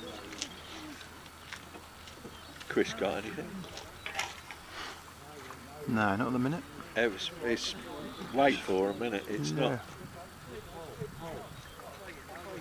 Yeah, every time Chris gets a fish, Dan sort of replies and he's got that response ready and he has a fish himself. He's just holding that margin One of... or two more, isn't he? Like, well, what number's Chris on? Chris has got 25 fish at the minute and Dan's got 39, so he's maintaining that sort of 12, 14 fish barrier now between them. So Yeah, that's. I remember when it was 7. It's yeah, twice that now, isn't it? Yeah, he is. It is creeping up now, isn't it? So still a long way to go. Don't forget to let us know your predictions. What did I say? Was it Dan had ended up with 187 and Chris? It might be the wrong way. It might be the right weight, but the wrong way round. Yeah. You predicted 120 to 160. No, I said it 187, wrong, didn't you? Or either that or you misheard me. Yeah. And Simon Dow's still got his money on Chris. He says he's a legend. I don't doubt that. I have sat next to Chris in qualifiers before, and he's definitely a man that knows what he's doing. Yeah, it's still half the battle drawing next to you, isn't it? Like it's, Well, I suppose if you draw next to me, you're going to get a load of fish. I ain't catching as Chris does hook into another You're going to fish. scare him into his peg, aren't you? Yeah. Some people are fish magnets and some people are fish repellers, aren't they? Well, I thought a spom would be an edge. Apparently not. It's your animal anti-magnetism. That's beautiful. Again, now the sun's come out. I think both pegs have obviously got a good edge on this venue. So is one edge going to come alive? Is one going to outperform the other? Dan's right hand margin down at the aerator's already thrown up a number of. Well, that's the difference I think at the minute, isn't it? It's been the difference. Yeah, when it's kicked off, it's. He's pulled them out of there fairly quickly. He's again rested it for the minute. He's just gone long. He'll no doubt turn. So how long have we got now? Where are we at? He'll no doubt turn to that right hand margin again before long. So it's 22, Steve. So we've got 2 hours and 20 minutes.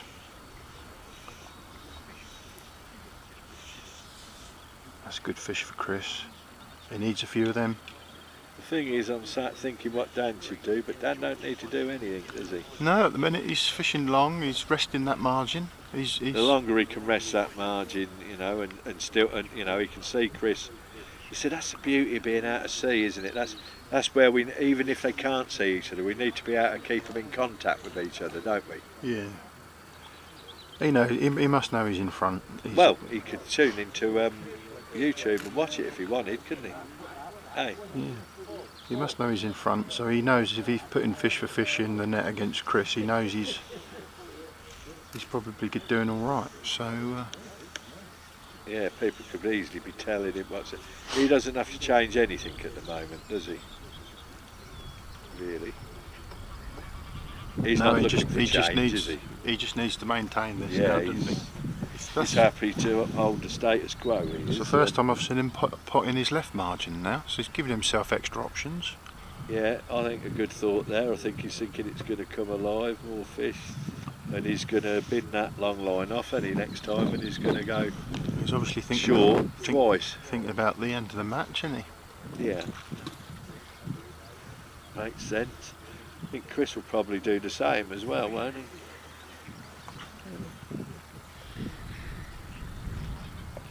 No point in feeding early, just splitting a smaller amount of fish.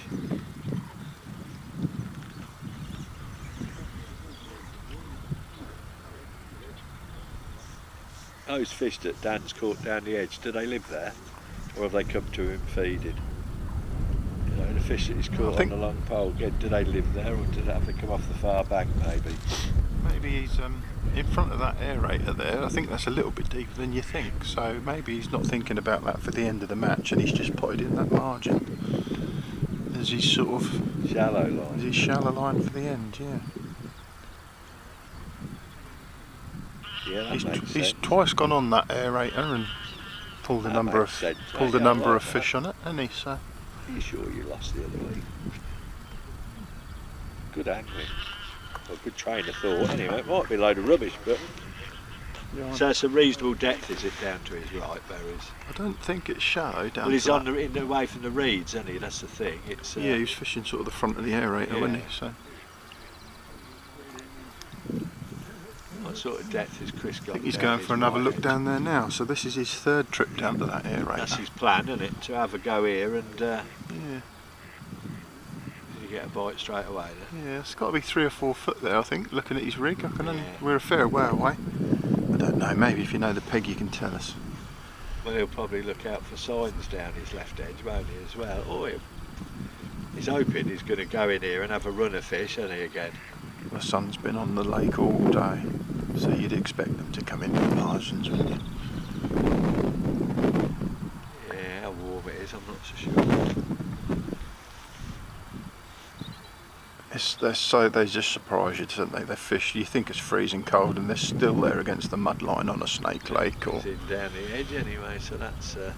I think this has been the difference. As hoped, isn't it? This has been the difference for Dan. He's gone down there and he's when he's rested. Quickly, when he's rested his line, he's gone back on it and he's caught. Whereas Chris has sort of struggled more with perseverance. I haven't really been there when he's rested. Readily, have they? Like, you know. Yeah, I haven't been there when he's rested it. Makes you wonder if Dan had to fish Chris's peg and fish long and short, rather than 2 + 2 and short. You know, is it just a case as Chris split his fish a bit more, like, you know what I mean, fishing for the same ones in 2 different spots, and obviously, who knows? Yeah. But it's a train of thought, and it's no doubt one that plenty of other people are going to be contemplating, and again, that makes it exciting, doesn't it? Because people can see for themselves. Chris has obviously thrown the pellet wag long. I don't think he's fished the pole long. No. So. No, that's right. Is it just a case of laziness, or no? We like I say, we That's don't. One thing that man in, I can tell you. I don't know him that well, but I'll tell you the one thing he ain't is lazy. I think he's researched. I think he's spoken to locals. I think he's doing exactly what he feels is the absolute best he can do. Changed again, and the ripples back down with Chris, and not with Dan. The ripple's actually on the other side of the lake, Steve, to be honest. Not much on either end where they are at the minute.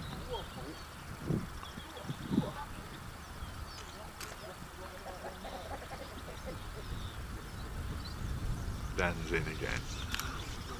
That margin is, as soon as he's rests it, it comes alive again, doesn't it? And of course he's pulling away again, isn't he? These two fish That's the against difference. Chris's none. So That is the difference. £10 become £20, become £30, doesn't it? And that's a long way back, isn't it? When the fish are like, you know, a big fish is £5. Yeah. Just from our view of this side as well, you'd still fancy our two as first and second on the lake, Yeah, wouldn't you? yeah, you Yeah. probably would. I think for the first time Dan's just pulled 15 fish in front. Again, we can't see So- everybody over that side, can we? And we haven't certainly, you know, you tend to be a bit blinkered as to you're watching, but yeah, you wouldn't bet against them being first and second.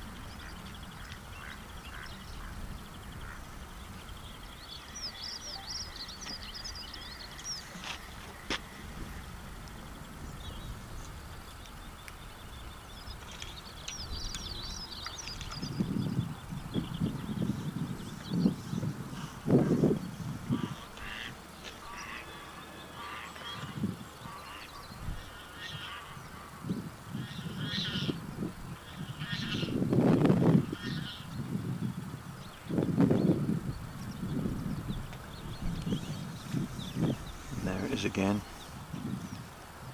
that right hand margin for Dan, just doing the business.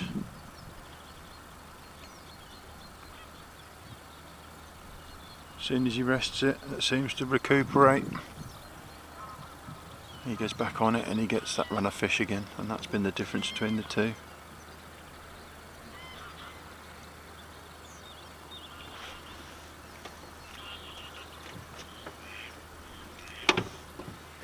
He's gone in straight in again, has he?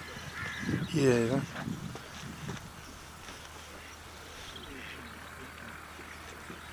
So just resting that margin, doesn't it? It just seems to work. He goes in, he has his run of fish, and then he rests it, feeds it, goes back out long, has a couple, and then he goes back to that margin, and he's on them again. He's building up quite a lead now.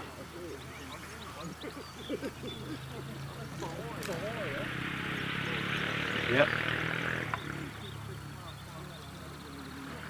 That says there's more fish down that end, who knows?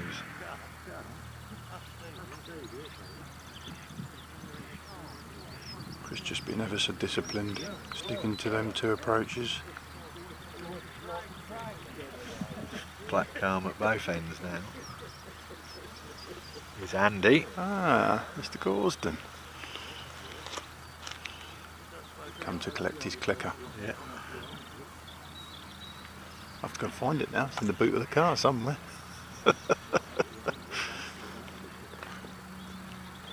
Does Andrew fish here? Do we know? Yeah. Ah, so we've got some local knowledge. Yeah, yeah. Yeah, another bit.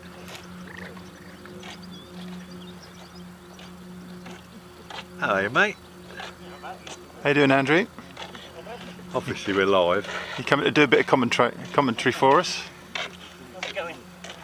Well, Dan just seems to be steadily pulling away, really. He's just, Just keeps nicking them extra fish, doesn't yeah, it's just, you know, it ain't done and dusted just yet, but they're swapping two lines between them, and he's just, you know, he goes long, nicks a few, holds his lead, numbers wise, and then goes down the right hand edge and bang bang. He's just Pretty had, mustard on here, to be fair. yeah, that's what people are saying, like, you know what I mean?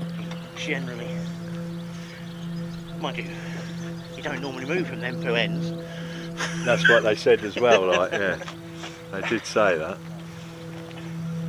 Yeah, well, to be honest with you, at the start, Hang on, sorry. Well, we've asked Andrew down, obviously, because he's nice and local, and he's probably got some new knowledge that he can help us out with. Look, it goes on a bank stick as well. But yeah, last week Andrew was the closest winning weight to Dan's in again. Yeah, Andrew was the closest winning weight with Jamie's 120 pounds. Do you remember what you guessed? Was it 120? 125. I think. You said 125, didn't you? 205. And we said on the courtesy of Alex Haynes's comment that the winner clicker. Lovely. You got yourself a nice Browning clicker there, sir. I better use it Tuesday then. Be nice. It's nice to give it to you.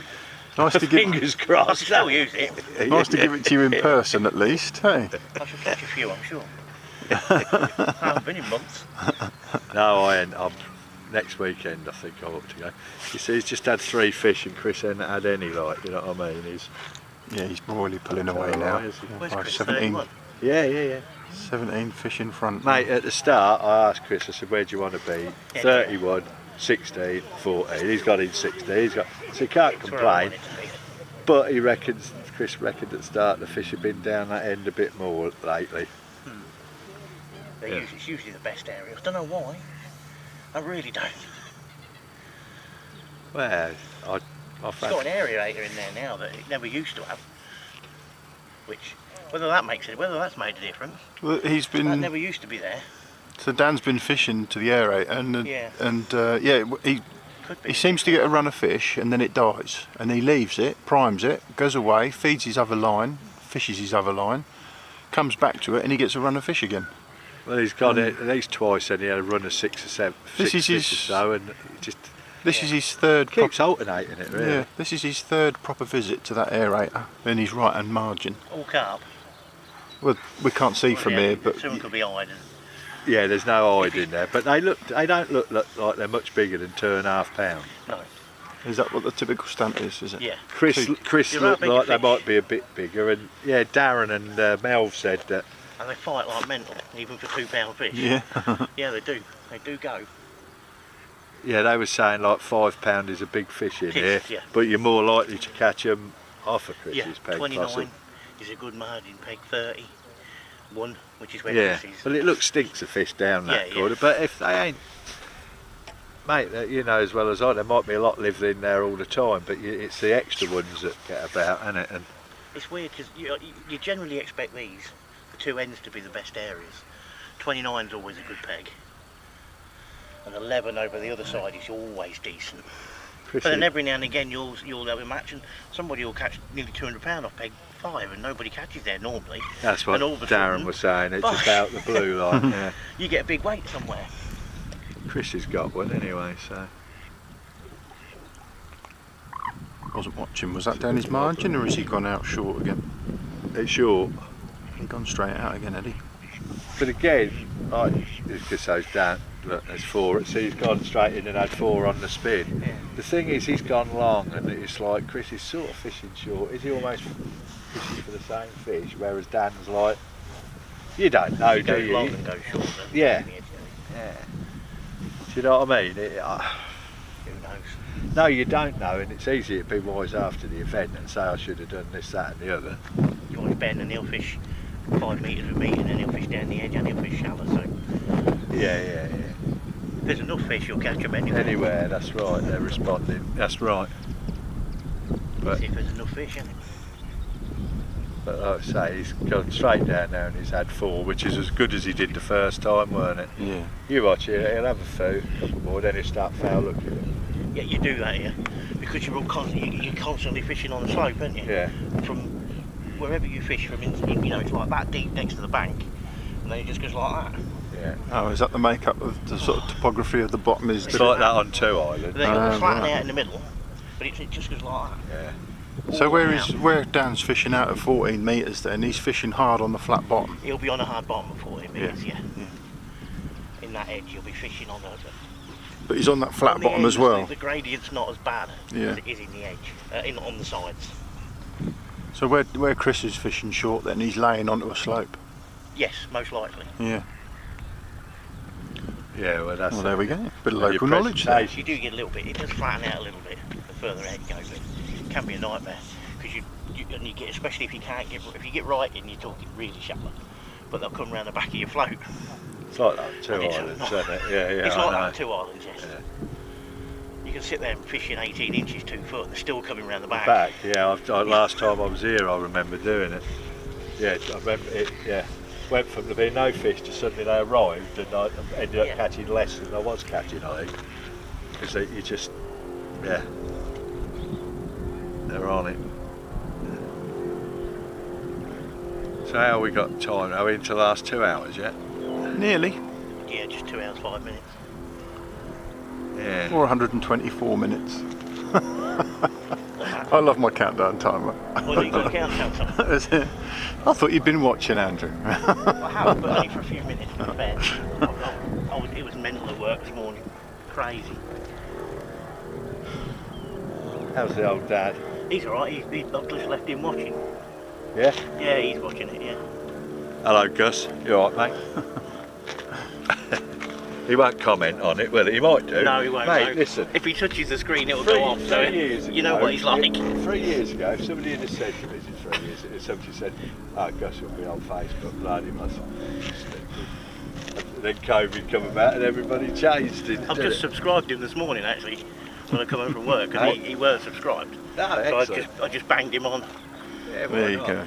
Like and subscribe to the channel. It's not all evil, is it? It's it's entertainment. Match Fishing and More, what pegs are they on? So we're on Phoenix today at Floatfish Farm in Peterborough.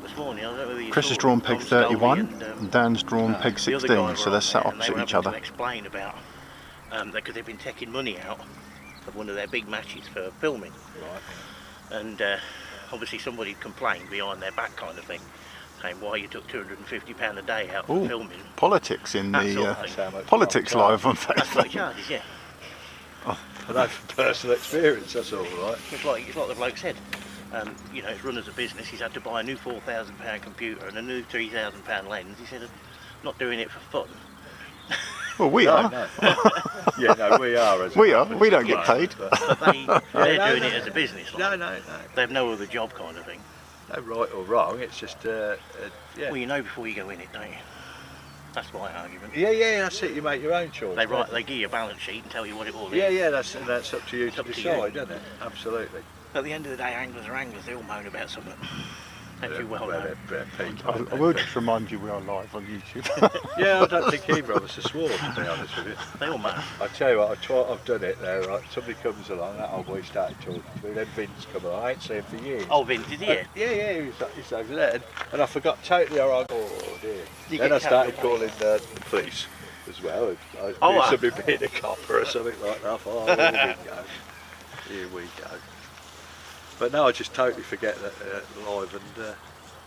It's great though, isn't it? I mean, last week I bored out my face Saturday, Sunday morning, switched on, I thought, oh, it's a see fishing the background. That'll do me. Yeah, I know, mate. I know exactly what you're saying. That'll do me. I'll have a bit of that. Put that on the main screen, telly. IPL, Yeah. bit of fishing. It's like Sunday morning. Yeah, I've just been watching a bit of that. Right. Yeah, Butler's got another about 80, Brilliant. 79, 80. That's what I like to see. Our lads doing the business. Yeah.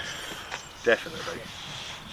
Can't wait for the ashes, okay. And Match Fishing and More, good pegs both. Yes, before the draw, Chris actually listed all the pegs that he'd like, and number 1 and number 2 was peg 16 and peg 31. Blank, can he, about that? But probably will. He's called it, definitely. So. Chris, like. No, before the start, I asked him where do you want. He picked out peg 31, 16, 14. Dan gone and draw 16. And To be fair, if they're there, he'll catch him, won't he? Yeah. Chris is. Dan just having a little look down his left margin. This might be interesting. Is this the first time he's dropped on it? So what was that, about 20 minutes ago he just potted that in? Just now having a look on that left margin. Is it shallower down that edge, Andrew, do you know? Will be, because he's got the reeds, hasn't he? I would say it is, because he's closer in. So that we're off the side of that aerator, we're speculating 3-4 foot, is that about right? I would say it is actually reasonably deep, that side. Yeah. Yeah. Oh, we might have got something right today then. It is reasonably deep. I don't draw these. I don't normally draw them pegs. I'm normally on 11 or down here. Not, you're like me then. Draw 11. I've drawn 11 a lot. Got poor drawing arm. It's all right till they put that blooming until the wind's out and that turbine starts going. Does it make a lot of noise? It don't make a lot of noise, but you sit there and look, you know when it goes round and round and round. You see it on the water. Oh right. Your eyes go. Yeah. It's like when you sit, you know when you sat on 12 at the Cedar, at Elm, on decoy, and you're like running water all the time, so you want to pee all day. It's the same thing.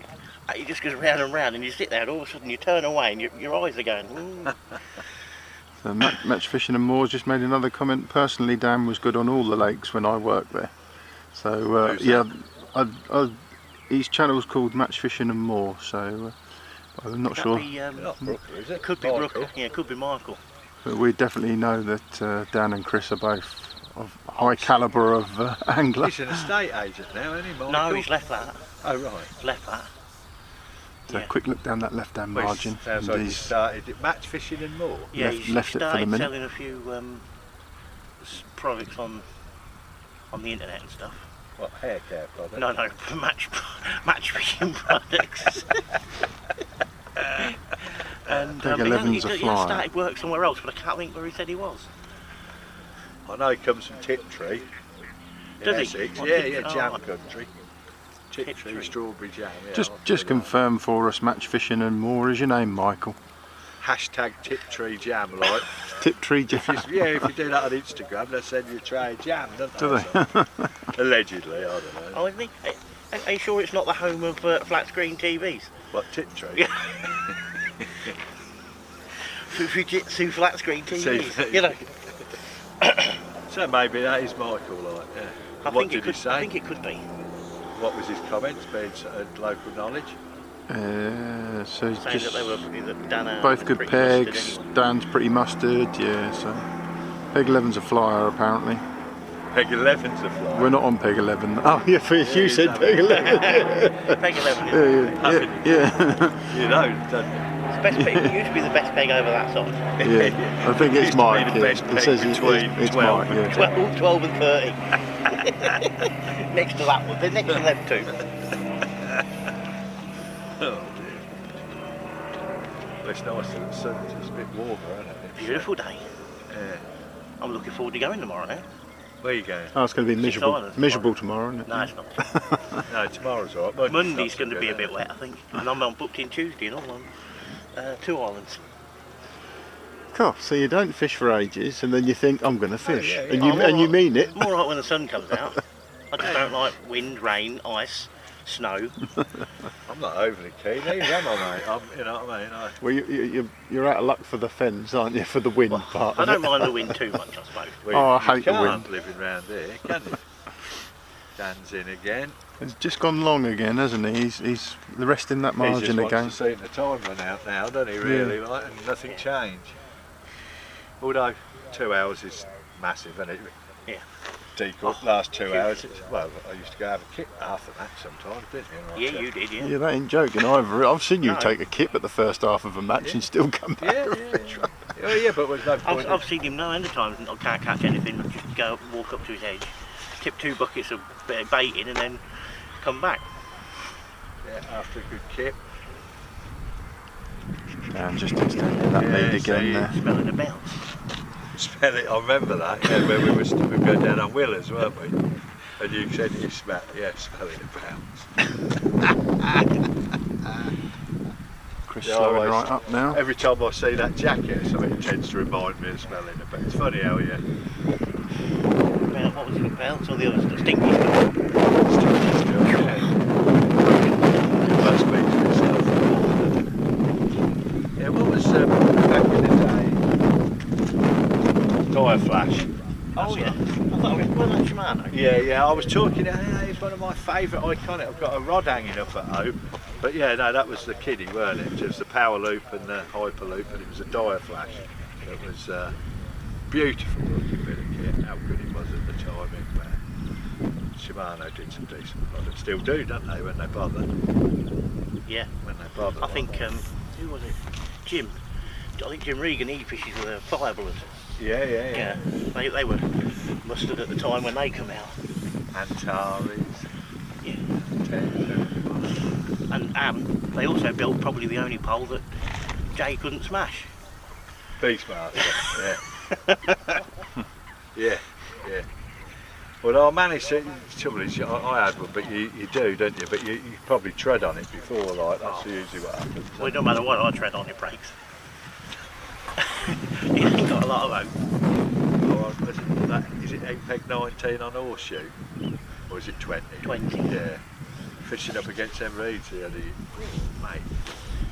I snapped it clean in half these. It must have been broke, but we only fished right on the edge of the lily. A bit to your right, you reach up and then. They're brutal, them things. Yeah, that was Dan's in again.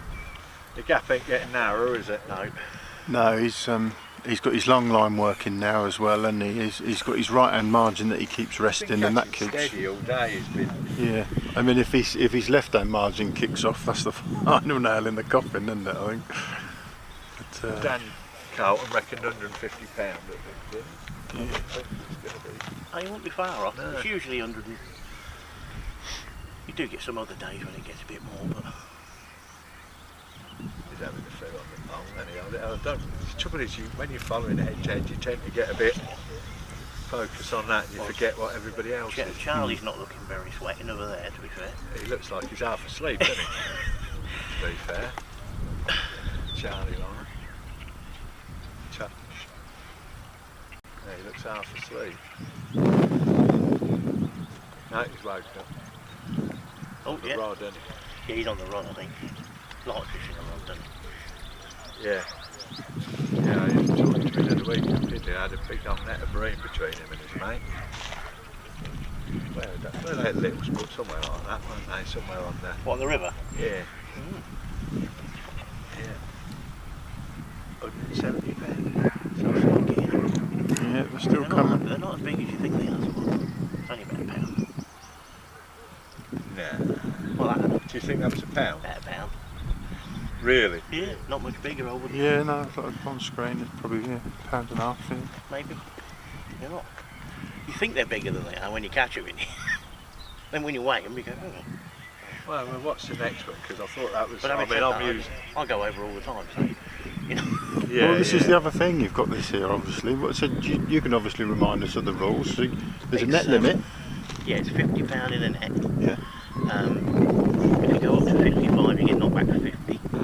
If you go over the 55 up to 60, they then double it and take it off the 50. So if you go 58, Right, you that's lose what. £16. Yeah, so you get £42. No, you get less. You lose £16 because you've gone £8 over What, 50. so £34? You get £34, yeah. Harsh. Yeah, very harsh, yeah. So I've fallen foul of that though at times. Yeah, I did first time. Well, I did because I managed to hang on. So you don't mind. Do you? So there's always a potential twist at the end here. Yes. Somebody's yeah. gone over in a net, and Chance. we're going to have a problem, aren't we? So it's Chris's into a fish there. Yeah, it's not so much like Pidley where you put split your fish. Which do you prefer? 100% split your fish every time. Because I go over, so I just go over so many times. You're I've only done going to it. look at it from a personal I'm point of full view. of, you know, we're all selfish at the end of the day when it comes to angling. Yeah. You know, we all go where we want to go, we all do what we want to do, so you're always going to think of yourself, aren't you? Yeah. Because I remember like when we used to like decoy going to fetch the nets with a real pain in the backside. Yeah. But you got used to having to see people to go and knowing where you were and When I used to point out, I used to say to Di, I said, it's not really fair. I said, well, are they going to walk as slowly as I walk? I mean, some of them run. yeah. I mean, behave, I'm only going to get a net. Yeah. Some of them don't go at all, some of them get other people to fetch them for them. Like. But anyway, enough of that. Ooh, more controversy. Oh, there was all sorts of things like that used to go on. People used to go up there and get one, put one in the back of their van, and then when they went up there, they just turned straight round. And you know, all sorts went on. Yeah, well, like I say, I ain't gonna name names. You don't need to name names, do you? No, absolutely. You know. But I think putting 3 or 4 nets in at the start, splitting your fishes, they did try it for about 1 week here. And because I think it was one of them days when nobody caught much, so everybody was laying in like 2 fish in each net, and they went, nah, don't want to do that. See, I normally click £10 into a net and then I move on.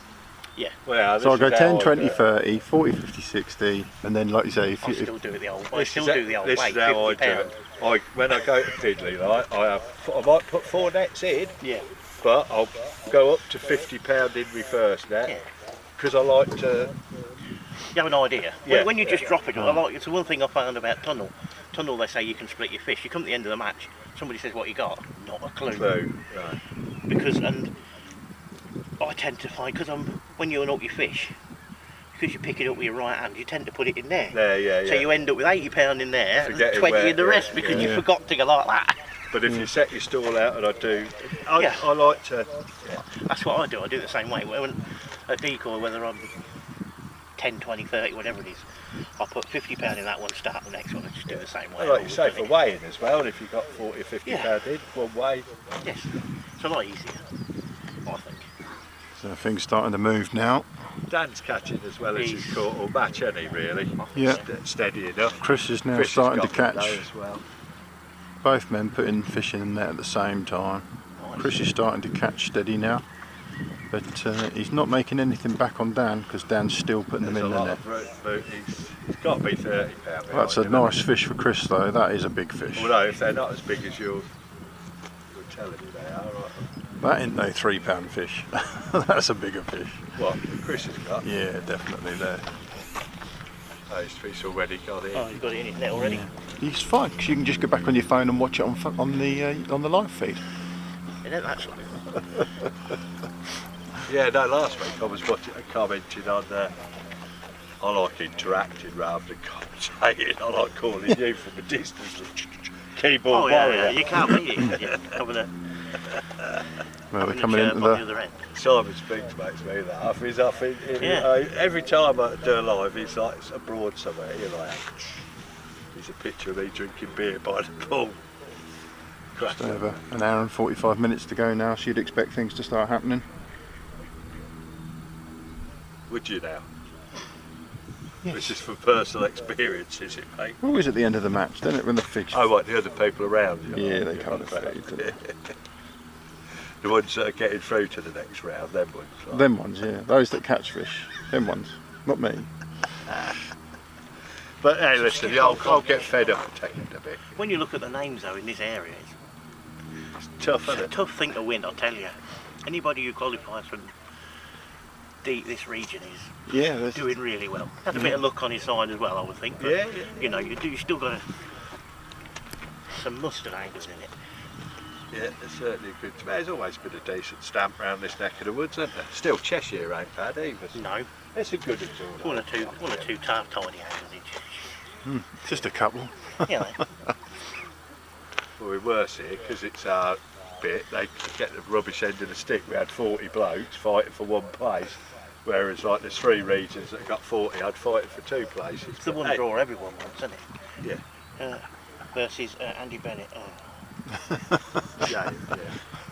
I just, Well, like Steve said, if you do draw a big name like that, go and have a day with them. yeah. Go and shake their hand. Now go shake around before the start and watch him for 5 hours. Yeah. Say, do you mind if instead of Well, fishing it again, costs you can I just watch? 250 Exactly. quid for a day's Yeah. teaching, like you get it for nothing.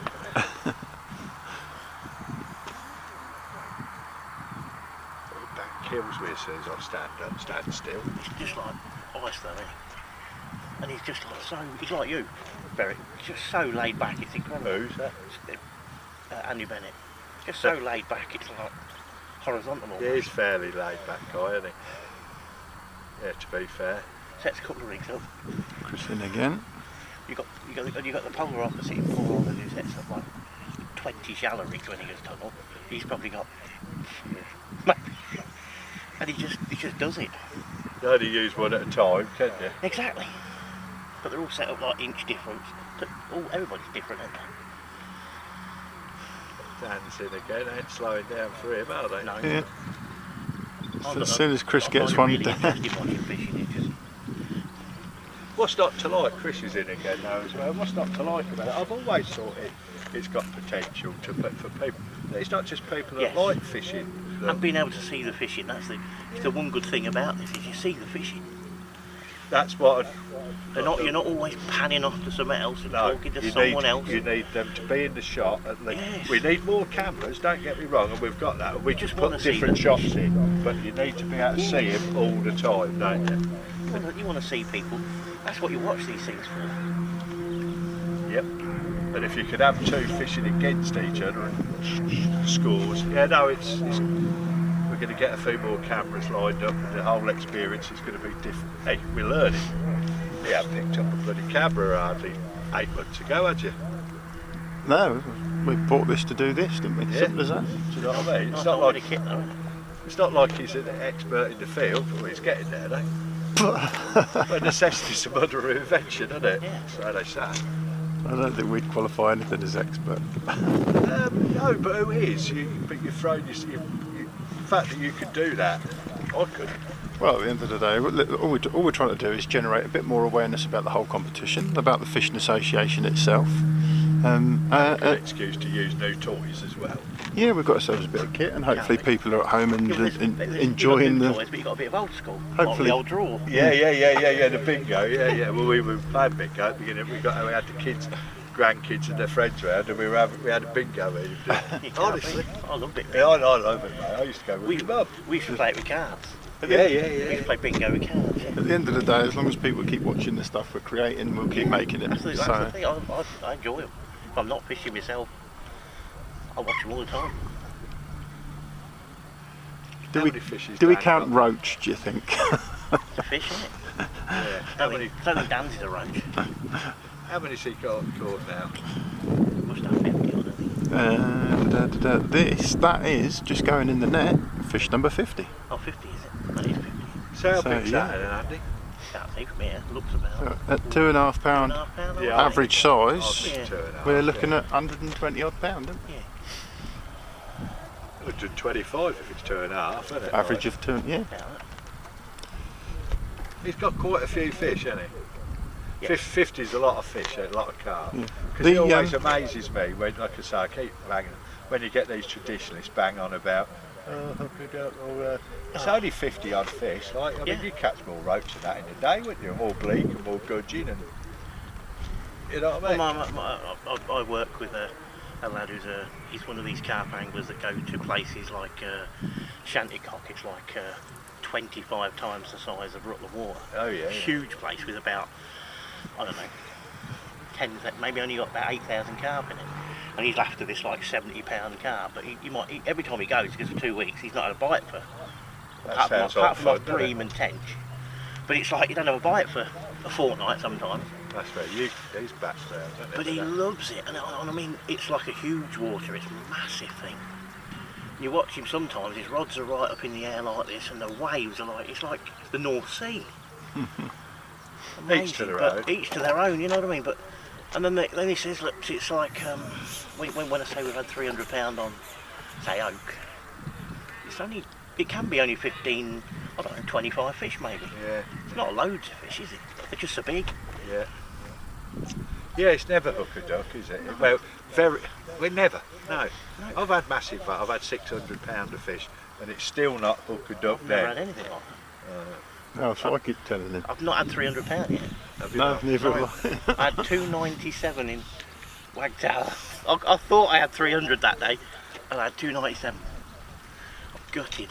Well, I can assure you, Damn, even still at again. 600, it's still not hook or duck. And But Chris. you still need to line them up quicker than Push the it. next bloke. And you still have periods where you don't get a bite and you need to change or do. Or, Yeah. the mentality of it is. I can always remember when I first started fishing commercials, and I'd never had £100, and I had 99.15. I was like, gutted.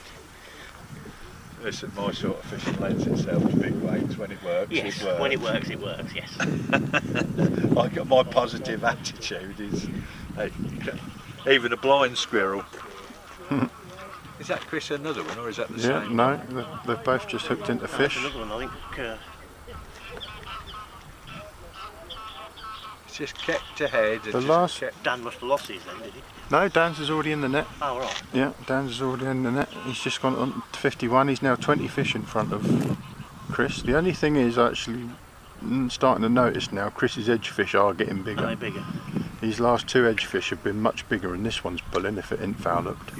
and that was always the thing all along. Well, Gail said don't write him off. No. Oh, you'd never write. We Chris wouldn't, Barley would you? off. No, you'd be a fool if you did, wouldn't you? I've got battered off the next peg too many times by him. to write him off. You'd be a fool to do that when there's carp concerned, or any fish for that matter. Seems to be hanging on, or he's making a meal of it. And I wouldn't have thought he's making a meal of it unnecessarily. He has foul-looked a couple.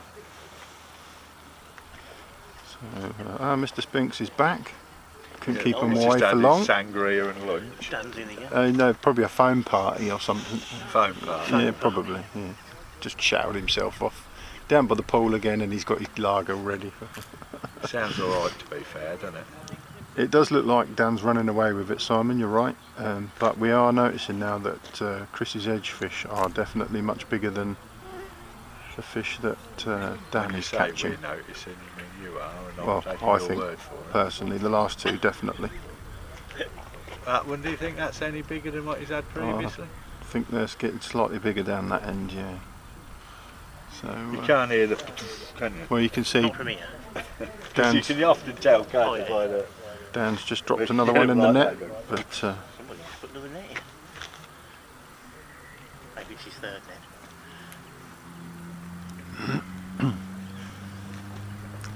20 fish in it. What we down to time? About We've an got hour and a half to go? We've got just under an hour and a half to go. But again... No, just over, sorry. Well, just the last hour and a half is...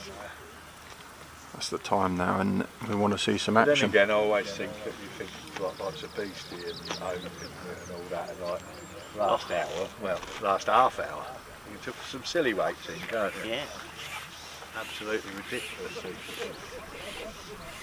He's catching quite well out there, though, isn't he? Dan? Yeah. Yeah. He's kept going as well the whole time, hasn't it? I presume he's fishing hard pellets out there. Yeah.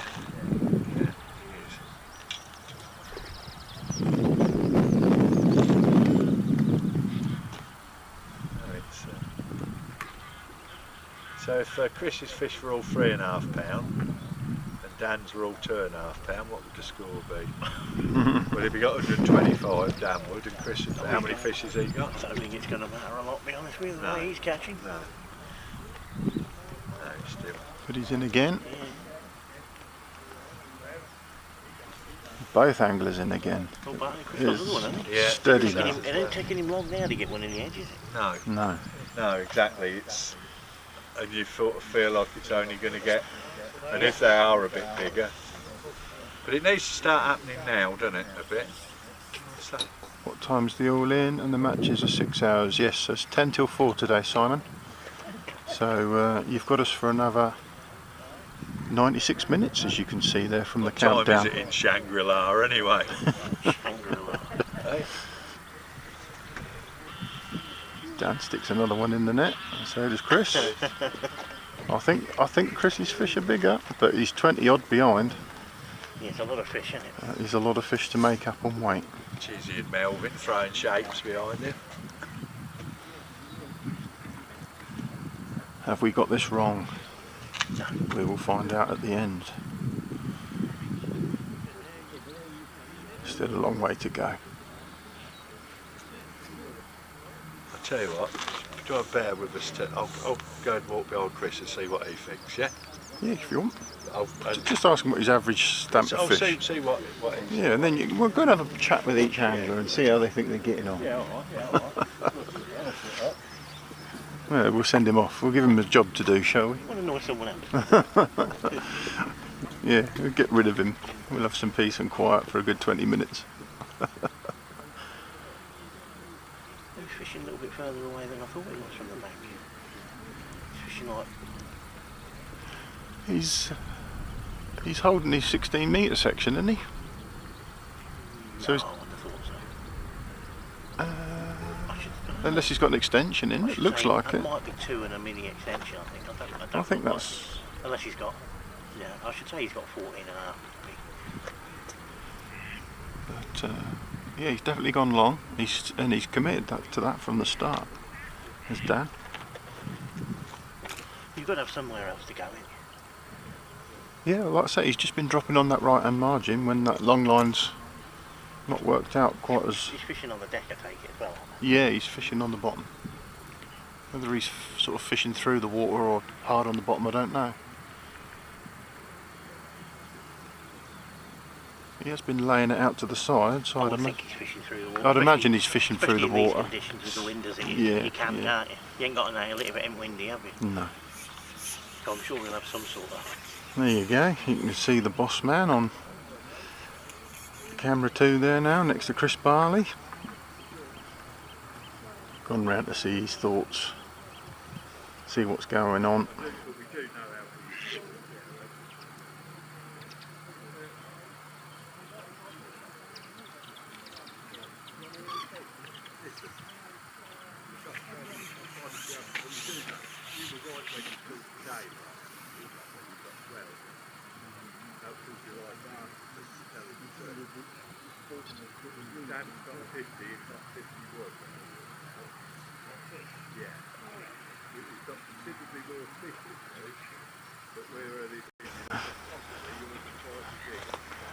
It's still exciting from that point of view, even though he's that many fish in front.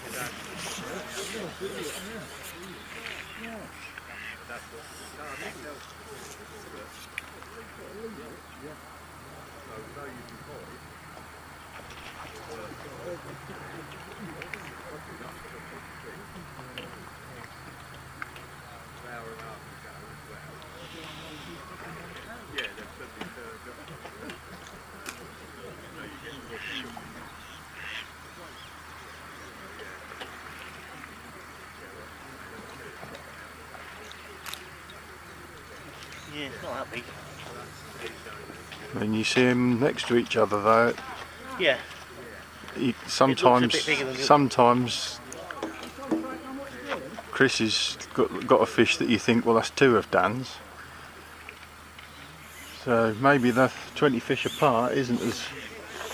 Maybe they're more like 10 fish apart on weight, I don't know. Let us know what you think. Chuck us some comments in the section below and we can see them down by the lake.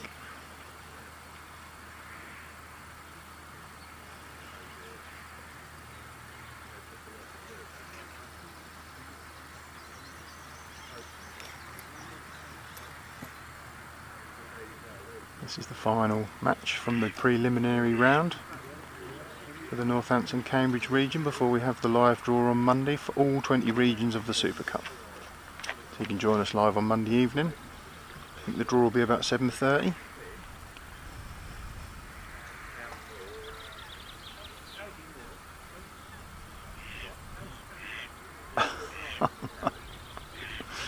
I'll just save that angler's we'll do that. Remember that, 4 hours and 30 minutes in, angler goes toilet.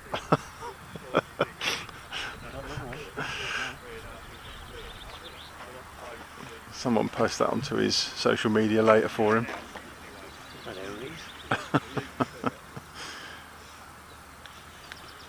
And Dan's in again.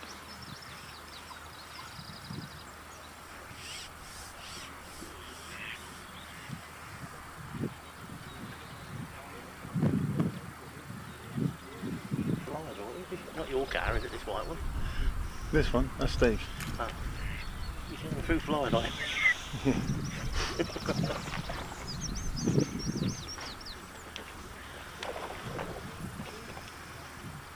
Another one in the net. So Dan's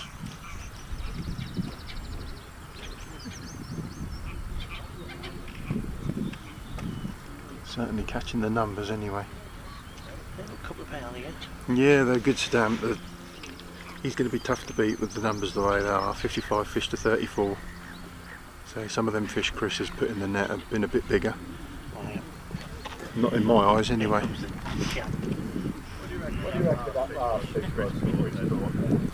What 3.5. big? Couple of pounds? 3.5. Nearly 4. Nearly 4? Yeah.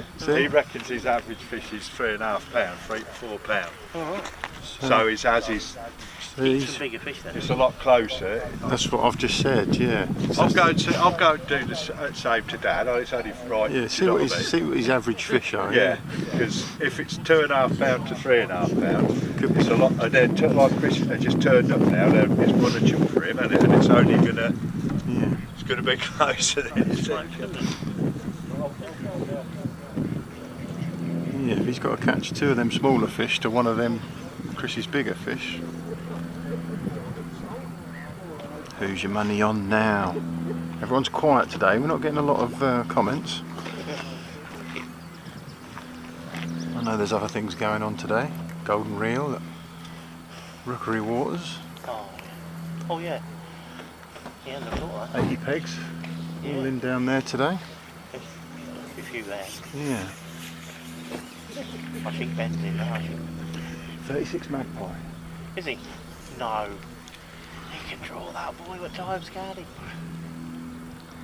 36. What do I know? Yeah, sorry, I have had some conversations if anybody's interested. So as Dan's into another fish. Down here. Bruno Norman's on peg 34 magpie. Matt Wiles is on peg 33. The 33's been in form over at Rookery for quite a while. If there's any dobbers about, he'll be dangerous because he's mustard dobbers. Steve Freeman's on peg 24. That's been another good area of the lake, of late. Form peg. Is that where it narrows up? That's the bowl on the right hand side as you're looking at the island. Out to the aerator. First peg over the bridge?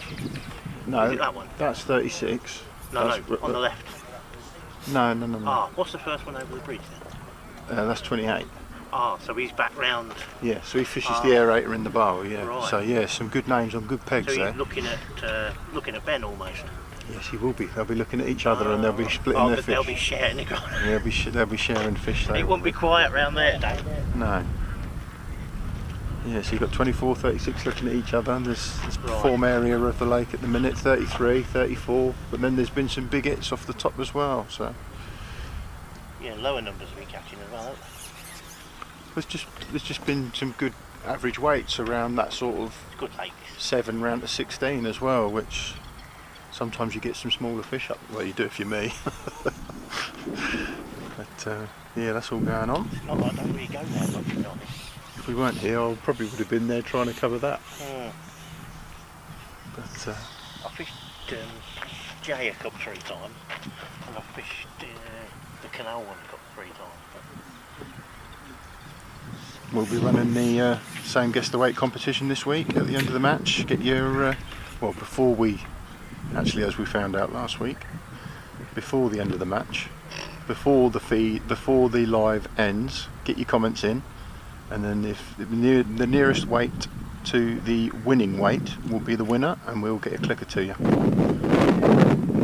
So that frequency that Chris is now starting to catch down his left-hand margin, Is he getting again now? the frequency's just picking up now. So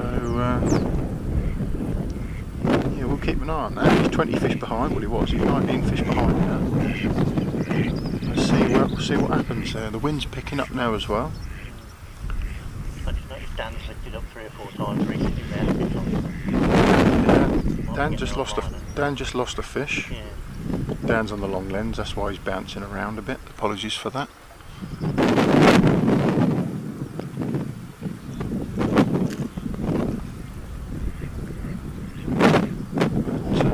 yeah, can Chris pull this back? Has he got bigger fish? Can he get close enough in the 85 minutes remaining? Just under an hour and a half. It suggests that he might have something to equal Dan Hardy's 55. So we've just heard he thinks Chris has got average weight of 3.5 pound. We know Dan's had a lot of smaller fish, so it looks like he's in the lead. But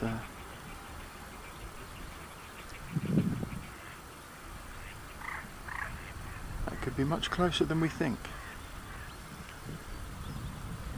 You got one there, Dan? You can't see from here, can you? His elastic's not out now. It's just shipping back. So yeah, even though you can see them on screen, we're about 60 yards away from each angler, maybe more. So you could probably see better than we can at home watching on TV.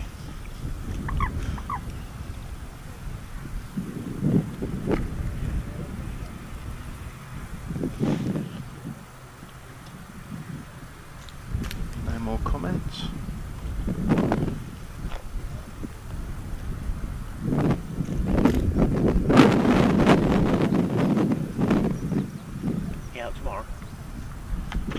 day off tomorrow. I had a match yesterday and I caught fish, I suppose.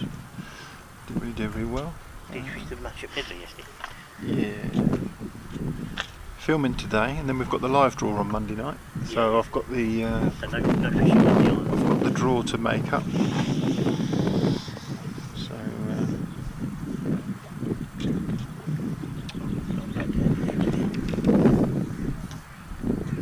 yeah, Chris is just sticking with that left-hand margin. Dan's just now gone back to the right-hand margin, fishing next to that aerator.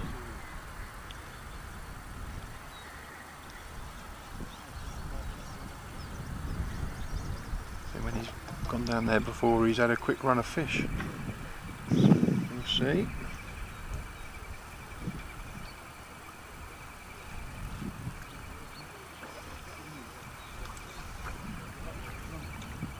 See what sort of frequency Chris can start putting them in now, see if he can start closing that gap.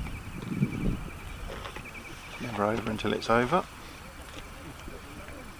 Interesting to see what Steve says when he comes back. I haven't spoken to both anglers. As Andrew's told us, looks like Dan's just laying it on the slopes.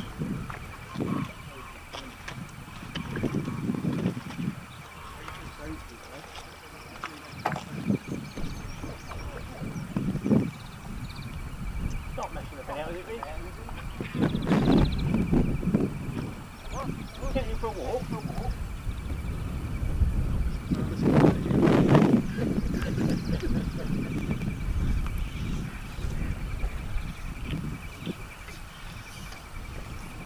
That right hand margin doing the business again for Dan.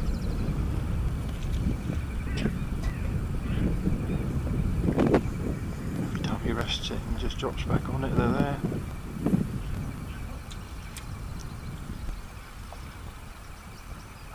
He's just lost it. Disappointed.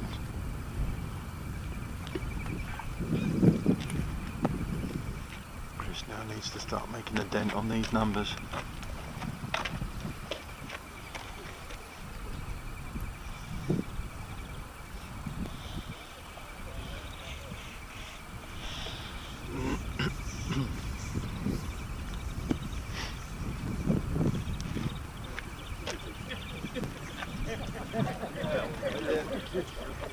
What say you, Steve? I'll tell you what I say. Dan reckons he's got about 80 or 90 pounds. He reckons his fish are not very big, like. Pound and a half, £2 jobbies, like, a lot of it. I did say they look quite small. Yeah, From here. yeah, you did. In fact, when you called that a dish, I thought, like, well, they all look like they've been that size. Is Chris still catching? Because he seems to have got... He's drawn one back, he's down to 19 fish behind. But if his fish are averaging £3, 3.5. then that'll put him on over £100. Well over, mate. What's he got? 36? 36. Yeah, well. So it could be much tighter than we thought. It would actually be good from a filming point of view. That means he's got £126 then, doesn't it?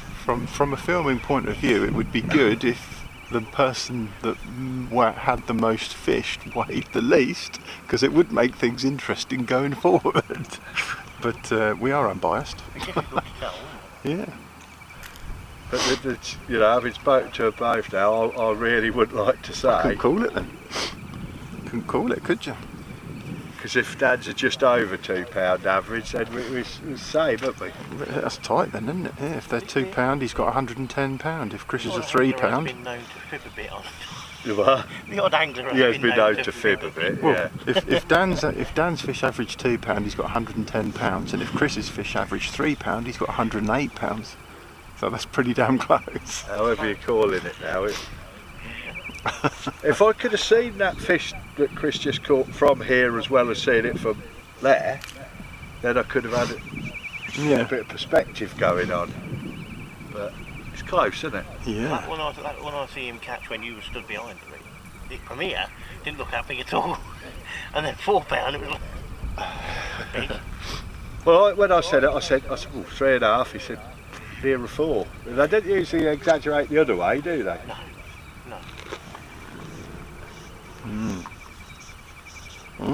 Simon's the first to get something in the comments section. So he's gone 6 hours, I'm saying £172. He wants that clicker. You want a clicker? Simon Who's that? Dow. Simon Dow, yeah. He wants that clicker. Right, and who's that winning side? Is that Well, it doesn't Chris matter, the winning? winning weight. That's the well, idea of the guess the weight. That's the idea of the guess the weight competition, though, isn't it? You know what I mean? This is not a random guessing game. This is a skill level, second to none guess. So Andrew Gorsden's with us. He's won the clicker from last week. Nice Browning clicker that came fresh out the shop yesterday. So get your guesses in. You can leave it to the last 5 minutes if you want. Said, well, man, did he don't write Chris off? Oh, never right, Chris. But they're all Yeah. saying, no, they're all For saying sure. that. Everybody's saying, Mel's saying, everybody, right? You know what I mean? It's Yeah, it's just like the way we're recording, obviously, how many fish they've caught. So you'd be well up there in the list of people you'd like to fish for your life if you actually wouldn't like anybody to fish for my life, right?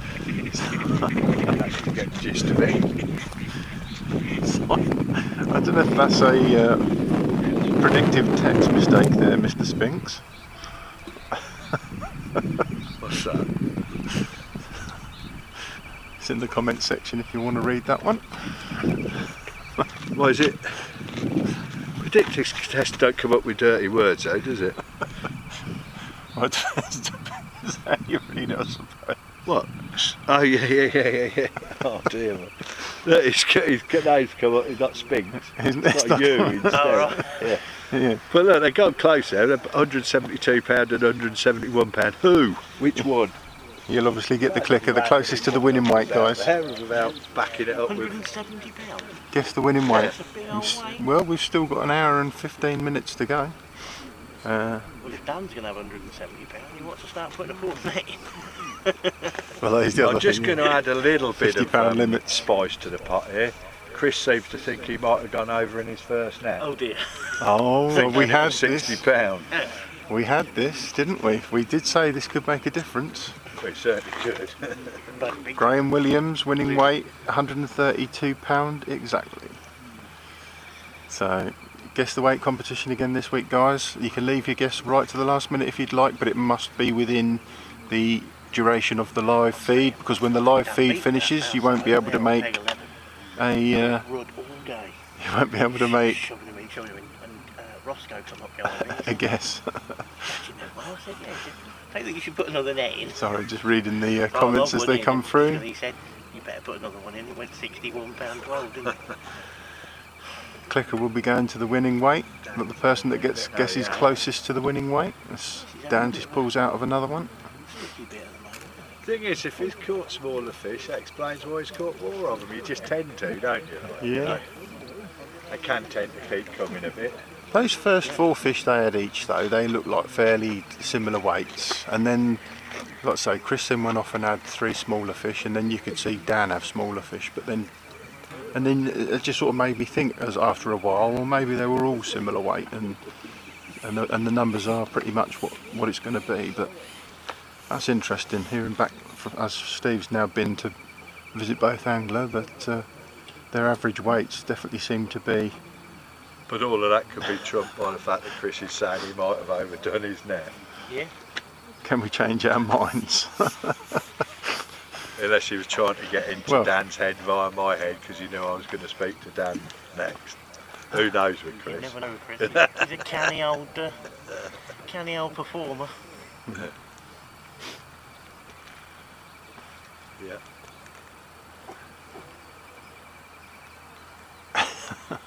Clucking bell, predictive text. That's terrible, isn't it? Hey? Silence. Oh dear. Probably had a few too many San Miguel's. Yeah. He's where was he? Marbella. Marbella, I think. Yeah, isn't yeah. What's the biscuits, Andy? it? No, I'm alright, thanks. I just had my dinner. I might make it. Hour and 15 to go. Last match in the Cambridge and Northampton preliminary knockout round to get us down to 32 anglers ahead of Monday's live draw for the main SuperCup. All 20 regions on Monday. Join us live from 7 o'clock.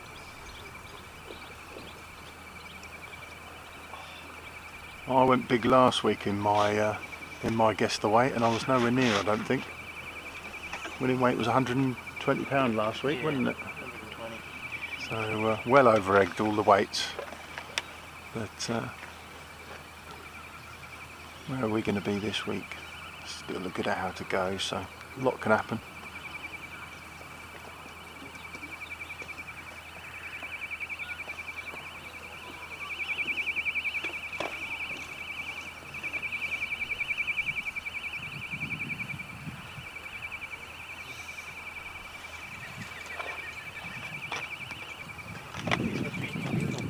Hopefully we can have a bit of a run of fish as we finish the match.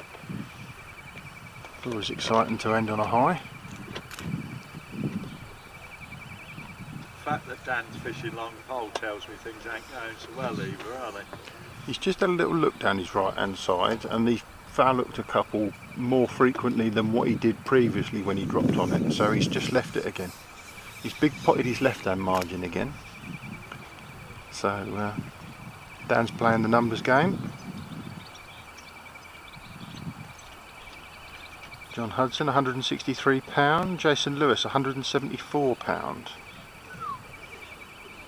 I can't believe you just turned some feed down, Andy. Good going. I'm amazed. You know, I reckon man lives long enough, gets to see everything.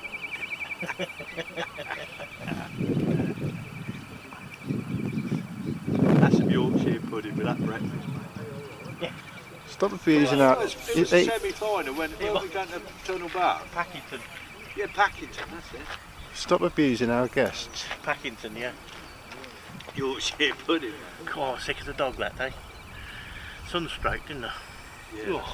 Dan's found them again on the long In line. fairness, back in the day when my nan used to make Yorkshire, or bear pudding as we call it in Rawns, round the meat, that did taste nice the next day without anything. Oh yeah. And you're Proper tuned into lard, BBC Food now. They don't have some weird sayings in Rawns. Strange people, mate. Oh, you're not wrong. Strange. I only know a couple of them, but they're... Shoe glue and inbreeding. That's what the problem is, apparently. Shoe glue? Yeah, because of the factories, obviously. Like Yeah. Boot and shoot, yeah. But you can imagine back in the day, loads of people would be going to work sniffing that stuff, wouldn't they? And without the modern drugs available, I suppose they'd... Shoe sniffing? Yeah, a load of glue sniffers for Rawns. No, still a load of glue Yeah, sniffers from Rawns, mate, isn't there? I'm not arguing with you. Well, I was going to say, that explains a few things. But you can check them for 5, look. I've had the 6 ones surgically removed.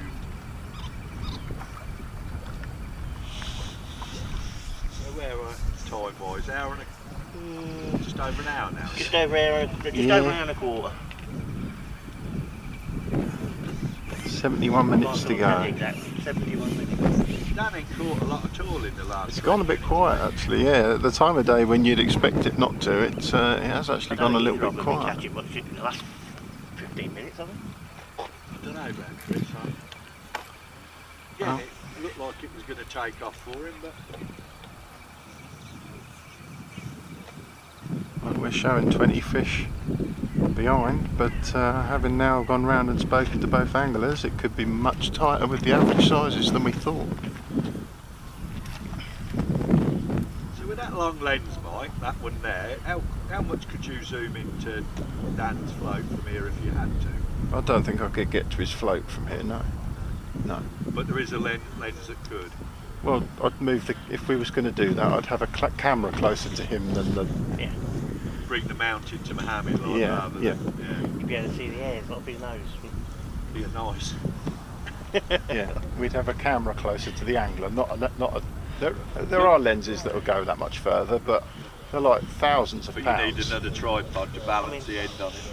I can't believe he didn't go in before the start when he knew they drew and put one on that area. That would work. Well, Honestly, when we watch... no, in all fairness, you say that. A lot of the other social media run by other companies, they've got GoPros on next pegs, haven't they? So they can get right down next to the floats if they know where they're going to be fishing. They go in, don't they, when they're on these features.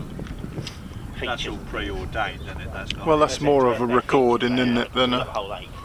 That is more of a recording, not a live. So we're doing what we can do. It's not even the same animal as this, is No, it? no. Because this is a fishing, this is a sporting event. It's a sporting event. Yeah, yeah, that's it. Exactly Let's just what it leave it at that, shall we? The clash of the titans. Well, these are certainly two titans for this region. Yeah, Chris is definitely tight. Oh yeah. Oh, sorry. You're not I wrong. thought you said titans. And negotiate a carpet with him. Cool. I'll leave that to my missus. Furniture and carpet. For the first time now, Dan goes 21 fish in front. Bigger. It's not, is it? He's just getting tired. He looked like he struggled to lift it up.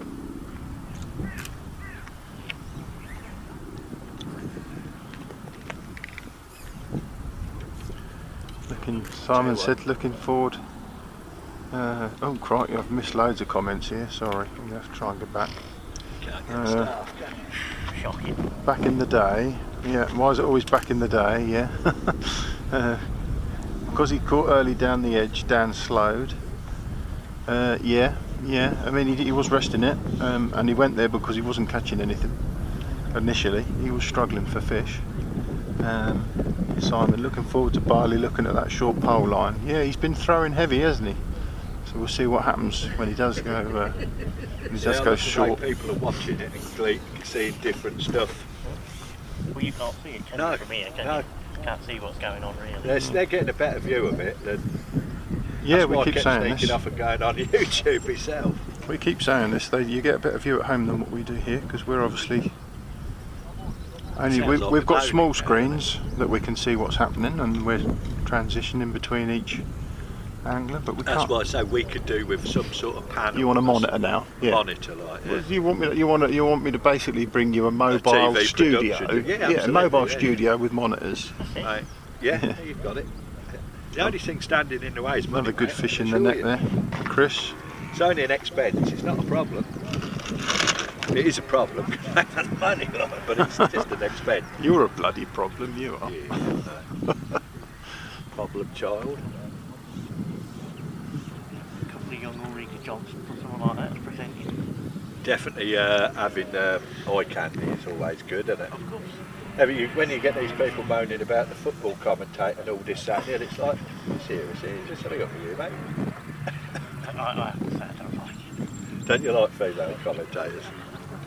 I don't know a lot about football, so I just look at them and see people that know more than me about football. It's obviously maybe just a different thing, but a woman's voice on a male sport when you've not been used to it for years and years and years. It's conditioning. It takes a bit of getting It's used to, conditioning. yeah. On women's sport, you know, fine. Yeah, no. Hey, things are getting more popular. Apparently, the ladies' Ashes, that's selling loads of tickets. Yeah, very And the much so. football the other night, everybody was getting into that. My grandson even watching it, and it is conditioning. I can't female boxing that. I can't totally get my head around it. No. The thought that a bird could knock me out. Because you don't want to see women, you don't really want to see women hitting each other, do you? No, no, this is not really. I'm on the way in, but We're gonna get quite we'll end up xenophobic and everything. Yeah. No, it's just getting used to it. And what we really want to see is some boxing, isn't it? We'd like to see some boxing when they decide they're going to have a go. I'm not the biggest fan of that one, to be honest, because you just all depends. It's got to the stage where it's That's the biggest problem. yeah, there's that for much Chris money down involved. there. They get more money not fighting than they do. Crazy, isn't it? Yeah, well, I can't help but think like Alexander Usyk is worth more not losing to the major big cause that's going on and everything than actually getting in the ring. And I think most of boxers will fight anybody any time. It's just the management and the lawyers and everything behind it. And it's getting that money in it. When you see people accusing people online of being scared to fight somebody, it's like, nah, steady, mate. You know what I mean? It's like Tyson Fury's a big old lump of Egyptian. I doubt if he's ever been frightened of fighting any bugger in his life, has he? Like, probably his dad. If you're prepared to get in that ring and have somebody clump you, and you ain't scared of anybody hitting you, No, really, no, are you? you're making money. Yeah, no, exactly. There might have been a time or two when Mike Tyson looked a fairly daunting prospect to some, but again, they're bigger lads and they're used to. He was all right against him if he was 6 foot on, because he struggled against them. And starting to get 1 or 2 more again. They're both catching. Quiet. So No, the time they're both catching at this. where the last hour and a half was supposed to be the best time, and it Sometimes you think it's going to Well, go. now I've called it, it'll obviously be the opposite of what I've said, isn't it? But almost certainly, mate. they're both catching at the same frequency. Still 20 fish apart. You see, is that only £1.5 that Dan's got? Could be, couldn't it? Bigger, is it? No. They're quite small. See, when you get to the middle of summer, you know, you're talking the height of the temperature of the day at like 4 o'clock in the afternoon. At the moment, it's starting to get colder. Yes, that's true enough. Yeah, that is true.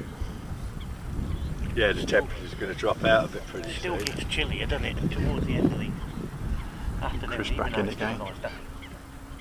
Well, 6 Islands going to Smaller fish stamp like these tomorrow. last 2, I think. Fish all right. I see they fished Yeah. Beastie and But he's keeping up. Horseshoe yesterday. That fished really well. Yeah, Yeah, 250 £250 one, all with Beastie. who was that? 100. Can't think who it was. Low numbers, 5, Yeah, can be. 3. I think they all caught round there. There was quite a few £100 horseshoes. I think most of them had £100 on horseshoe. We had many bad pegs on. That's one thing about it. The other one, there were times when you wanted to know where you wanted to be, and there still is, but they come from all over, don't they? You can never write them off, can you? The best pegs become the worst and worst. Still some big old units in there, is there? Oh yes. But those them F1s that you used to catch down That's you don't catch them so much anymore. They've just put a load of new stock in this year, haven't they? Some little, some small F1s, pound F1s. well, they need to, don't yeah, they? yeah. This is the second year. They did some last year. They put some more in this year. Well, they don't need to. They can do it as a bloody well like, you know what I mean? It needed in my an influx opinion, of that, fish. Yeah. To bring only to bring it back up to how how it good used it to be, was. because it was awesome, wasn't it? I was talking about it earlier when it had barbel, F1s and bream and carp. You got well, there weren't a day something would show up, wouldn't it? The barbel, if you could catch the barbel, barbel and skimmers. Yeah, it was. It took some beating back in it because of the diversity of it as well. The fact that you didn't know. Yeah, and you can do everything. Yeah, it's. You fish Beastie, you can fish how you want. And you'll catch fish, whether you catch enough fish. No, that's right. Always said if you could hone your commercial skills on a venue, then pretty much every method was, Yeah. you know, It's always a bonus. you needed to be able to master. I mean, I like fishing places like Tunnel and to an extent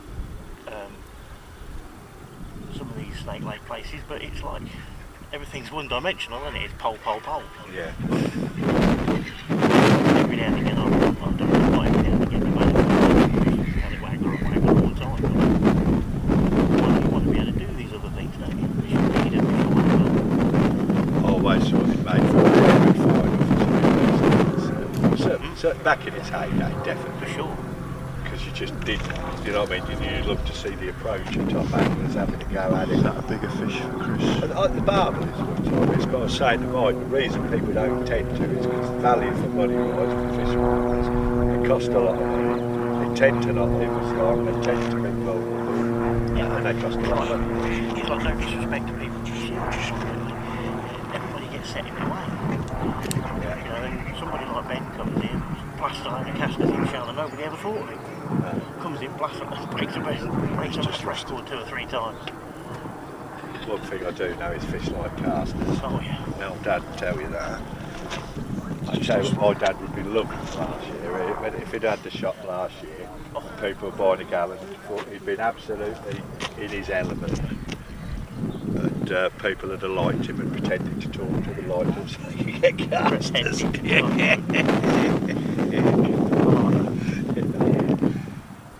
Can't do me, can he? Funny how I miss him, like. I always remember old Uncle Nigel when I was arguing all sorts with my dad. He said, "You'll miss him when he got me." But he was right. absolutely. I can't say I'll miss him when he's gone, just in case I listen. Yeah, no, that's right. Yeah, you don't want to be telling him that. Are you? I'm pretty sure he knows you wouldn't, mate. I'm sure. I don't think cook me dinner. No, what's that like? Yeah. Yeah, well, that would be the biggest. Yeah. Uber. You'll have to get an account open with Uber. We deliver. So Simon All Dow, other food delivery companies accepted as well. You've got to say. Simon Dow's just said, is it too early in the year to fill it in down the edge? Asking for a friend. Not for me, it ain't. I'd have filled it in by now, regardless. We've seen some people starting catching, throwing maggot heavy down the edge, haven't we? So Yeah, mate. I'd have done a couple of Throwing gallons. maggot down the edge. Heavy? You don't do that these days. No.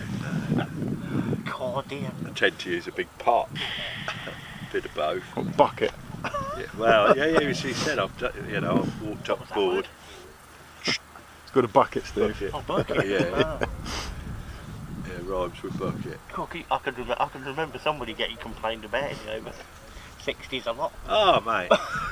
We put 4 gallon in, and it always goes up. It's like the best one I ever heard was Ben. 57 pints of gas does he put in? Oh, my word. I'm like, what with a trowel? Nearly shovel. But the thing is, like, that's where I'm looking with the old boys matches. Of course, not only did it worked double bubble because, like, look if they're putting in half a pint in over the whole season. So, you know, that's why I've had £400 on them a few occasions at Decoy. Oh, that's what we're doing wrong, see. We're not pensioner bashing and we're not chucking in all beating up pensions used to be like my favourite hobby on a Friday, mate. Beating up pension. Yeah, the buzz you used to be the buzz you get out of having beaten up an old person and probably taking money off them so they can't eat at night. took their pension. Yeah. Especially if it's a mate as well. Pensioner robbing. Yeah. Mate, so a win's a win. We established that earlier. One gudging, a win's a win. And you can give me all the abuse you like, I would. I've spent 40 quid on bait and won 20. I just wanted to catch fish, mate, lots of them. And have an advantage through lack of skill, like you have to devise other. You got to play to your strengths, don't you? I've got a few quid at the time. At the time, I thought you give it all away as a prize. Yeah. Absolutely, mate. Yeah, pretty much right.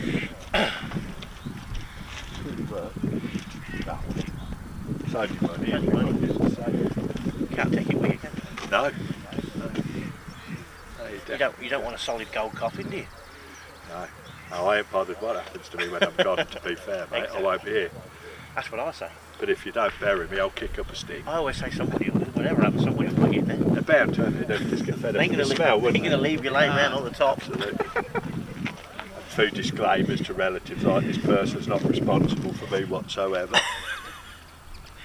Yeah, absolutely. When he's gone, he's gone. So. Let's have a look at the comments.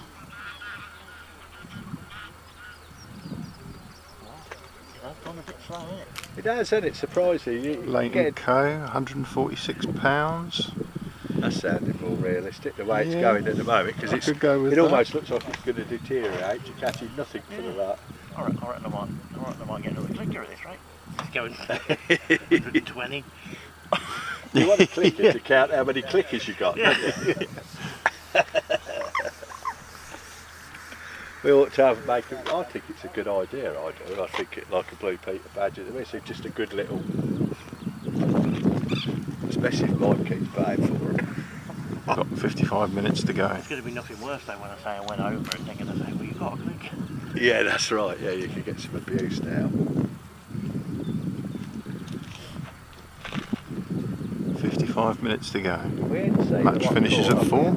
It's gone. Just as we. That's half hour maybe. Yeah, well, naturally, I've said it's going to be great at the end. Probably like, yeah, I've said it's going to be great at the end, and it isn't. So it's natural, isn't it? They were just coming to this great big Rawns Yeah, Northamptonian that's turned up and that. went, Funny, isn't it? They've stopped catching since I've been. Oh, mate. Since you visited them. Oh, Yeah. mate. Oh, I feel bad. Terrible. You don't, do you? No, not really. I would have done if I'd have gone down to one and not the To other. be fair, at least you've done them both. Yeah, yeah, I think, yeah. In the interest of even-handedness.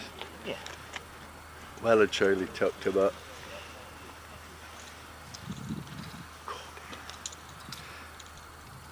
Are these bloody wounds on you from the herding? Are they supposed to stay? They're just constantly, just like a.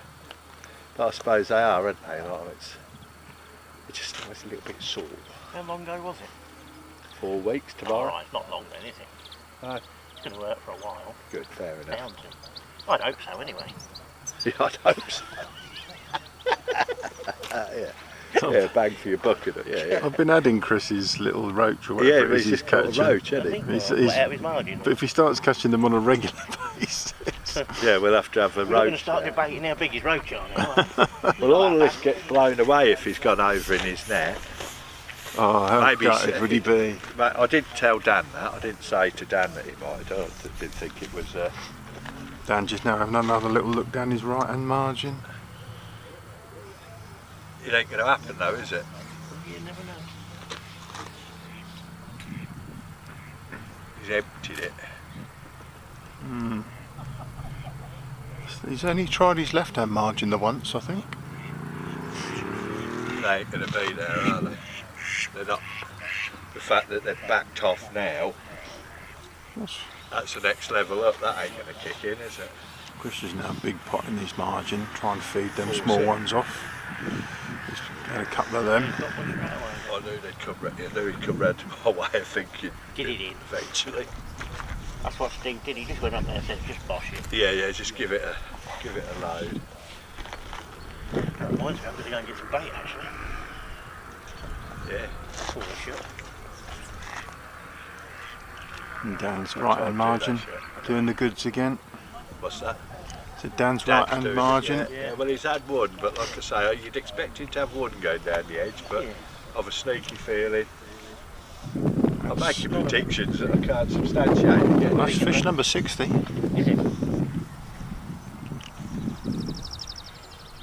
Yeah. Still not very big though.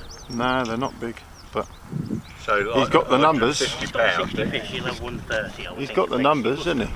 Whether he said he only had 80 pounds. He must have 120, 130. One thing is, we're going to know the average fish size by the end because we know exactly how many fish they've caught.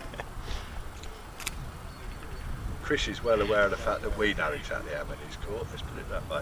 Hmm. Because when I got down there, he said, well, yeah, we said, well, how many? I said, I forgot. I said, I think you're 15 fish behind Dad, he's got 50, so you've got about 35. Was that right? What's he got I now? don't know when you went down there, but Chris is 19 fish behind Dan now, so. But we don't know how many Yeah, they've yeah, got. yeah. Huh? We don't know how many they've got. How many what? Dan's got.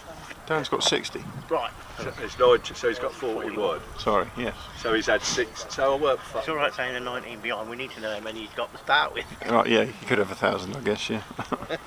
So on Chris's estimation, if he's had 41, 120, so Chris reckons he's got 143 pound, 3.5 pounds. And Dan's saying it 80, you know, don't even make it close, does it?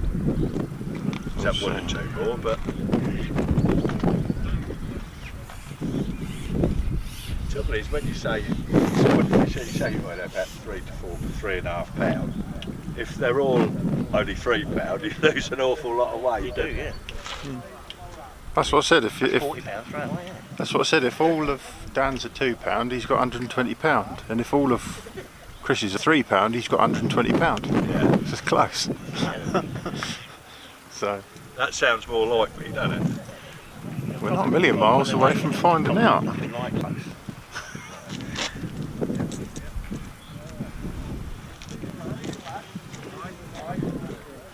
Right, I'm off to get some bait. Yeah, all right, mate. It's been a Sure. pleasure. We'll see you next time. Probably not. I hope. I want to be fishing next time. Yeah, so do I. Chris has got another one. I on his short line. If you're in Cheshire with Jamie Hughes versus Andy Bennett, I won't be. No, that's true. We won't be, because sadly neither Jamie Hughes or Andy Bennett have entered this year. But Well, you do surprise. No. Oh, then. Oh, hang on. He's got a kid now. My back, mate, that's nailed me back more than anything. I was having to sleep at the time, and I haven't quite recovered yet, as you can tell. I need to go out and catch some big weight, straighten me back out. Get down, Kingsland. I like Kingsland. I love Kingsland. See you later, mate. see you later, sir.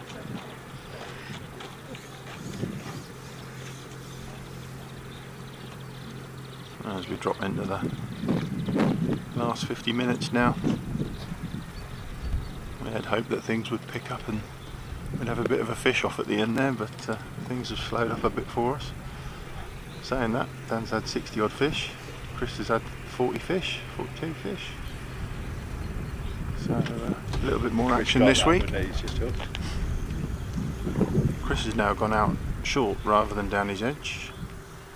And Dan has had a look down his right hand margin, but yeah, he's only had that one fish. So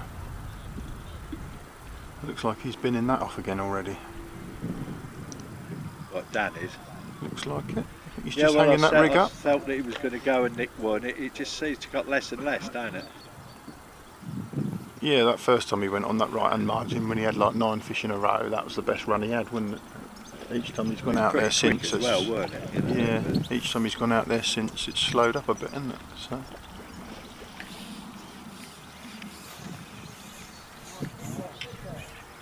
And Chris has been throwing the short line. Been eagerly awaiting to see what it would do.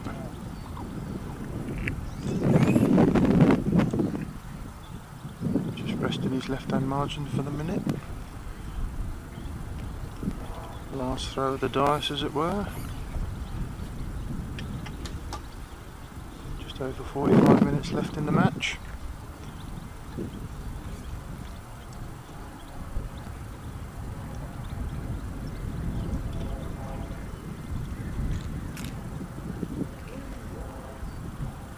We certainly could have benefited from a more detailed shot of the fish that they caught, couldn't we? For closer up sort of. Yeah, like you say, it will come as we get more equipment. So.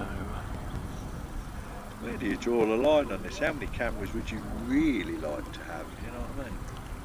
Well, there's a technical yellow box, so we can get a fourth one in there. But has he just dropped back down that right margin?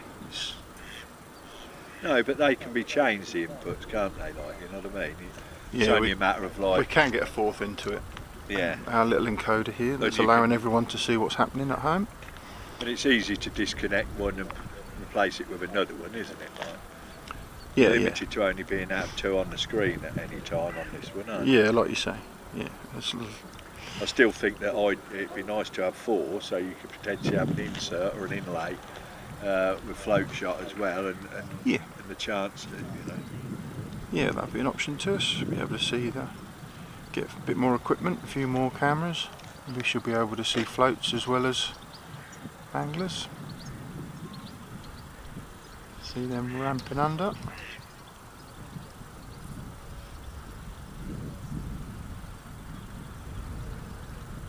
This is a better fish for Dan. Giving him the run around.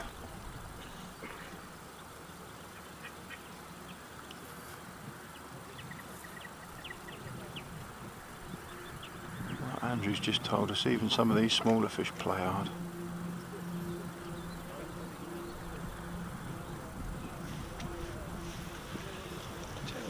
Go in there and sit in there, and I'm going to have a quick butchers on YouTube. Another one in the net.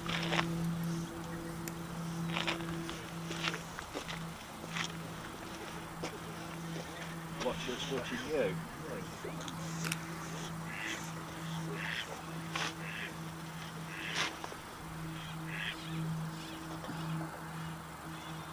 Chris on the fish, yeah.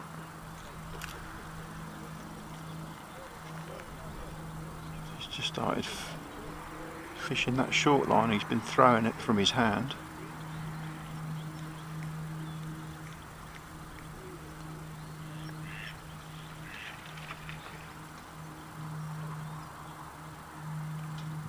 One in the net for him.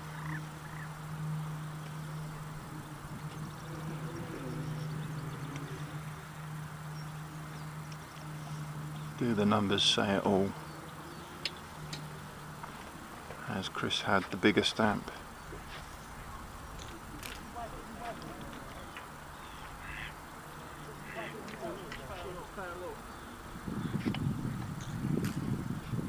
I love the way it comes straight up as soon as you click YouTube.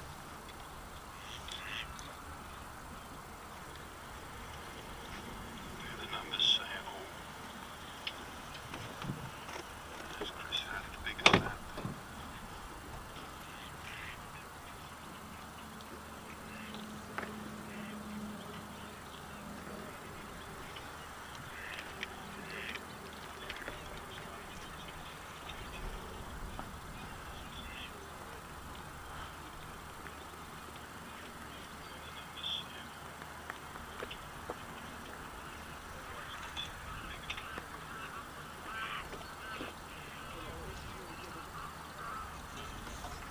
Down in again on his right hand margin.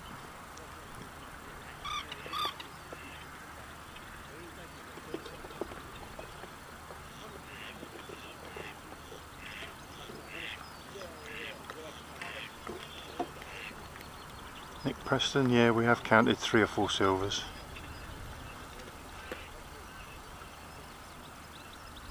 I think 3. I don't think 5 or 6 went on.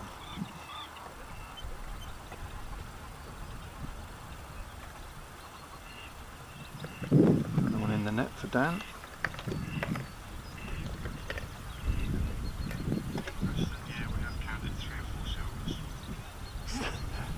Steve, turn it down. Sorry, mate. You can hear me talking as you're watching in the...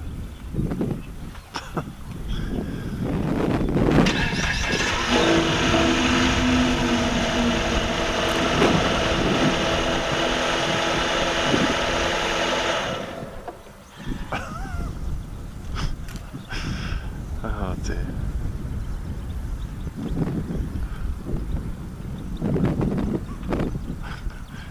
Going to rev his engine up next to the live feed now. They say don't work with children and animals. Or Steve Dorks.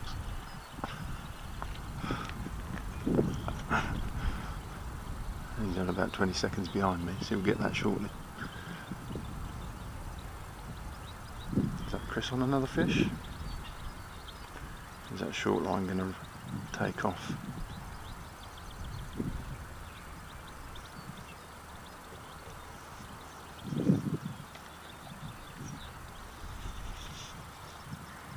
He's left it to the last. Has he just been drawing them in?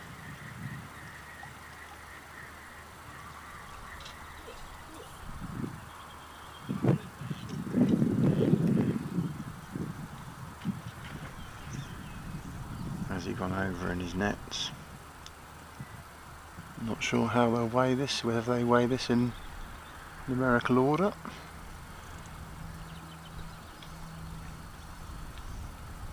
Won't be long before we find out.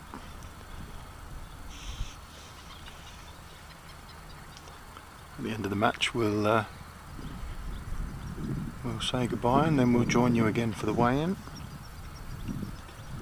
Join us.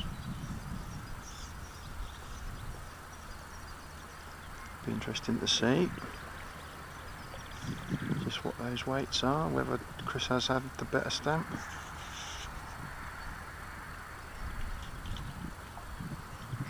Now the winning weights are coming in.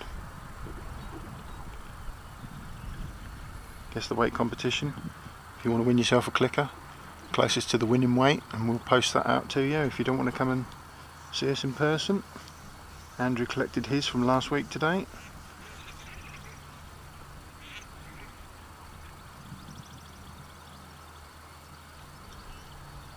Dan Dow guessing £136. Darren Linley 137.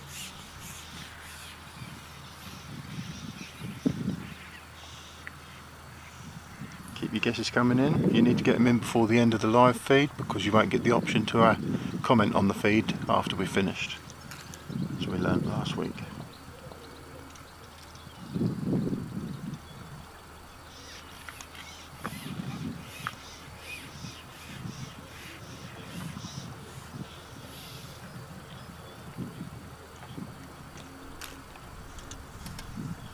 And still keeping that long line prepped, just in case he drops back on it. He hasn't given up on it.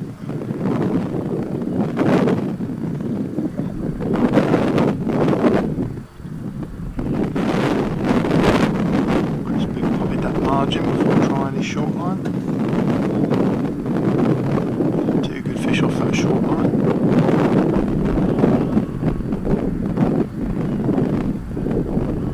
38 minutes to go.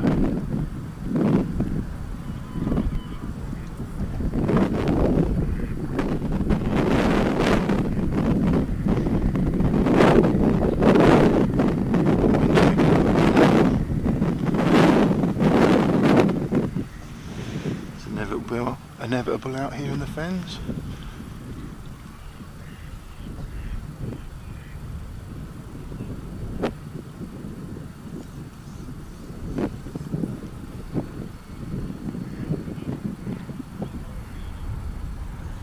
Down in again. Oh, has it done him? It's done him.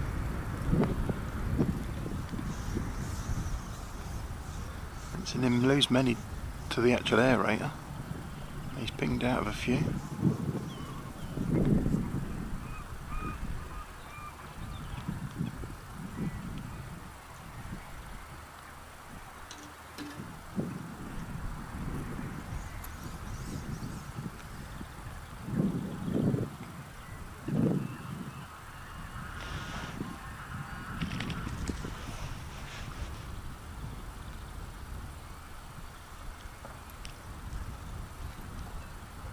Stephen Gilbert, £79.6. You're just saying it's windy. Have I? I said the wind really got up the noise. Did you just mention that? Yeah. It's dropped again now.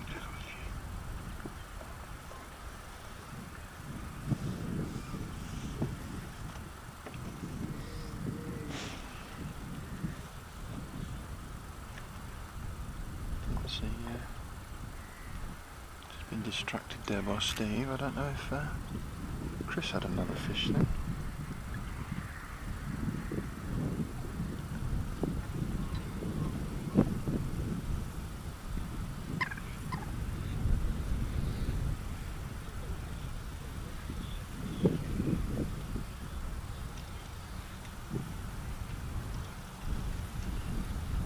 Another go down his left margin is Chris.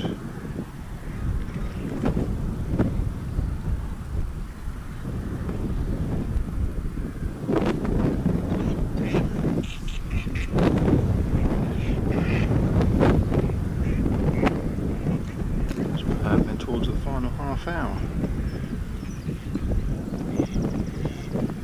That wind just gusting up now. At times, it keeps changing. Direction keeps changing.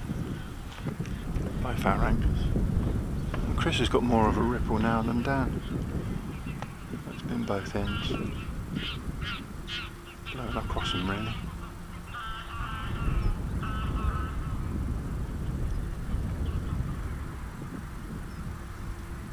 Don't forget, get your guess the weight in. Closest weight to the winning weight wins a clicker. Courtesy of Alex Haynes' comment last week. Andrew Goulston came and met us today and collected his. Looking forward to using it tomorrow, Andrew, aren't you?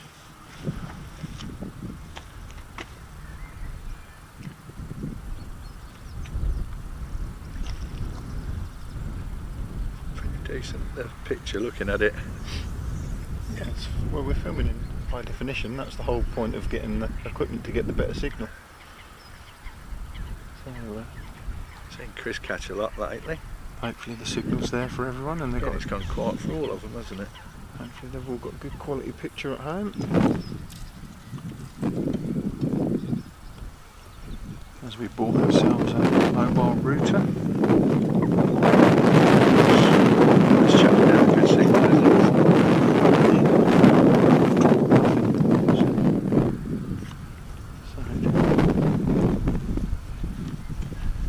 I've managed to turn the phone down, right? You figured out the volume levels, so because you could hear, yeah, you could perpetually put that in a loop, because all you do is play it and it feeds back into the microphone and it plays it again and feeds back. It's surprising even sitting from there talking, that microphone picks me up quite easily from here. Yeah, so when you do get some guests to the swim and you want to have a 20-minute conversation, it might be better to go down the bank next time. Yeah, we'll get better at that, won't we? Even on a separate camera to record it possibly, eh? So Get distracted again. get rid of me, isn't it? Well, only if you're going to start interjecting somebody in the car next to us. Alan Barker, £143. I haven't committed to this yet. What are we saying? Yeah, I don't think Alan's going to be a million miles away there. There's a few guesses coming in, isn't there? Yeah, so... Lively talk on the Do you know what, 100... What was the chap's name at the start? He said £150? Dan Cole. He's going to be cock on, isn't he? I'd go with £149, 15 ounces. You were right to go no in third. Well, I can't win it. $100 do your dealing. Gareth Watson, £152. Yeah, it's going to be good. I'll tell you what, it was said at the start, win it £150. Who's that? That's Gareth Watson, just sit there. What would Watson know about fishing?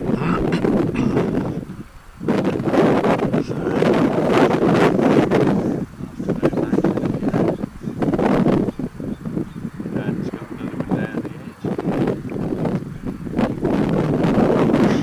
Well, from watching on the live there, it didn't look that last fish he caught didn't look that big, you know what I mean? I think both anglers have been honest with us. And we said throughout the match that Dan's fish didn't look as big. Some of Chris's looked big. Someone's quite rightly said we have counted 3 or 4 silvers for Chris. I mean, we are only counting fish on the tally. Yeah, so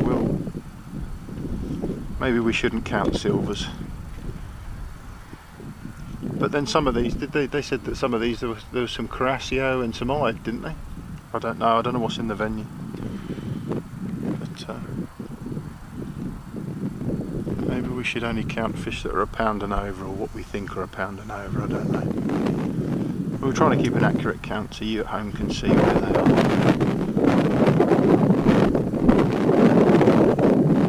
Still watching, you think best to what's the bell, mate?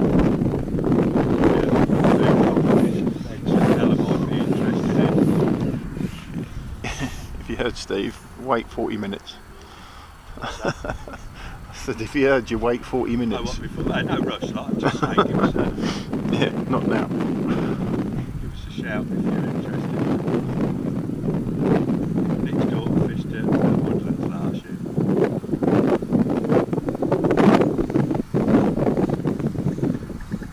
We're now into the last 30 minutes.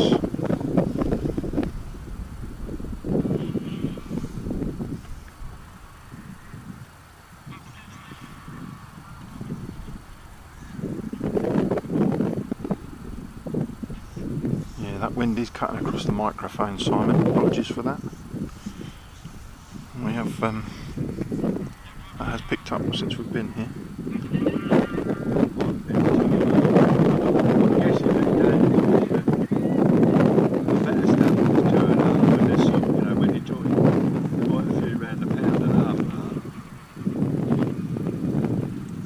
Yeah,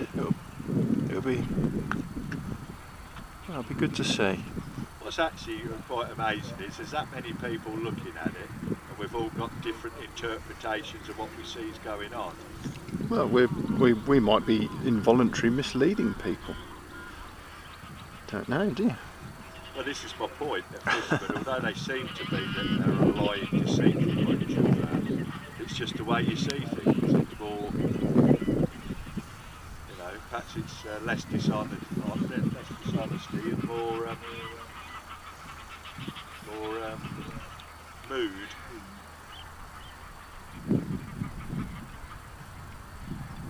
Some have got negative personalities and some not so. Glass half full, glass half empty. I think when Steve's been round and spoken to our anglers, I think they cock on. I think Chris has definitely had the better stamp, but Dan's had more of them. Dan hasn't pulled away massively in the last 2 hours numbers wise either, has he?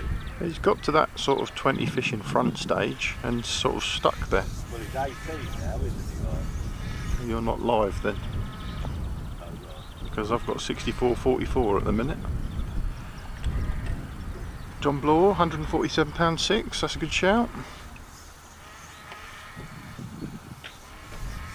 Yeah, I've got 44 some of that 44 of Chris's is roach. I think I've clicked 3 silvers, so in future maybe we don't click silvers, I don't know. But there's like we were saying, Not to include me,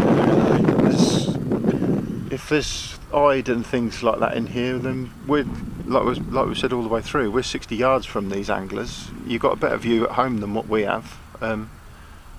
We're sort of in the middle of the lake looking both directions.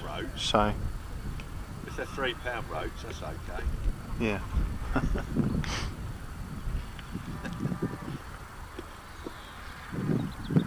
We can see on the monitors in front of us, but they're not huge monitors. This is what I say, it's great to have the fish count, but it would also great to have an estimate count as well, where, you know, Yeah. we could zoom in and have a rough idea of what we think. One of these things will just become more and more possible. Well, like what you did at the Elite League, you had people behind anglers clicking, didn't you? Yeah. You got some that got it right, you got some that got it wrong. Gives us an idea, doesn't it?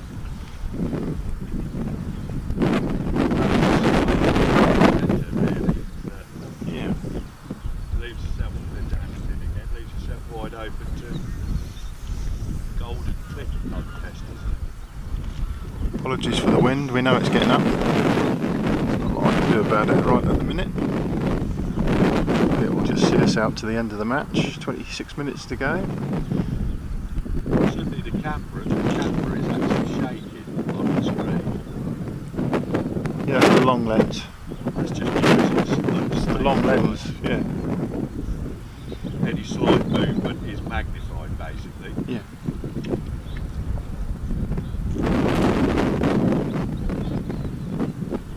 Could that not be rectified by a gimbal?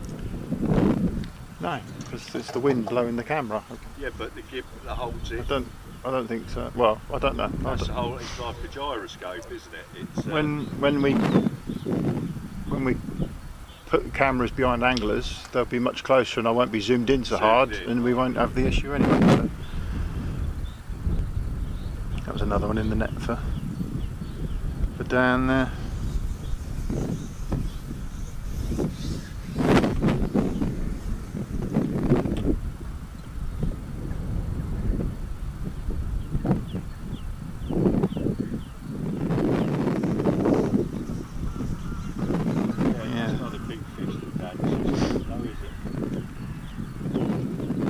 Comment a little while ago that Chris's peg seems to have dried up a bit. It seems that way.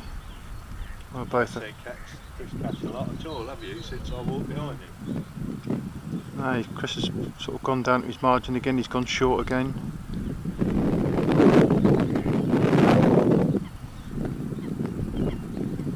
It's all going to come down to those stamp fish. You said that, just hooked into one. Always happens, doesn't it?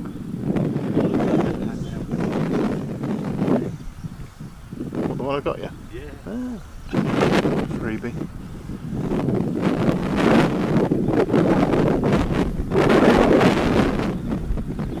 Is it a selfie gun? You can film it.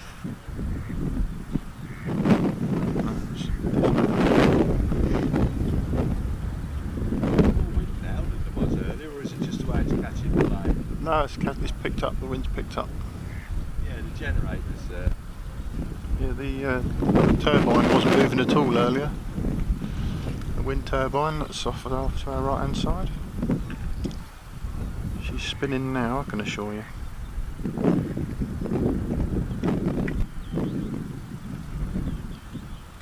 It's Simon Spinks. Chris has proper come to a grinding halt. It's slowed down for both anglers, in all honesty. It's not like Dan's flying away still. There's been a 20 fish gap between the two of them for a while now. That middle part of the match where Dan was catching down to that right hand aerator, that just drew him away from Chris, and We're down to 23, 24 minutes. yeah, that's the countdown clock. That's the idea of the countdown clock, Steve. It tells us how long there's left. If you're not going to pay attention to it, I'll get rid of it. Well, the last hour and a half's gone by so quickly, we're not very much being caught, hasn't it? Yeah, that's true actually. You know, it's just deteriorating as we sort of almost predicted could possibly happen, isn't it? You know. And the last time out, that last 30 minutes for Billy and Jamie, that everything escalated quite quickly. Whereas, yeah, no, today the brakes has definitely been put on. But, I say it's been a while since I've seen Chris catch anything. well, Dan Chris, hasn't caught a sight either, has he? Chris has just put one in the net. Has he? Are you watching? Yeah. Chris has, yeah, well, no problem. He's 20 fish behind again, isn't he? Yeah, there's been that sort of 20 fish gap been maintained between them now.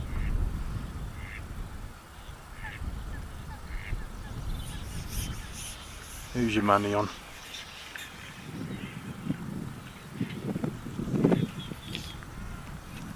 What are these fish going to add up to? Dan's saying a lot of his are smaller, up to £2. Chris has said he's averaged £3.5 pound. Chris averages £3 is 135, and if Dan's average £2, 130, you know. I feel like I know. If you can hear Steve, he doesn't know nothing. We're all in the same boat. The weigh-in is going to be interesting.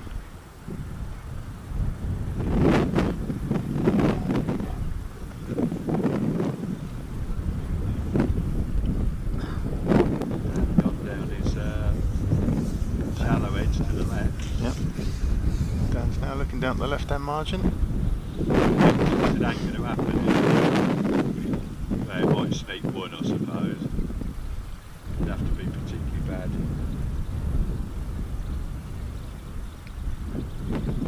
I just don't feel like it's gone like that, do you? Where it's gone, where they'll be right in the shallow water. So,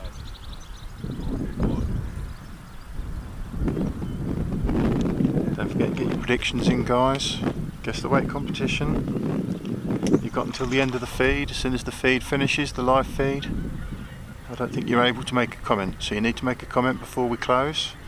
As soon as this match is over, we will take a break and we will be back with the weigh-in.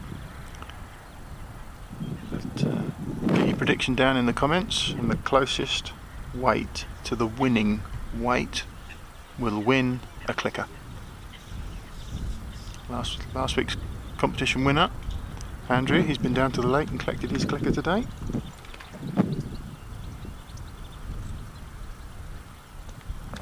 Make sure you get your guess into the comments section before the end of the match. And if you're closest to the winning weight, we'll make sure we get that clicker to you.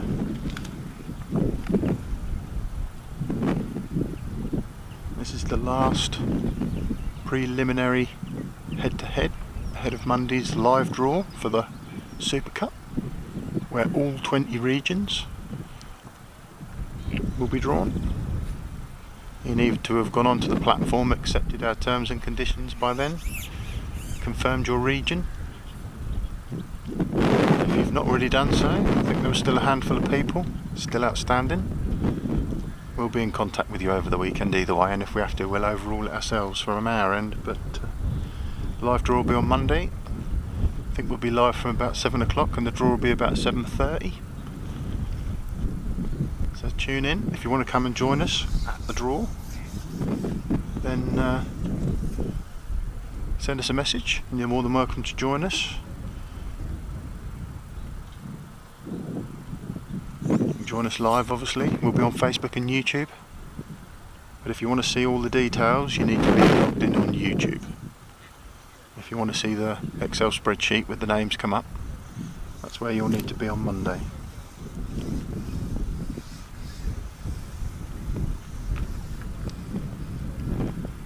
Simon Spinks has had another guess. I think we should limit it to one guess. You can't have 50. He can't have 50 guesses. No. He's guaranteed. I reckon Chris is going to have something between 100 and 200 pounds. Yeah. And Dan's going to have somewhere between 100 and 200 pounds. I'm not sure they could hear you from there, Steve. Probably. It's hard not to hear Steve. They're both weighing fish at the end of the day. And if things don't change, they'll stay the same. Well, we've managed to stream another 6-hour match in high definition. That's a good result, isn't it?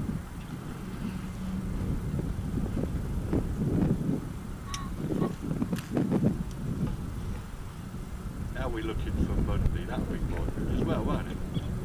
Monday's going to be blinding. Hey? Monday's going to be blinding. What are you on about? Well, we get it because that split screen option and. Might have to. No, we won't be using this. We'll be using the laptop Monday because the draw will be on an Excel spreadsheet. So. Oh right, so you can't do it through that. I don't know. Might be able to. I'll have a little look. Be handy, wouldn't it?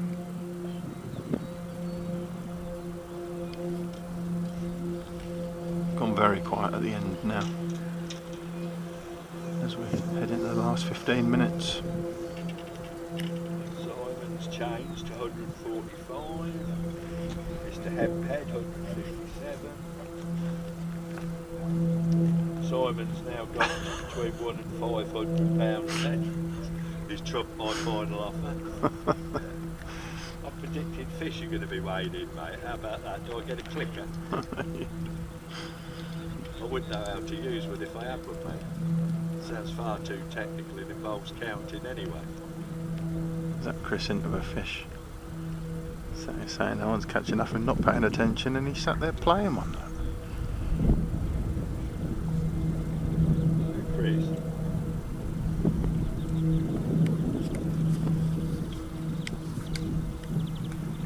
Maybe we just want the angler that's behind to do better than, you know, the underdog.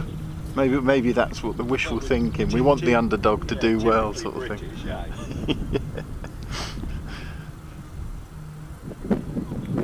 Has he genuinely done it? I don't know. Has he got the bigger stamp?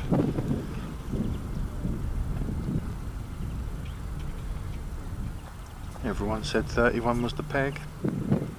He called it before he drew it, and then he went and drew it.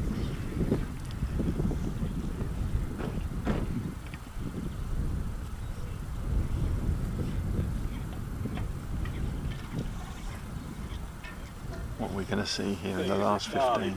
He'll be coming over on Monday, wouldn't he? He'll be like incredibly smug all night. Hey. Who's that? Chris. Now that looks a bit bigger than Dan's fish, the one he's just caught, if I'm honest. Yeah, so even with the 3, I think I've clicked 3 silvers for Chris. We won't click silvers anymore, or again. Some of them fish that Chris has had are two of Dan's fish, aren't they? So yeah, if there's a £2 average on one side and a £3 average on the other, it's going to be really close. Really close. If Chris is right and his fish are £3.5, he's got the £150 that Dan predicted. The fact that Chris is lowering that in with a net tells me, again, it looked like it could have been another £3 to £4 fish to be fair. Yeah. But we've been predicting this match wrong, haven't we? We've been a lot of Chris's fish have gone in, been lowered in. So Yeah. Yeah. That's what I'm seeing now. Like now, I'm actually watching it on this live closer up. Alan Barker, yes, we're at Floatfish Farm, mate. We're on Phoenix. Dan's drawn peg 16. Chris has drawn peg 31. Next live will be Monday night, and that will be the draw for the SuperCup in all 20 regions.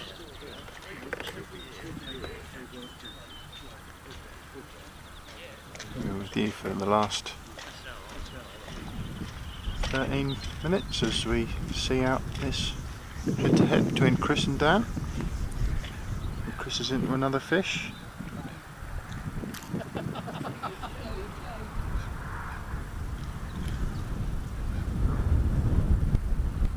A little bit smaller.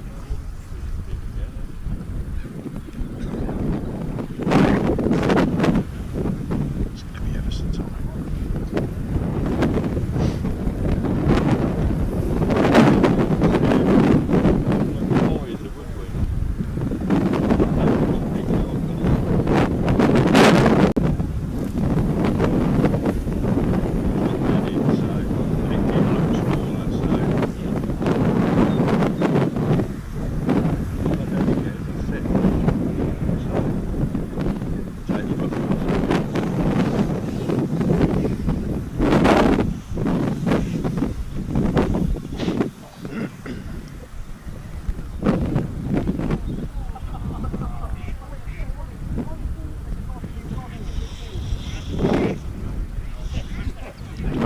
To get your guesses in, guess the weight, closest weight to the winning weight gets the clicker. Chris is a £3, it's but if like Chris said he's a £3.5, then it's been game over for a while, hasn't it? Because that gap of like 19 hasn't changed, has it, for a long time. Chris is just chipping away at him at the end here. Down to 80, Yeah. And he's got another one on.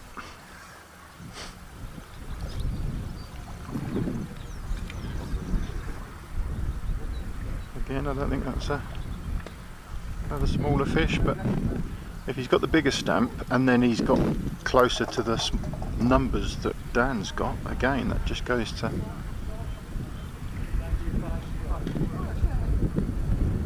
close that gap down.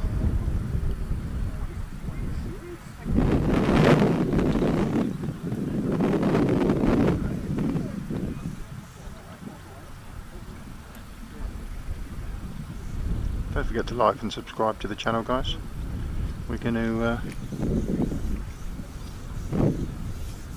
do a number of these head-to-heads throughout the rounds, many of the regions as we can throughout the summer months. We're going to be covering the semi-final at McMaster Fields, and then the grand final against Thirsk, the SuperCup. We've got some other things planned. We've got some features planned with well-known anglers.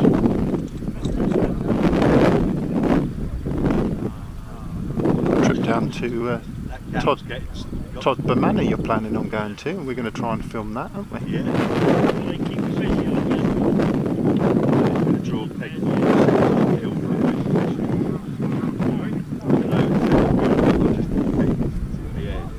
So like and subscribe to the channel and help us.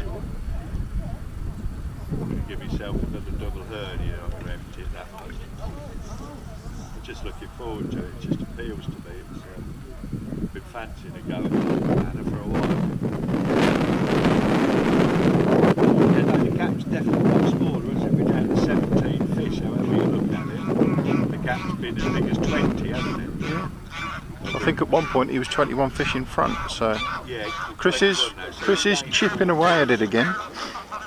We've ascertained that fish is still definitely looking bigger.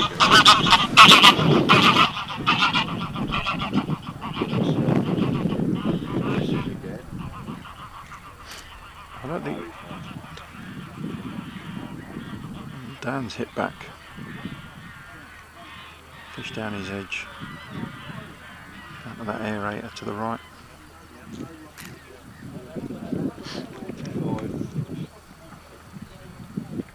Say at £3 Chris has got 135. At 3.5 he's got 157. Dan's in again. I'm watching this on delay, that's the trouble, isn't it? You're a bit behind. If you just tap across it should come live. Yeah, I've just done that. There's another one in the net for Dan. He's definitely got the numbers today. Has he got the weight? Going by numbers, looks like he's romped it, but having spoken to both anglers, Dan's not very confident on the average weight, and Chris is quite confident.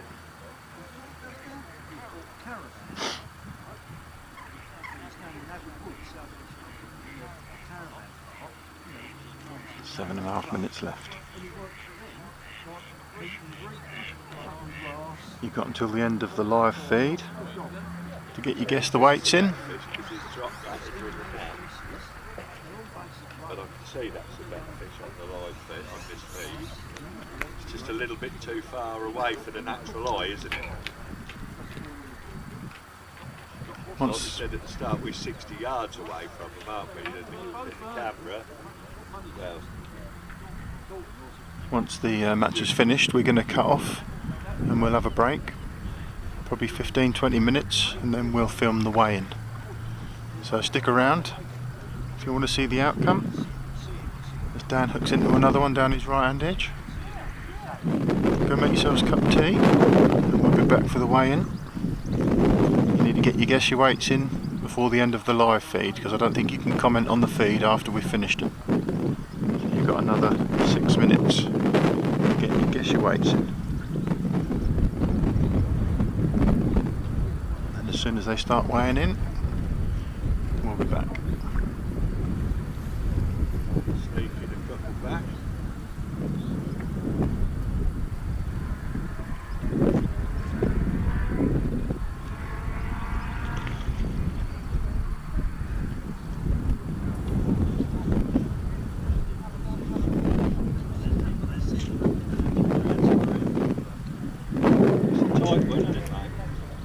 Dan's last two fish have been a bit bigger, haven't they?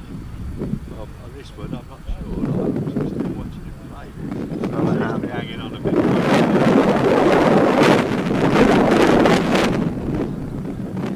He's lowered it in with his hand. Oh, yeah, I'm watching him. Yeah, the fact that he's.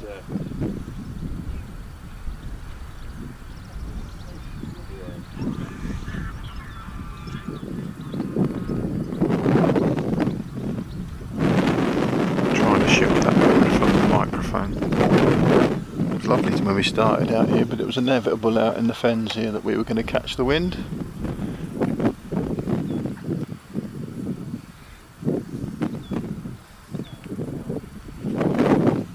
Hopefully it hasn't ruined viewing pleasure.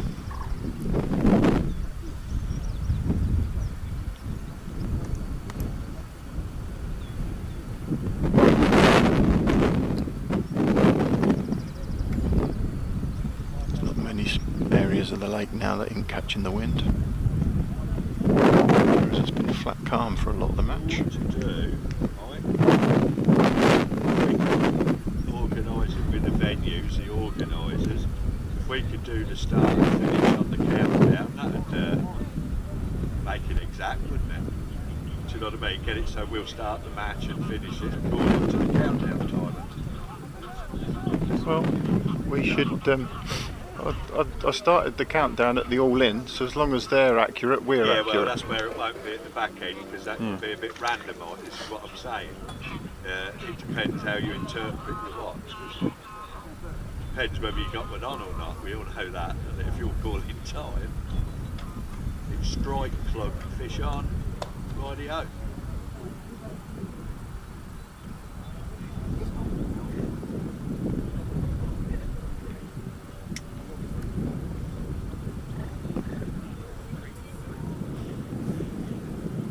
Again, just as we thought Chris was going to put a run of fish that, you know, took him down to the lead of 17, it's swung back towards Dan again, isn't it?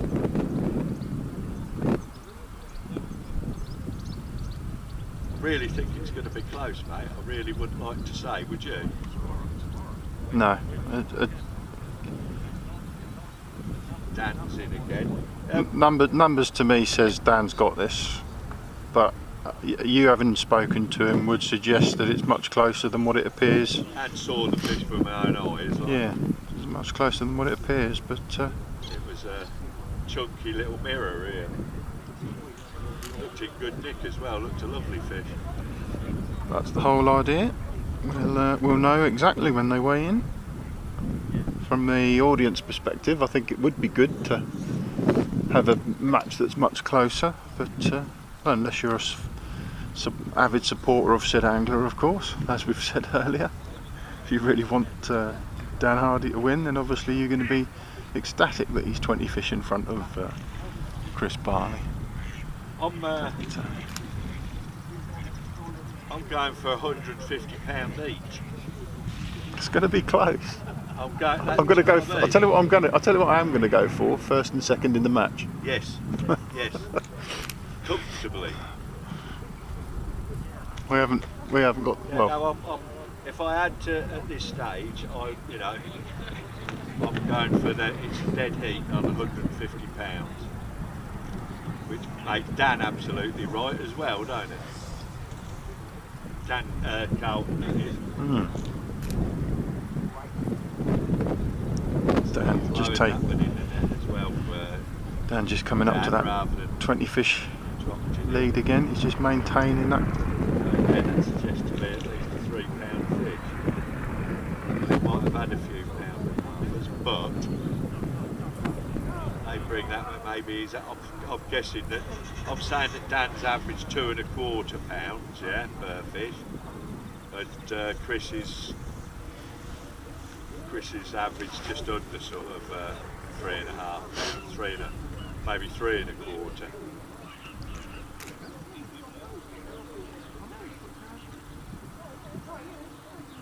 And I'm taking off the 3 roach on Chris's number down to 45. Yeah.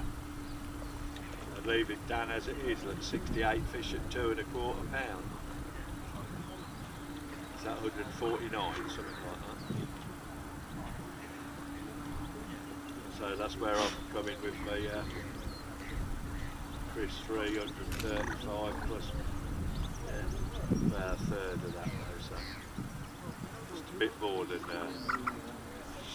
£3, 5 or 6 ounces like per fish. That's where I'm at. So less than a minute to go, guys. This is your last chance. Get your guess the weights in on the live feed before we finish up. Andrew's having another go. Well done. Andrew's winning last week. Don't forget to like and subscribe to the channel, people.